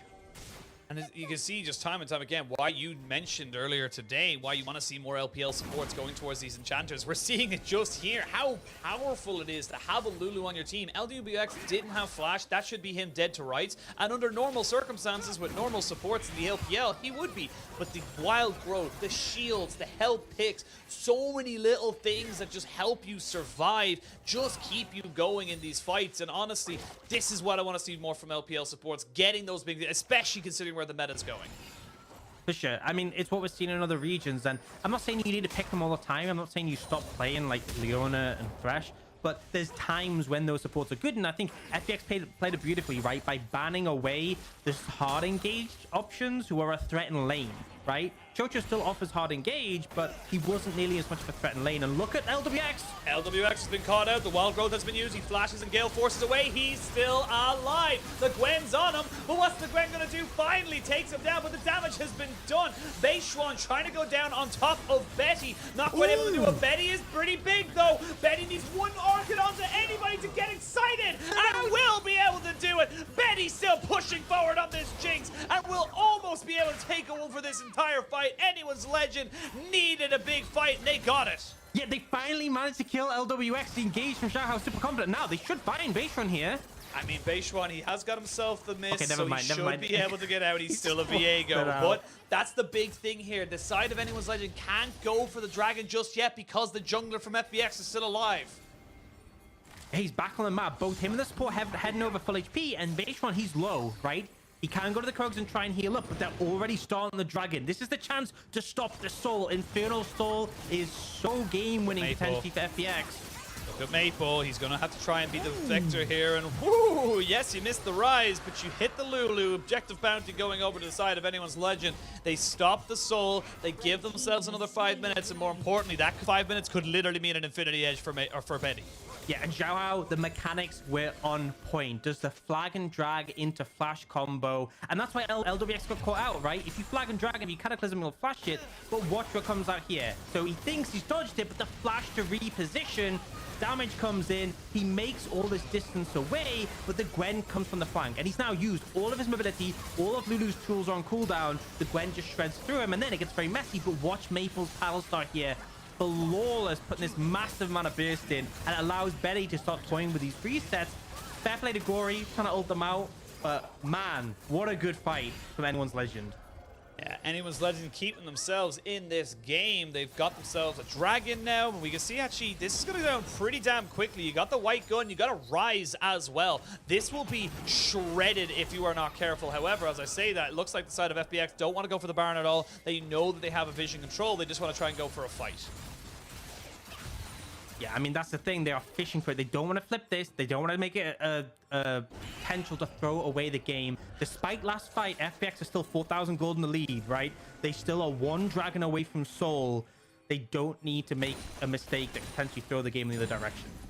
Someone we haven't really spoken about, Xiaolao Hu, has 3 items. Infinity Edge, the Chemtech Chainsword, excuse me, and the Bloodthirster, or sorry, not the Bloodthirster, Immortal Shield Bow. Yeah, his farm is kind of nutty right now. 280 at 25 minutes. It's going to TP now to the bot side. They do not have TP on ZDZ, so he got baited down towards the bot side. Baron down to about 4,000 HP to go in. There's going to have the Jarvan in the pit. Can they get the steal off on top of this? They cannot. They'll lose their jungler, and they'll lose the Baron. FPX said you'll get 1 fight, but you'll not get 2, and they get themselves the big purple worm. I love the call. As soon as ZDZ shows the bot lane, that's when they start the Baron, right? They TP Xiaolao Hu in. They know they're not going to be able to fight it because they're a member down. They know it comes down to that steal, that 50-50. The thing is, we always talk about it being a 50-50. It's always favored to the team in the pit. They dictate things. And as much as Xiaohao got in the pit in time, try to contest it, he's not able to sync up the damage, right? FPX are all ready to burst it on Beishuan's call, and they're able to secure it. Now with the Baron, enemy jungler dead, they can start to push it for the apply some pressure. Yep, you got yourself a tier 2 in the mid lane. You can go ahead and take that final outer turret in the top side as well. Maybe even look for a little bit of a flank. The Everfrost use is enough to dissuade from Chocho going down, but that's a lot used now all of a sudden to try and defend that top side. It didn't just defend the support, who really shouldn't have been there. So a bit of a mistake there from Chocho. We can see the base being broken right here, right now. Yeah, I mean, this tower is going to go down pretty quick. Now, remember, they can look for a potential engage. I believe LWX still doesn't have his flash. He gets slept there, but should just wake up and be fine. But I'm waiting for the opportunity, right? Cataclysm isn't quite up and available yet. But if they can get LWX, potentially they can turn it into something more. Just dragging Anyone's Legend all around the map, up, top, back, mid, and they're losing constantly. They're not allowing Anyone's Legend to get their foot back into this game. It's going to be a lot of unspent gold now in favor of FPX. They're going to be able to go back and use. The Everfrost doesn't land. They're going to go for the Flag and Drag and the Cataclysm to try and see if they can go for something. There is the Moonlight Vigils. They go golden on the top of this all to finally get the Aphelios down. They've lost the Rakan. Can they get the Graves on top of it as well? The Gwen is snipping. Beishuan goes down all the way to the base. Betty's going. Tries to get something. Betty is still going strong. If he landed that zap, it could have been something more. But Anyone's Legend not done just yet. They overextend on the side of FPX, and Anyone's Legend take away the fight. 2 big takeaways from that one. One, how broken is Lulu, man? The fact that LWX survived as long as he did, but also the difference it makes when LWX doesn't have flash. Xiaohao, that was a very telegraphed engage. I saw it coming, you saw it coming, everyone in the game saw it coming, everyone who's watching at home probably saw it coming. Look at him, he just runs towards him. But what can LWX do, right? He doesn't have a flash to get out of the Cataclysm. There's very limited counterplay. Xiaohao just starts walking straight at him, and it's like, well, yeah, okay, so he gets ulted in this situation, does survive a long time. Again, great ult timing from Hung, but it's not enough to keep him alive. But then after the end of the fight, right, they've lost their support. Xiaohao's pretty low. They peel back. Great decision to keep Betty safe, but it means that because they peeled so far back, they can't follow up for more kills. A good fight from Anyone's Legend, but again, Dragon in 20 seconds, LWX flash is up.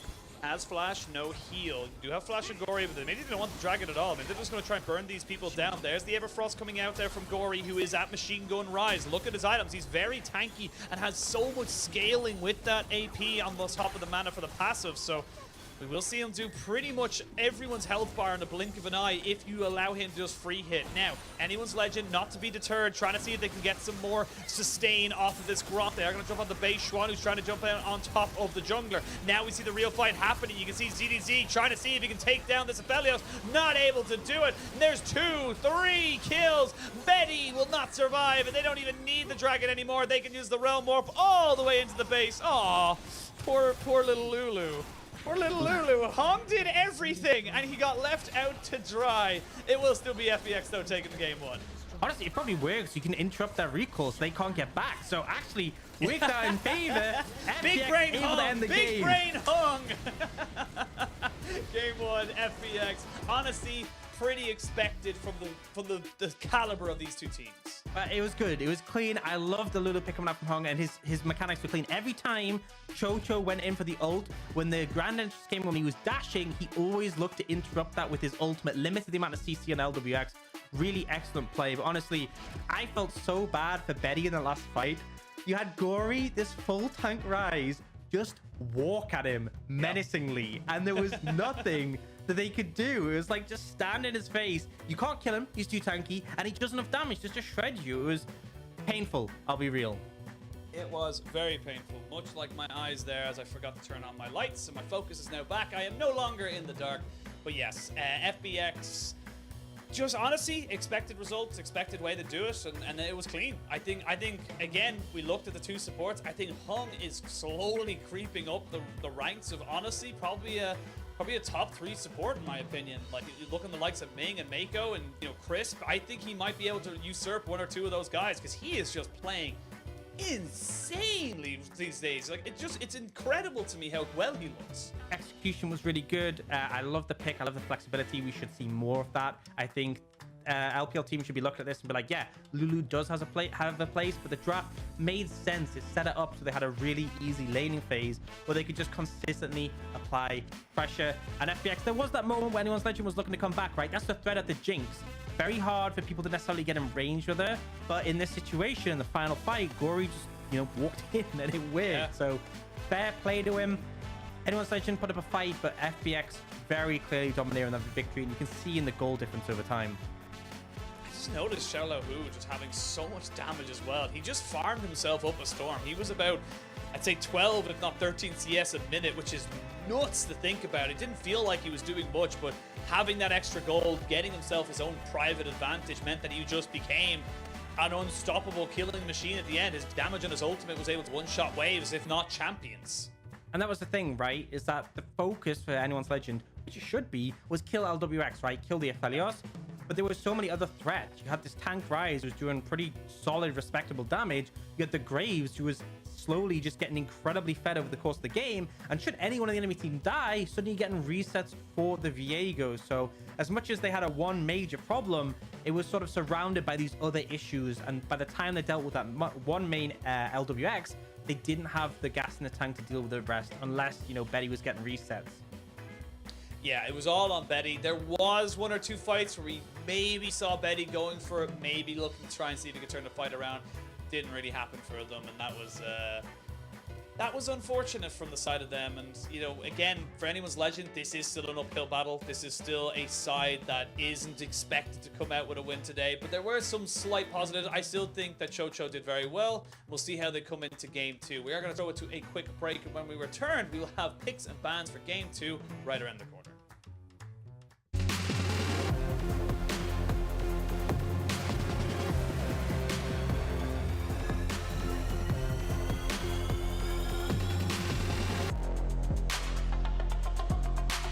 随着我们 LPL 的发展，我们 LPL 的用户越来越多，影响力越来越大那我们其实也去有一个品牌上面的策略的转变，就是我们希望能够更加体育化和专业化。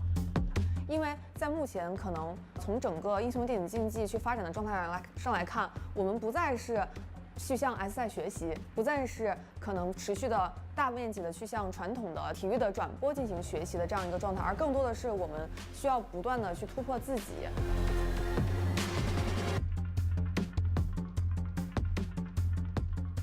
So with the LPL, we knew that we were going to have to dig really deep and find what made this league really different. And so to do that, we started immersing ourselves really deeply from a distance into their world, into their community, their culture, spending a lot of time with different team members, players, fans, shoutcasters, both present and past. Something that we found out is that the LPL's approach to the game is crazy. It's almost next level madness. But to the LPL, it's almost genius. And this unpredictable, intense, fierce, wild, and being always one step ahead was something that we wanted to tap into. Together we defined crazy is our game. It's a proud statement that really speaks to this bold mentality of the LPL players and the LPL community. 那么在整个品牌刷新的过程当中，我们也和 DS 团队保持紧密的沟通协作，每一个设计元素都经过我们仔细的考量和精心的设计，希望能够将更好的体验带给玩家。在设计风格方面，把 RPL 打造成为建立在专业和竞技的基础之上，融入新颖的视觉创意，给我们的玩家带来新鲜的体验。同时呢，也融入了中国的传统文化元素，创造属于 RPL 的全新视觉风格。 We then began to think LPL's crazy energy as this dragon mode. But this dragon mode had two key behaviors, tension and eruption, an ability to flex between calm and controlled to hyper-energetic and loud. Every one of our elements is designed to supercharge our visual system. They become expressions of the crazy energy that the LPL unleashes on the Rift. And this gives us this great opportunity with our colours.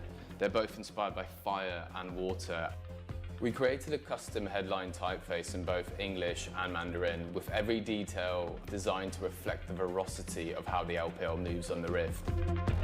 我们这次品牌刷新也以中国古典哲学当中的五行概念和 LPL 赛场上不同的战况进行了结合，去体现 LPL 竞技为上、无畏拼搏的精神。 Each of these elements were a dynamic manifestation of the crazy energy that exists from within the LPL. Flow, frenzy, focus, explode, and regenerate. Every element of the brand had to be designed taking motion into account. We needed a system that allowed us to dial up and down the amount of movement. So when the fans need to read the stats or they're waiting for the match to start, for example, the gradients can function as a living hold. But on the other hand, when something extraordinary happens during the game, the visuals can explode and take over the screen in the most powerful way possible. 所以我们还是希望通过这样品牌刷新以后，给我们更大的压力和动力，去给行业和用户创造更好的一个价值，去传递具有中国传统文化特色的 LPL 的体育竞技精神和品牌形象。而到今天，我们在制定我们今天的整个从我们的品牌的核心理念到我们最后呈现出来的视觉风格和我们的 slogan， 其实体现到了我们现在整体的一个新的风格，也就是 Crazy is our game， 无畏进巅峰。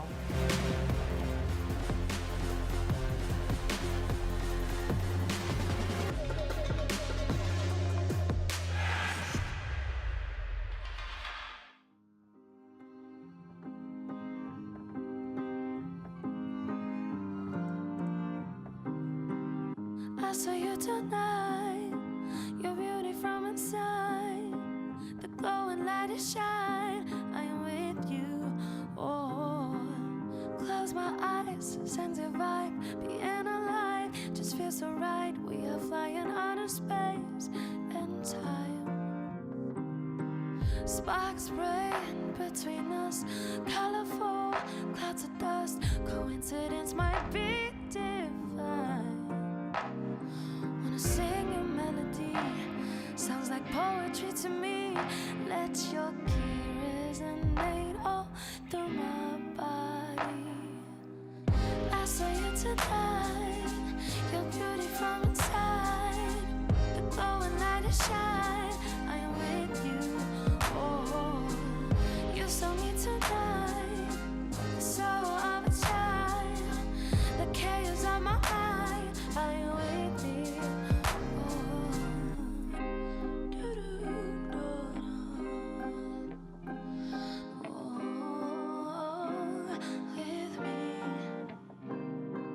Skin to skin, wondering, landscapes we're discovering, whole new world so new and welcoming. Am I dreaming? Are we here? Just imagine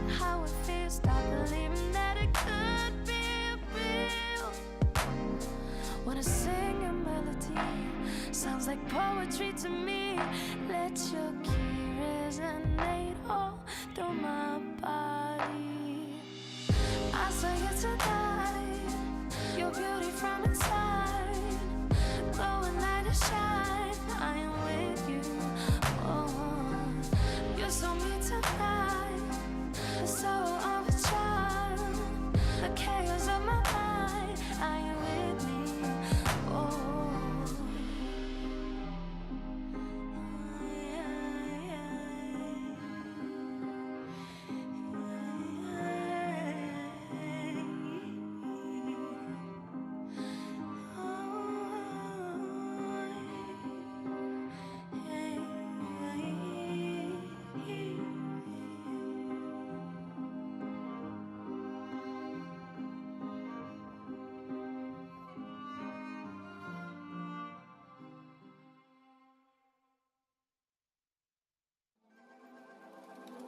I tell my lover not to stop. Oh,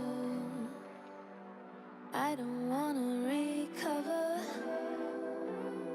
Believe me, I know what I want. I can show you the way. Be tender to me, babe. I feel that you are here to stay.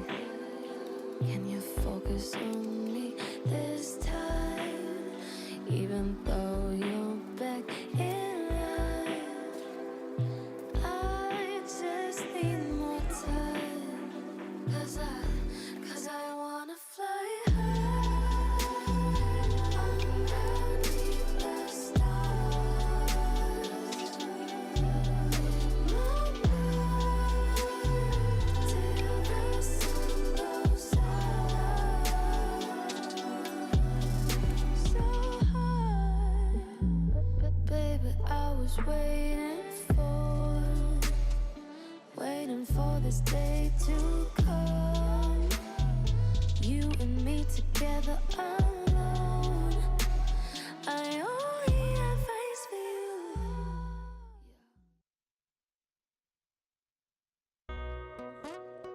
We're back as we look at the fantastic skyline of Shanghai. Look at those stars. Ooh, they're getting fancy with their shots now. That's what God it feels damn. like playing against Zoe, honestly. Just yeah. Aurelian You can't Sol dodge has the ball. entered the game. I can see forever.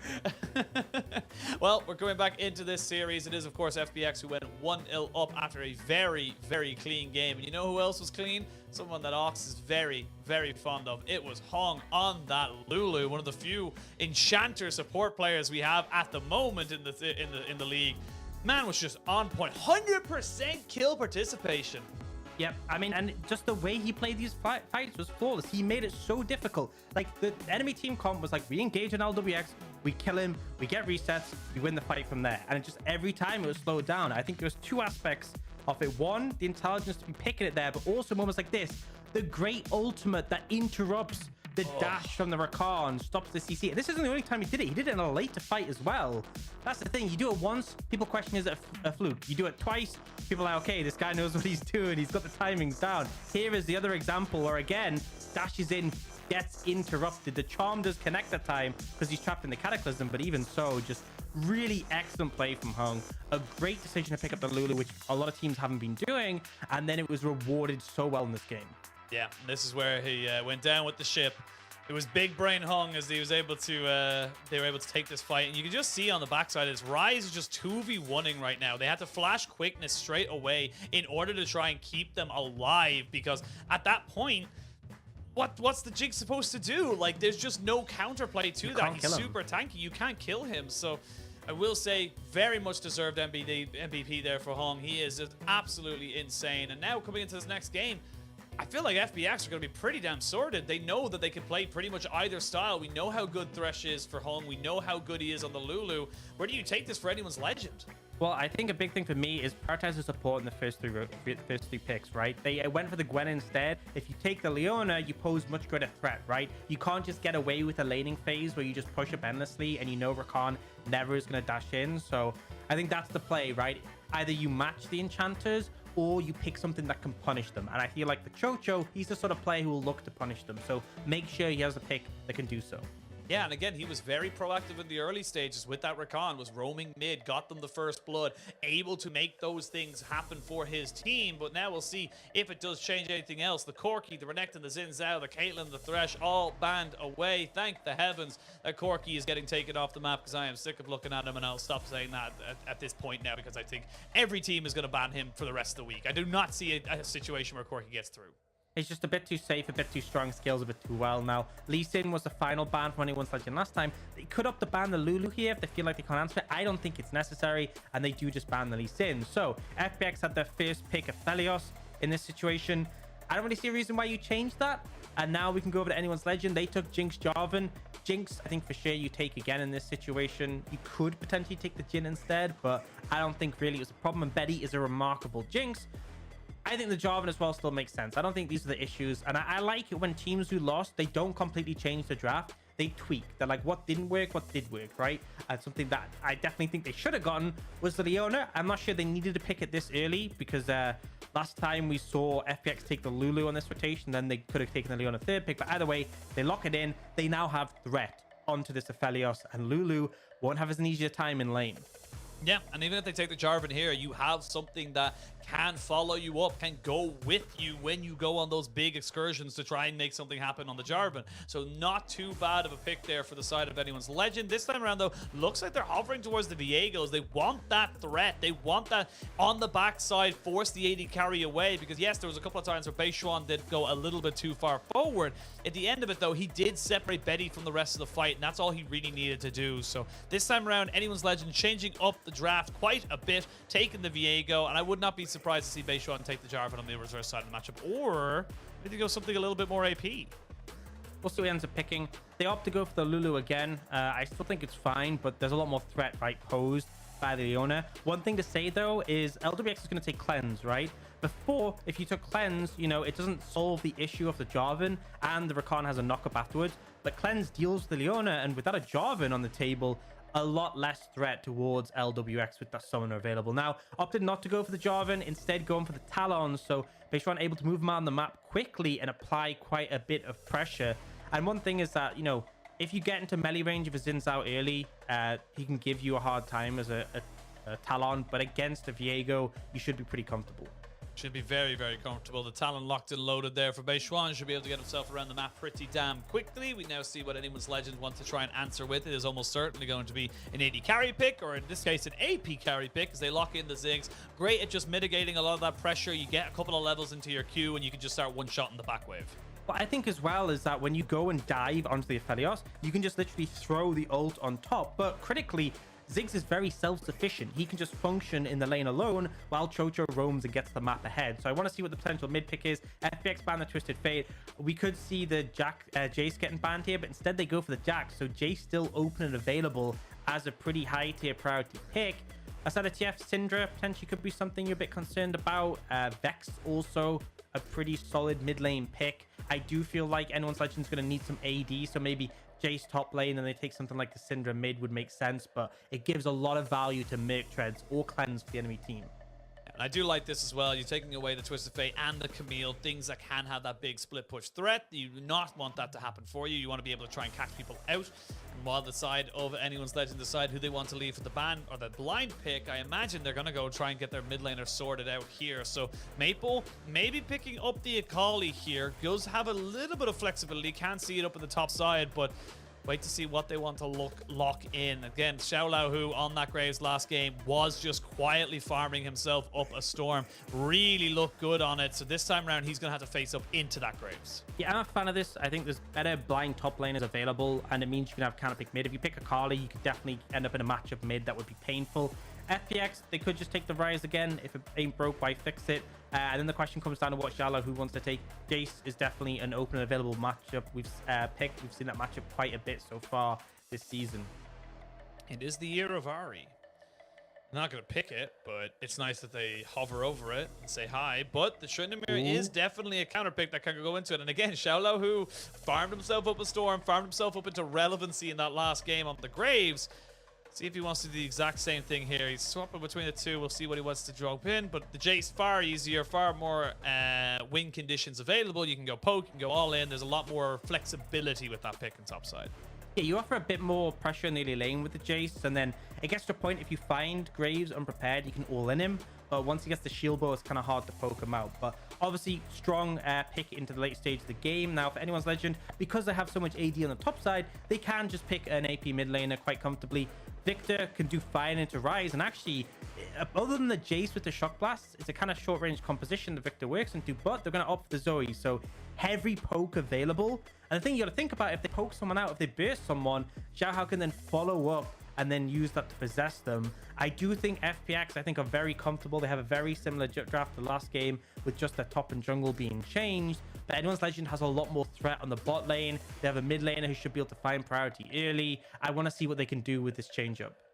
See where they all want to shake it up. It is a different top half, I would say, for FPX. Not even that different, to be perfectly honest. They will still have the AD top laner. They will still have the Rise in the mid lane. And from the side of Anyone's Legend, they're looking to try and get these skirmishes going for themselves. They're looking to have that dominance on the Graves that we saw for Xiaohao in game 1. This time, however, on the ZDZ. And for Xiaohao, he needs to be the one being proactive with this Viego this time around and trying to make sure he can catch out the Talon before he moves. Yeah, and I just want to see, when you have the pressure from the Zoe, you know, try and punish the Rise early. I want to see Chocho roaming. I want to see him go mid. I want to see him burn Gory's flash. I want to see Gory die. I want to see them invade base run. I want to see them kill him. I want to see him, you know, even go on top, go bot again, kill LWX. I want to see him everywhere on the map. That is the advantage you have in this situation, right? After a point, Ziggs can just wave clear and you are free to roam. And this is where Chocho flourishes. This is where you can find the advantage in this matchup. We'll see if they're able to do it. FPX 1 win away from a 3-0 start to the season. Anyone's Legend looking to try and, at least at the moment, delay that fate if they possibly can get themselves back into an equal footing. Both these teams will want to be trying to get this as quick as possible. Like we said, yes, it's still very early on in the season, but you get one opportunity against each of the teams in the LPL, which means your head-to-head is based off of this best of 5. It's basically saying that at the end of the day, even if you're equal on score, if you finish off a season 8-8, if you own the head-to-head, you go above. So that's the big moment you have for both of these squads. I will say, I'm not sure FPX is too concerned about head-to-head against Anyone's Legend. I know, it's still early. It's still early, one you know. series behind. That's Who not knows? fair. Who knows how it could come up? But, you know, points on the board are important regardless. So I won't discredit that. So mean. Imagine, right? Anyone's Legend and FPX tied for first, and this is the series. That'd be wild. That is a future I'm not sure we are ready for. I think the future is more likely is that Anyone Legends and FPX are tied for 10th. And it's a last playoff spot. That seems a little bit more achievable, you know? You know what? I don't know, man. I have faith in FPX. I think they've looked good in this series. I think they've looked good in the previous ones, right? We still have to see more, right? We still have to see more tests, but they've done what you'd ask of them so far. And I think game 1 was pretty convincing. But yeah, remains to be seen. Both junglers starting off on the top side of the map, so we'll see if they end up doing. We've seen a little bit of that where you clear 2 camps on your top side and then go bot and kind of loop round, so you can end up on the top scuttle if you don't want to be contesting early. But oh, there's the aggression. There's the aggression. You flash forward, you get the shield of day break down. Now Chocho, though, taking a lot of return damage here, so it is going to be a trade of health bars. But honestly, the health bar of a support for the health bar of an AD carry, you take those. Yes, here's the critical thing. Supports get more health potions. How broken, right? And on top of that, you also have Hex Flash available for Chocho, so it doesn't really matter that much that you down flash. I will say, Hung is doing this lion's share of work. He's just walking up and trading. But level 2 about to be hit. He's ready for the EQ. Hex Flash charging. He's going to charge it. He has got the Q available. He's going to force the flash out of Hong. Yep, you have to do that because with the satchel charge, you would have died. I just think how different this lane is to last game. Last game where we saw Betty and Chocho zoned off the wave, not even able to touch it for level 1. This time, they're able to press the advantage. I love the aggression from Chocho. I love the fact that they got all summoners before 3 minutes into the game, every single summoner burn from FPX's bot lane. Here's Xiaohao. You said you wanted to see him going into mid lane. You said you want to see him being aggressive, and he is being just that. Oh, and he snipes it with Did he? I didn't even see it. Oh my god. He got the big one. He got the big one. The heist is successful. Successful heist. You might be playing for 100 Thieves next year at that rate. But I yeah, hope not. I certainly hope not. I'm sure he certainly hopes not as well. But never mind. Moving back in before I dunk on NA anymore, which is just too easy. It's like low-hanging fruit. Like, you know, it's like that. It's like a D's nuts joke. You know what I mean? It's just kind of like, it's just not worth it at the end. It's like the kiddie basketball hoop. You know the one, Chad? Yeah. It's like a 7-year-old trying to play, and you just like dunk it on him. It's like, yeah. It's like, why are you proud about this? Like, come on. Well, triple bubble lands. That's gonna be Maple using the Prowler's Claw. Ooh, that feels nice. And they get themselves first blood. This is exactly what you said you wanted to see, Ox. You said you wanted to see the Viego going around making plays and getting in the faces of FPX. Yeah, we have aggression from Chocho. Oh, but I'll hold that thought. The ZDZ, I think he's ready. I think he senses it, he backs off a little bit. No reason to push. But as I was saying, Chocho aggressive in the bot lane, threatening the enemy 2v2. Great, love to see it. Xiaohao putting pressure mid, where you have the Zoe, who's great at setting up ganks, and also has the can sort of dictate the wave state early. Again, great. This is what I want to see from anyone's legend. Keep applying this pressure, right? You have no summoners available for the bot lane. That's easy setup for later. And also, Betty is going to get his fist back, which is when he can really start to wave clear a bit easier, when he gets some extra mana in his pocket. So all positive so far. It's just a matter of keeping it up. We'll now see. Try a little trade maybe on the Big Bird, and ooh, misses the stun. So flash into the parkour means they are going to be able to get him out of there. But again, summoner blown. You can see Beishuan trying to be a little bit more aggressive, and Xiaohao and Maple were in vicinity to punish. Yeah, I love the moves, right? You steal his Raptor, the large one, away, and then you know he's going to want to steal away yours. It's especially for a Talon who's so hard to pin down. Such a good camp to go for. But they punish him. They get his flash. Unfortunately, the stun didn't connect. Otherwise, we probably would have seen the Sleepy Trouble Bubble follow up, and it most likely would have been kill. But, you know, either way, they force him out. They bin the summoner. Maple gets to pick up the flash himself, which is nice. And now we have that point, right? Betty now has a tier available. Even without it being stacked, the base mana means you can throw plenty more abilities. He's nearly level 5, which is a big spike for Ziggs, because 3 points in your queue means you can just wave clear very quickly with it. So now is Chocho's sort of time to be like, I can roam on the map. I know Betty is safe and comfortable. On top of that, he picks up a plate. Big swing there. Very different dynamic from what we saw in game 1. And for FPX, oh, I stopped myself there. We are going to see ZDZ going toe-to-toe with the Jace. We'll get the To The Skies at knockback, so it's a pretty even trade between the two guys. There is a Serrated Dirk, though, so a lot of damage available. Nice fancy feat from ZDZ. Does walk away from the biggest trade, and the end of it all, he has the Vampire Scepter. He will be trading up in these skirmishes because he can sustain. Exactly. That's the big thing. You're happy to take those trades when you have the sustain. Also, he hits level 6, which is a big spike for Graves, not nearly as big for the Jace. But on top of that, it's like Jace is good at finding the all-in, right? If he combos you, uses his full set of abilities in both forms, he can kill you. But if you go for those heavier trades, sustain up, you will win out in the long run. So good decision from ZDZ. And anyone's legend, they end up picking the dragon. You see Chocho just holding the wave. This is a really comfortable spot for Betty to be in. And again, I want to see you moving around. I will say summoners are now basically coming back up for FPX's bot lane. So they weren't really able to capitalize too much on the fact they were burnt early. It did obviously, it provides some pressure, right? If summoners are down, you play differently. But they weren't really able to find anything off the back of it. Oh, Beishuan is here waiting at the red buff. They know there's no smite now available for Viego, as he's most likely on his Krugs, and that's going to be a pretty easy steal coming out now for the FPX jungler. Gets himself that as his level 6 as well. So nice little steal back, and this is the things you can do as a Talon. You can get over the walls, you can get into positions where people are not expecting you, and just get those very cheeky, very close to danger calls that end up giving you an advantage. Yeah, I mean, that's how you should be playing the Talon, right? You should be aggressive, looking for those invades, stealing away camps, providing annoyance and a nuisance. Xiaohao, but now Maple has priority. He's got the blue smite picked up, so good serve to potentially punish Beishuan, who's still flashless, but I think he should just be able to get out on this one. It should be fine. There's his ultimate out, but that's a big cooldown in itself, so you want to be using that to try and kill off a laner if you can. Does not get it, so again, very good proactive roam here from anyone's Legends jungler. Gets himself the ultimate cooldown out of the FPX jungler, and now, you know, you're going to be pretty happy with this. We can see now maybe a Trouble Bubble. Nope, not quite going to land. But they don't know that the Viego is here. They do now, but he's not going to be able to land any more CC. Yeah, can't do much more, and with the Talon without ultimate, you're not really interested in sort of joining in on that fight and looking for a 2v2. Obviously, you know, that's the value. You sort of burn that ultimate. It sort of reduces Beishon's ability to really contest anything right now. So he's just going to stick to farming.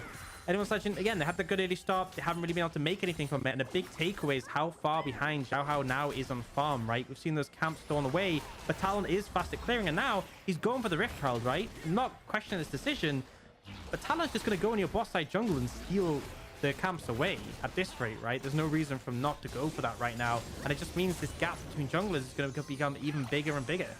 Yeah, it really, really is. We can see the mid laners trading health bars, and Gory was close to getting about a third of his health taken off of him there, but does not get any damage onto him. They now know exactly where the Talon is. They did see the Q going out, so they know they need to be a little bit more careful. Rise with Realm Orb could deliver everybody into this bot side as quick as you like. So they are just going to pay a little bit of respect and they get the plate traded back in favor of FPX. See more trade in the top lane. But I'm liking what Beishon is doing, essentially, is accruing that lead in the jungle, getting that advantage. And overall, as much as there's positivity from anyone's Legend at the start of the game, they haven't really been able to transition it. But now, you have level 7 on the Viego, right? You got your ult available, your skirmishing spikes pretty significantly. I want to see them make things happen, right? I want to see Chocho moving around. I want to see you making use of this Leona. If you're just going to sit in lane and scale, then you might as well have picked, you know, Yuumi or something. Yeah, I kind of tend to agree. You'll have to see what they want to go for. Is anyone Legend now going to pop down this Rift Herald here? I love this play. We see it a million times with the Ziggs. Ziggs has satchel charge, 20% execute onto turrets, and also a passive on the auto attacks. Makes taking these early towers, even if you're only going for a quick rotation, very, very easy. Very nicely done by anyone's Legend, and they have the gold lead. Yeah, a lot of gold, and now move Betty around. Continue that sort of play on other areas of the map. Stack a wave. Brings multiple members, you can overload a lane and then take more towers on the map. You want to be taking enough plates to set up for dinner and more. Christmas dinner with the whole family coming in. Extended family, cousins, uncles, aunties. That extended friend who's a family friend and, you know, never got married themselves. And that's, speaking of which, we've got to see now. I'm going to stop myself straight away because Beishon flashes in, gets the ult. Nothing you can do there, ZDZ. Yeah, honestly, though, you need to respect that, right? You know your team have made a play on the bot side. You know you're weak on this side of the map. Hung makes a great decision to move up. Was he needed? No, but the 3-man makes it sure you're guaranteed to be able to take that play successfully, and they get a quick kill and just able to get out. Oh, nearly. For the moment there. Yeah. Definitely got a little bit of a clencher there as we look to see the Hung Lulu back himself out. And this is not really what I want to be seeing from anyone's Legend. You've got the Ziggs in the bot side just kind of clearing that wave. That's not really optimal. You need to be putting them in a lane where there's still plates. Like, there's still plenty of time to be picking up these plates. 3 minutes left on the clock there before they disappear. You could be getting a lot more gold. And that one kill in topside alongside the farm that was picked up on both ends is just FPX equaling out the goal. In fact, they're probably even a little bit ahead.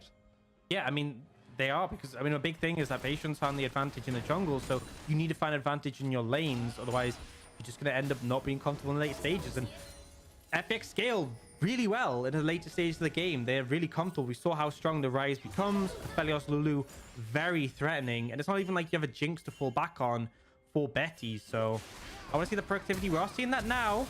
Oh, they do land the Zenith Blade. There's the Solar Flare into the Satchel Charge. That's the CC combination. From what was almost a perfect game one, Hung has a very rare mistake there in the top side. That's the mechanic, right? The E flash, it leaves so little time because you buffer the E with your flash to extend it. And as a result, well, ZDZ is probably dead here. Yep, that's going to be Xiao Lahu picking that one up nicely for himself. While that's been happening, there's going to be a trade on top side. So it ends up being an equal trade at the end of it all. The only benefit you get on the side of anyone's Legend is that you have a Ziggs and he can pop down his Satchel Charge. Yeah, so you can kill this tower pretty quickly. But ZDZ just getting caught out. Again, you need to know you're playing on the weak side right now. You need to back off and play safe. Chocho uses the E flash to catch out Hung, who ends up, you know, it connects before he's able to flash. Beishon just runs the Z, flips over a wall and kills him. It shouldn't be that easy. You shouldn't be giving over free kills, free gold, and free towers. Shouldn't, but that is how it went. That tower is getting a lot of free time here, as we can see that the Hex Dragon is going to be started here by the side of Beishon. They're actually just going to try and delete as many minions as they possibly can before taking that objective. Now, Gory, you need to be a little bit careful there. Need to be very, very safe to know that. Oh, he just walks into it. He's dead. There's nothing else he can do. They're going to drop down the ult as well. Maybe he can get himself with the Realm Warp, but I don't think he can. They're going to have to invest a couple more summoners to get him out. But that is going to be a nice catch out here from the side of Anyone's Legend. A bit disrespectful there from Gory. Yeah, he tried to dodge the paddle star and walked into the bubble, which was just a mistake. And then, you know, he flashed out, but you can't really flash against the Zoe because she just steals it. Speaking of stealing, Hung just gets the blue buff. Is there anything this man can't do? I mean, he deserves it the way he's been playing right now. We'll see the top side eventually get taken down, so that will be all the plates eventually taken out for here. Nicely done there by Anyone's Legend, so they now get 2, and oh, they catch out the Talon. They try to CC him in, but the Lulu is there to keep him alive. That almost certainly would have been a kill had the Lulu not been around. Yeah, I mean, in fairness, like, it's a lot of shield and a lot of protection, but also it's Talon, right? And there was no one else able to instantly connect, so maybe not. By the way, Hung there. Baseron only ends up being in the ultimate, so not too much of a concern. They stop him from potentially finding an inroad on Betty. You see that ZDZ is able to defend bot lane. But there's this window mid, right? Plates have just gone down. They can get a lot of damage on this tower. Honestly, they might be able to just take it out if they're not able to get anyone from the side of Anyone's Legends here. They will just put Chocho there, so yep, FPX will respect it, but that's down to about half HP. No one really close to the soul as we come up to the 15-minute mark of the game. FPX coming in now to the mid-game with about 1,000 gold lead. So Anyone's Legend not quite out of it just yet, and they have got their first item picked up here for Betty. They're looking at 2 Luden's Echoes, or excuse me, Luden's Tempest for Zoe and for Ziggs, respectively. You've got the Immortal Shield Bow as well for the Graves. They're at a pretty decent spike. But speaking of pretty decent spike, Shadow, who he's already at 150 CS. The man just knows how to CS. He's already got 2 items. Yeah, I mean, the Man Immune doesn't really offer as much stats as like a main item at this point, but still, like, the fact you're both getting... Ooh, that is some poke, right? Often you land those Sleepy Trouble bubbles, you can't follow up. It's like it didn't really achieve anything, but the Ziggs always can connect. Huge amount of poke onto Hung, and now they should just get his Herald for free, but might be the cost of that tower mid. We see some wave play coming down from the Ziggs, and that's actually enough to keep it safe. The power of the Ziggs, right?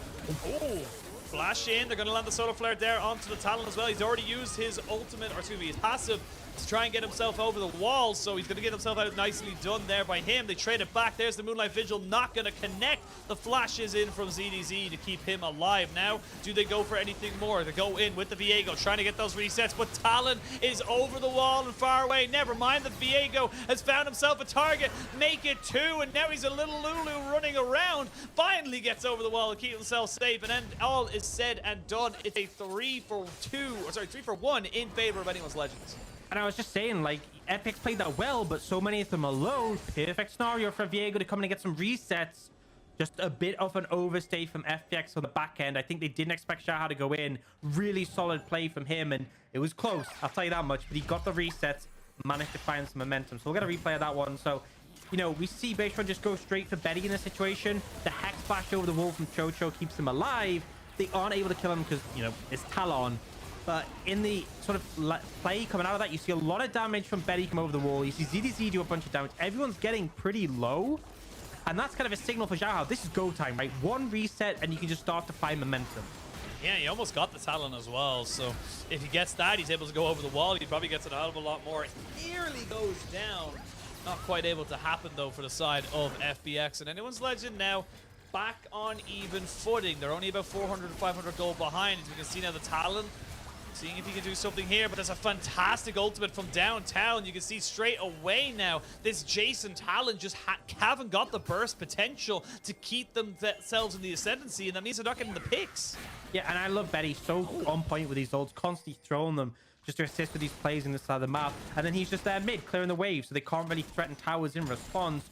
Good coverage from Anyone's Legend, not giving an advantage. But Dragon spawn in 30 seconds. FPX, some low health bars, but they do have control of the area. You have 3 teleports inside of Anyone's Legends. You've got the Ziggs, the Zoe, and the Graves. So the actual side wave pressure is going to be very much in their favor. And you can see now, they go back, they get Zoe back into the lane, and they're able to continue this pressure down in the mid's lane. So they've got the Shirelia's Revelry to maybe put a little bit of pressure down. But right now, it does feel like it is Anyone's Legend with the priority over this lane. Look how low Baseron is. He got poked out by Maple. He had to ult to get away. Jungler basically out of the fight. As is LWX, Maple's doing so much work here, and they'll just get the mid lane tower. Now they can go over to Dragon. Baseron has to reset.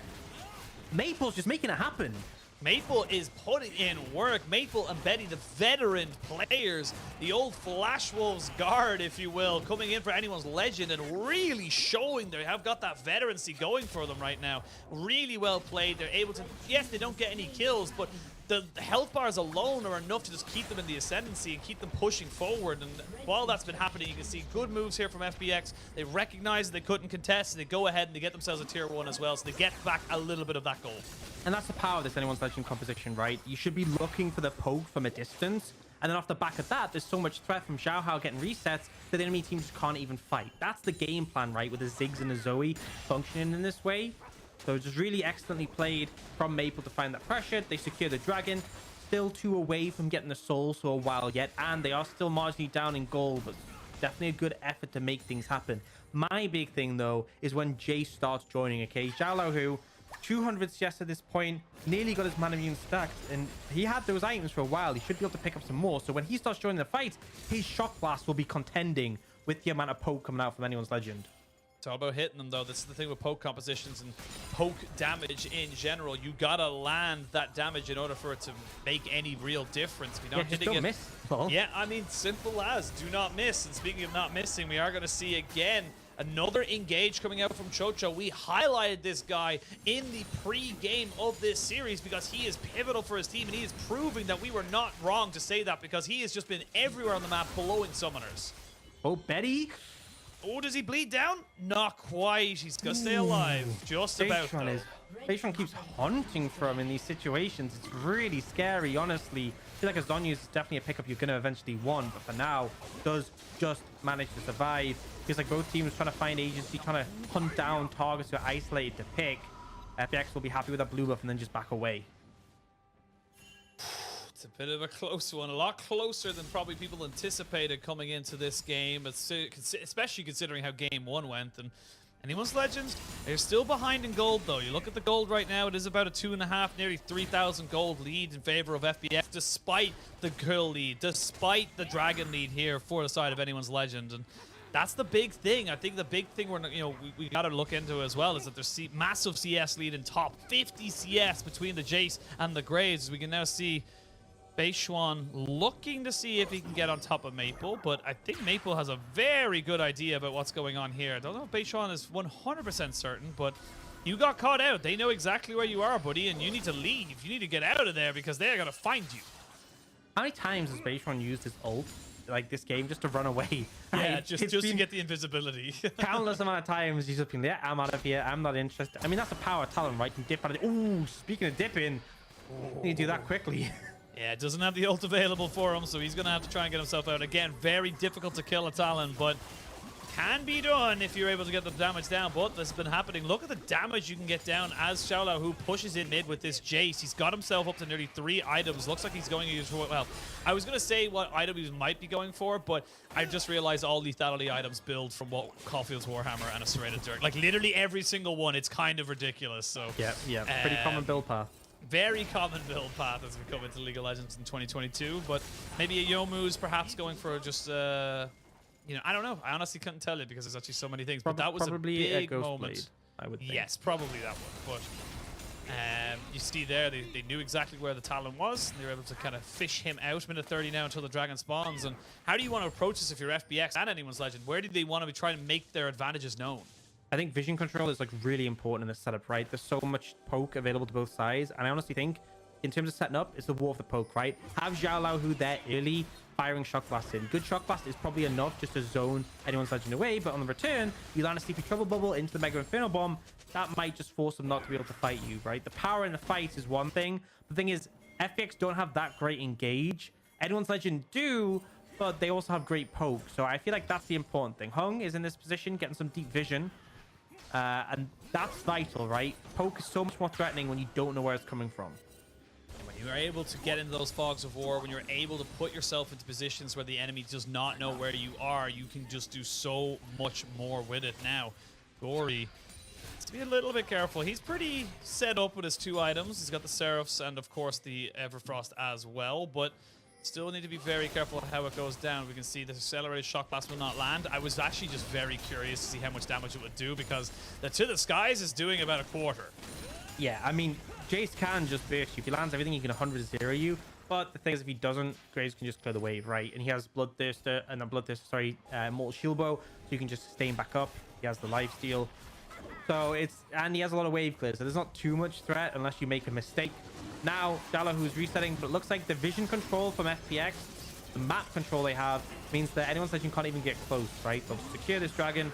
That's 2 on each side, and still 3,000 gold lead for FPX. So they're comfortable, right? Still a ways to go, but they are pretty comfortable with their position. They have a massive farm lead, top, mid, and even, I mean, you look at the top is like a 50 CS lead, jungle is 60, 70, mid and 80 carry is like a 30, 20 CS lead. In fact, almost 40 from Gory. It's like these are substantial leads coming out just from the gold, and that's why there is such a divide between these two teams. I mean, it's an item and a half for the Graves versus 3 items for the Jace. It's a massive discrepancy right now, and this is where these fights can turn on its head, because again, like we mentioned, it's not all about the kills, it's about objectives. It's about getting those item spikes before the big fights, and that's where you're going to find your success. So for FPX, they are comfortable, like you mentioned, but moving forward with this plan. They're continually getting 10 more CS ahead, 5 more CS ahead, finishing off items. You're almost, you're only about 2,000 gold away from the Aphelios having the, as I say that, we're going to see, nice flash from Beishwan. Gets out of the way of the paddle star. That would have almost certainly killed him. It's dangerous, right? Anyone's like can keep posing threat in these situations. Now they're looking, but unable to find anything. They keep looking for these picks, and it's scary, but they aren't always really getting kills. And even if they do, they're not really translating it to anything. And FPX is just happy to keep farming up, keep scaling up. They're comfortable, right? You got triple Merc treads on the top side of the map for FPX. They know the threat is the CC, this lockdown. If you get connected with, it's very easy if you just get blown up. But for the most part, they've managed to avoid it, right? Only 5 kills in this game. We think about how many times Beishwan's been chunked out, Xiaolahu as well. It's been a pretty consistent thing, but they're just not finding the 100-0. Oh, they're going in. He's going to try to steal the blue buff. Now ZDZ in a lot of trouble. We'll take about half his H-bar away, but look at just look at that. He goes literally from his Raptor camp all the way around and nearly kills off the Graves in less than 10 seconds. Yeah, he goes in, steals the blue buff, pops his ult, refuses to elaborate, and leaves. Right? That is literally... I see that. We're going to see a good flash away by Xiaolahu, but he walks straight into the trouble bubble, so he's going to be taking a lot of damage. Good Lulu, though, to keep the damage and the poke away. They are going to see the flash over the wall. That's not going to be Maple's real flash. It was a W he picked up, but these are small moments now for anyone's legend. They aren't, as you said, quite getting the kills. But while it's all been happening, Gory's just been playing PvE. He wants to get as much farm as Xiaolahu has. Yeah, that's the problem. Every time they group to make these plays, you just have something. Oh, they're looking for something here. Oh, the Gale Force was massive there. What? What? How much distance did that go? I thought it was just going to fizzle out, but no. Here's the Zoe. thing. What the hell? Here's the thing, right? Gale Force deals magic damage. Look at Maple's items. That's a lot of magic pen, right? You don't expect it to do that much because who has magic pen and builds a Gale Force? Well, this Zoe doesn't need to build one. Burst him out with the active, and now this is go time, right? You have the Leona ready to engage. You want to try and get this fight, but Poke is coming down. Poke is very real. They're going to try and turn this one around. They're going to jump straight down onto Gory. But again, he's very tanky. He's got a lot of sustain in these fights just to be able to keep himself alive. They don't have exact vision, though, of exactly what's going on. They go in, but no, it's going to be spited away. They had the summoner available for the Zoe, and they take away the Leona. Now, can you take away any more of these? Oh my god! Oh my god! I cannot believe what I Oh, just the saw. timing! I cannot The believe. timing! Oh my lord! I'm speechless. If anyone who didn't catch that, we'll get the replay. But We will. I know we have no control. To anyone wondering, we have no control over the replays. But I would love I'm sure to see we'll. that in super slow motion. That was amazing. That was so funny. I mean, they got the Baron, they got out, and now we get that replay. Okay, this is a little bit earlier. So they see Chocho, and then it just So this is when they find LWX, right? So Yeah. they go for the engage. They know he has cleanse, but the damage, and it's the magic pen on the Gale Force because it does deal magic damage, and that's why in this situation ends up dealing so much on the back end to finish him off. He gets the paddle start and the finish. But yeah, okay, everyone just watch Betty and watch Beishwan, right? towards the Bayshon end top of this. right, Betty top left. Yeah, just wait. It's just in a moment. It's this moment, right? They're finishing the Baron. They're finishing the Baron. Getting a low. Getting a low. He's just this moment coming up, right? But he's in the pit. He's like, where do I go? Where do I go? Oh, I guess I should probably get out of here and just watch. It's just so unfortunate there for the side of FPX. And Anyone's Legend now, they're still not ahead. They're still 3,500 gold behind despite the kill, despite the Baron, and despite getting mid-tier 1 as well. So this is still a very hard situation for Anyone's Legend to go for. They have 4-man strong now in this bot side. Lulu's here. This isn't actually a great play from Anyone's Legend. They recognize that as well. They bring back Maple because they need to be able to stop Inhibitor. A trade in this position when you have Baron is not worth it. Yeah, you see Hung resetting, and he's actually been pretty good in like pairing up with any of the side laners and applying pressure, because they have to reset though, because if they don't, Anyone's Legend could actually literally just end.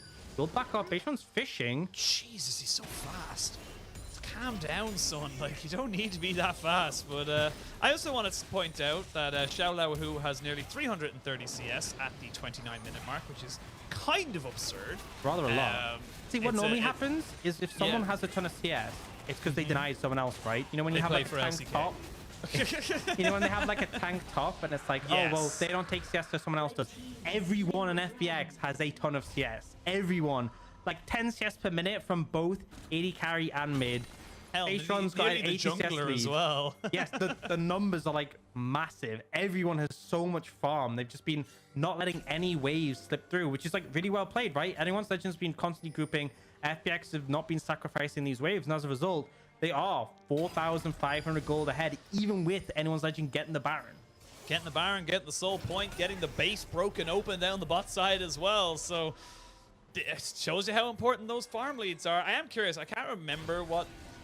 I think it was Showmaker, was it, that had like 400 CS or something like that at like 35 minutes. If this game goes that far, I will be looking at it so we can make a comparison and clearly make an egregious point that Showmaker isn't as good as Xiao Lao Hao. But, you know, I digress. I just like teasing the LCK fanboys. It's just very fun for me. They get very mad. And we come back into the game as FPX are still very much ahead. They're still building. It's about 5,000. This gold lead's actually getting bigger and bigger by the minute. Yeah, it's just ramp, and that's the thing. That's the thing with farm is it just keeps spawning. Waves are coming out of the base every 30 seconds. There's no stop to it. Things like Dragon, Baron, team fights, they're only occasional. Farm is just there forever, and FPX have really been collecting it now. They are now on the defensive again, right? Baron has timed out. Anyone's Legend has to just kind of sort of protect in the situation. They could look for an engage though. LWX's flash is up in a matter of seconds, so that window is starting to slide away. Starting to get a little bit narrower to get through that door, as you mentioned, as see what they want to go for. Anyone's Legend can just delete any turret if they get on top of it. There's Jace now with the Serelda's Grudge, the Young's Ghostblade, hell, even as another serrated Dirk. Honestly, I wouldn't even be surprised to see an Edge of Night. I actually would like to see an Edge of Night so he can't get caught out by the Trouble Bubbles. That would have been, you know, a perfect build then for him. And this is starting to run away from Anyone's Legend, and they're having moments. They know what they need to do. They just can't make it stick. I feel like I'm repeating myself from the TT series earlier, where TT were in a position against RNG to take a win, but they just couldn't make it stick. And again, it's the better teams that will be able to come out on top, even though they should technically be behind. Yeah, I mean, it's their ability to not throw away opportunities. In fairness to FPX, they've been convincingly ahead for this game, right? Yes. They've slowly accrued it, but they made it clear that they were the ones in control. And Anyone's Legend, they find these moments where they're trying to start a fight, kick things off, and it just hasn't really worked. And still waiting for the opportunity. And I got to credit Hung once again, right? He is permanently in a position where he's shadowing the side laners. So if you go for Gory, it's a lot harder to take him out because there's a Lulu in close vicinity. And on top of that, the vision setup, right? Chocho's clearing some out of it now, but he's making sure that when Jace and Rise are in the side lane, they're comfortable, they're not going to get threatened. And that's where they found this pressure, right? They've been playing the map wide. It's the reason why they've built up the CS advantage, because Anyone's Legend, they keep grouping, they keep moving people to different lanes. Bayshon, Hello, Beishwan. He's actually not this time running away. This time he was looking to try and get on top of Maple. Almost got him as well. So there's the stopwatch broken. No longer available. And there's no Zhonya's here for Maple either. Now we can see, my God, Chocho down to half HP. Has to flash away from the Moonlight Vigil. Gory, you're in no man's land. You do not want to be there by yourself. Does get the flash away. They do eventually take down Chocho, but it's in a trade for Gory. And now you can maybe keep pushing down Hong. Almost taken out there. You had the passive auto attack from the Ziggs, and in the end it's a 1-for-1. But look at Xiaolao how he's so big. Ooh. Pop goes the Weasel. Trouble Bubble turns it right back around. It's a trade of everything, but in the end it's still FPX saying our farm leads are just too damn big. Bring down the hammer. 400 gold, triple kill for Xiaolao and a 2-0 for FPX. Yeah, they can just end here. Chocho's spawning pretty soon, but he's not going to be enough to defend against these, especially the raw amount of AD available to this jungle top. They've got a wave and top lane to work with. Chocho, there's not much you can do in this situation. It's just far too long. It's going to be the 2-0, and he's going to try. Valiant effort, but it won't be enough. The farm advantages, the 1-3-1 played out slowly. FPX very effective in accruing this lead and come in with a convincing 2-0. Convincing 2-0. Very well done from him. From them. And FPX now put themselves up to 3-0 on the split. They've won all 3 of their games. Very nicely done there. And again, this isn't even the full roster. This isn't even their final form. They're still waiting for Clid to come in, and they're still coming into the series undefeated. Yeah, and it was convincing, right? Because I think that's the thing, as you saw RNG series earlier today, a little bit hit and miss. Let's be real. But this one, it felt like they accumulated a lead. Anyone's Legend put up a fight, but it wasn't enough. And I think there were critical moments where you looked for the poke, the engage attempts from Anyone's Legend, but they just weren't able to make it stick consistently. They were jumping away, and every time they go for that play, that's, you know, a wave in the side lane that they're not picking up. But instead, FPX was grabbing. Xiaolao, who ended up being hyper farmed, super strong. In fact, everyone on FPX had massive CS advantages, and it was slow but steady, but they closed out this game.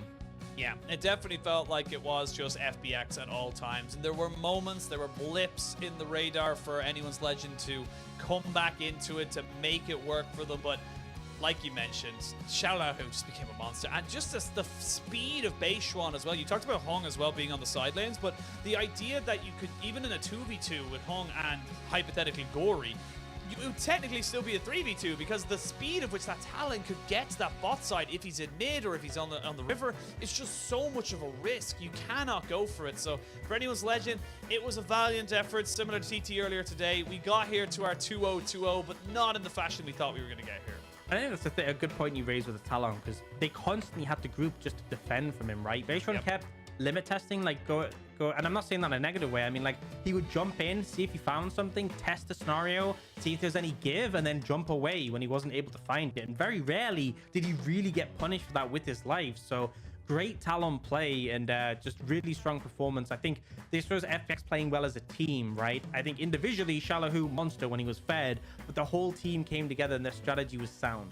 Yes, and I think that's the big thing there. They had an idea, they kept that idea, and it was just a slow, steady. You can see the blips where Anyone's Legend found a pick, found a turret, found something, just didn't make nothing in the end. And I think we can all agree that Xiaolao was probably going to be the man of the Rift, the MVP for Game 2. He just, in both games, just farmed up a storm. And when you leave this man on an island, that island becomes an empire. You can't just let him alone. You have to try and attack it. And I think this is the thing that I'm really excited for this FPX roster, is that they're showing that they are threats in multiple lanes. Xiaolao, who is proving the top side is going to be pretty strong. LWX and Hong have proven their bot lane is pretty strong.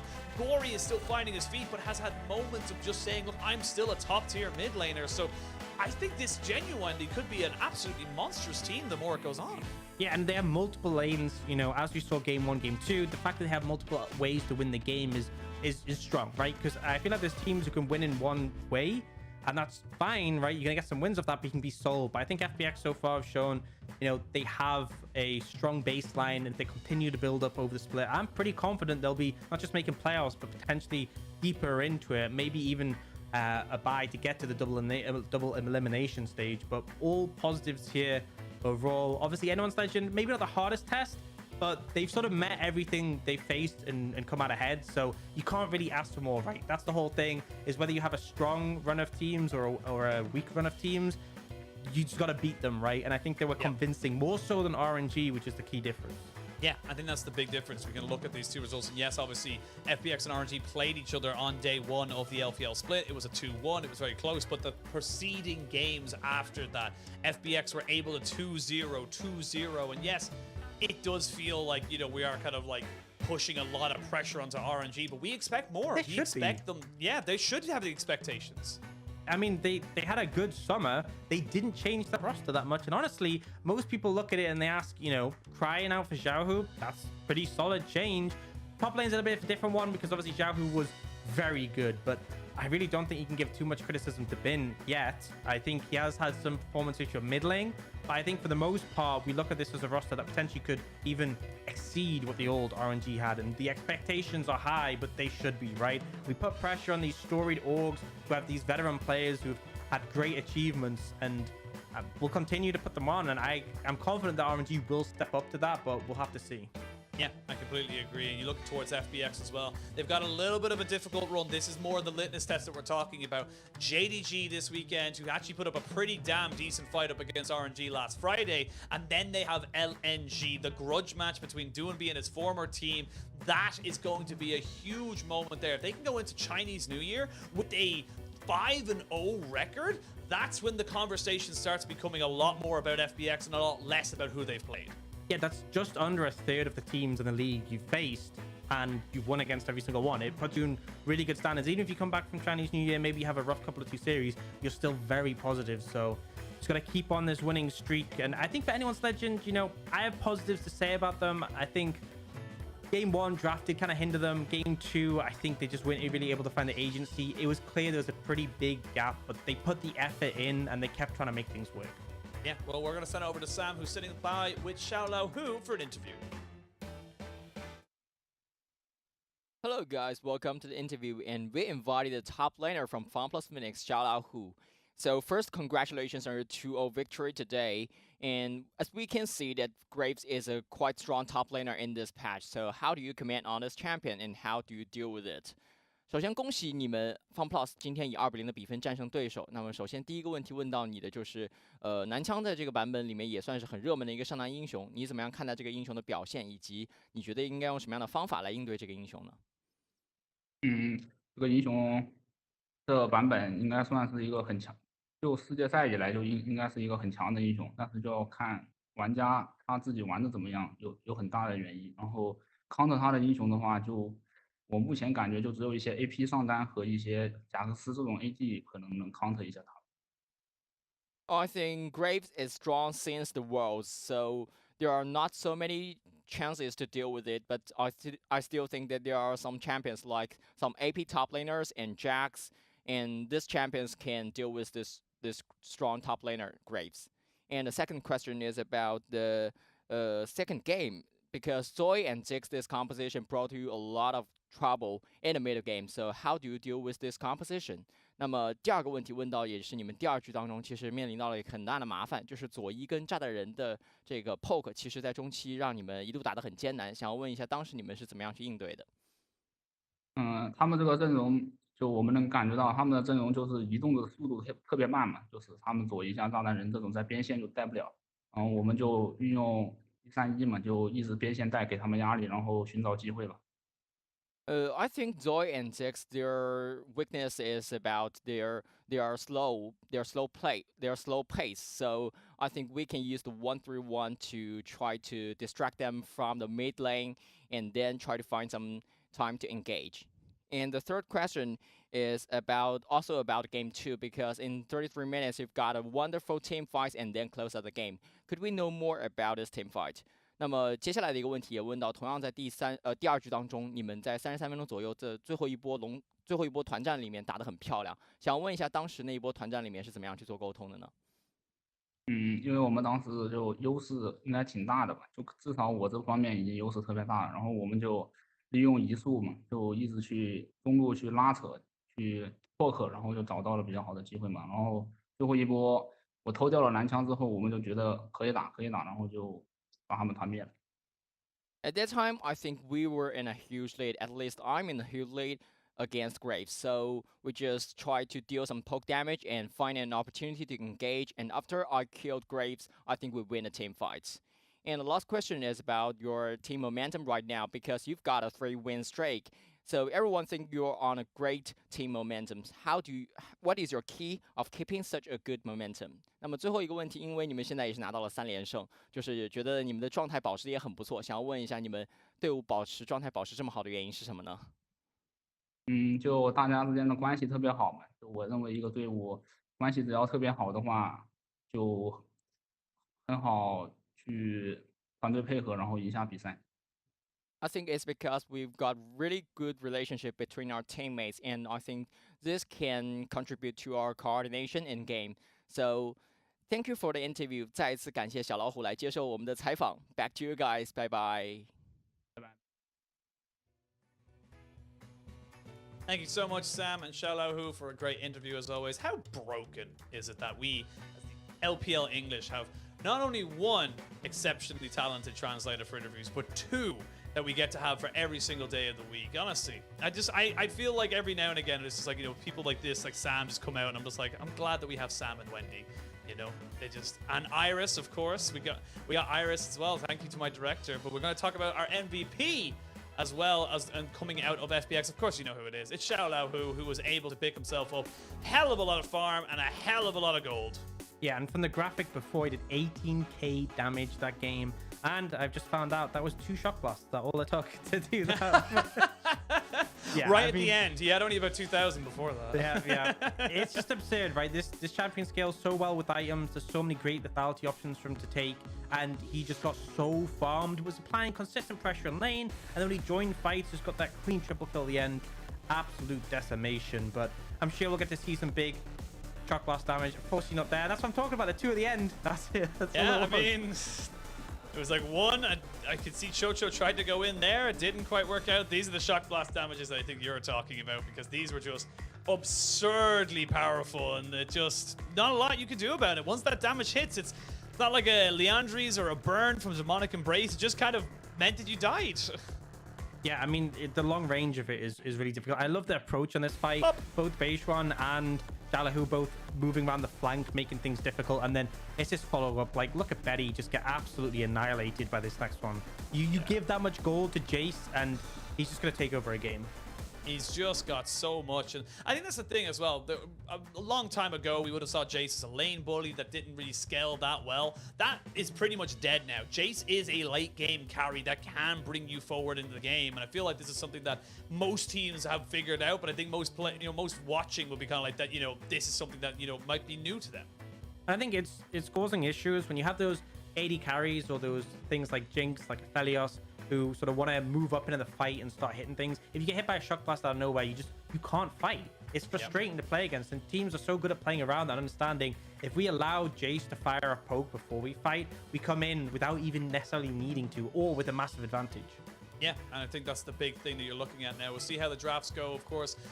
The LPL is still ever changing. All the leagues are back. If you did not know, LEC, LCK, LPL, they're all there ready to go. So we'll see now how everything ends up going throughout the meta. Maybe Jace becomes more prominent because of Xiaolahu. But let's have a look at the results, because if you missed it all, sorry to say, you're going to have to watch the VODs a little later on YouTube. But we are going to see now the expected result, but not exactly the expected, mode of transport, if you would.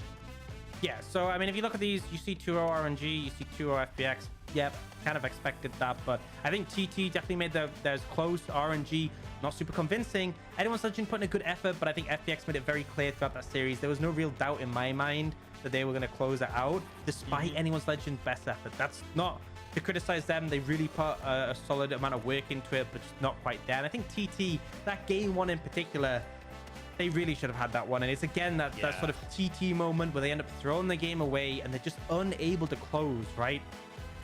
Yeah, it's a bit for 0-4 now. They are a quarter of the way through their season, so yet to pick up a game win as of yet. But let's have a look at tomorrow's games, which will be brought to you by, I believe, the fantastic Dagda and Hysterics, as we got LGD versus JDD, a game of the Ds and the Gs, and then Ultra Prime versus EDG. Again, Ultra Prime going to find themselves up against a little bit of a mountain there.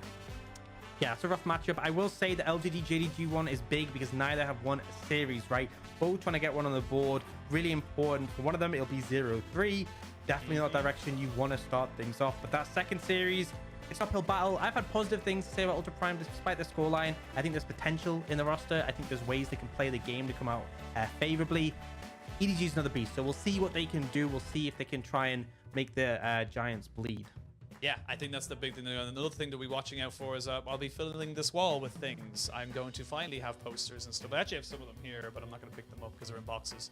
But yeah, that's all we have time for today. Thank you so much for joining us, Ox. Thank you for dealing with my ramblings and garbage that comes out of my mouth.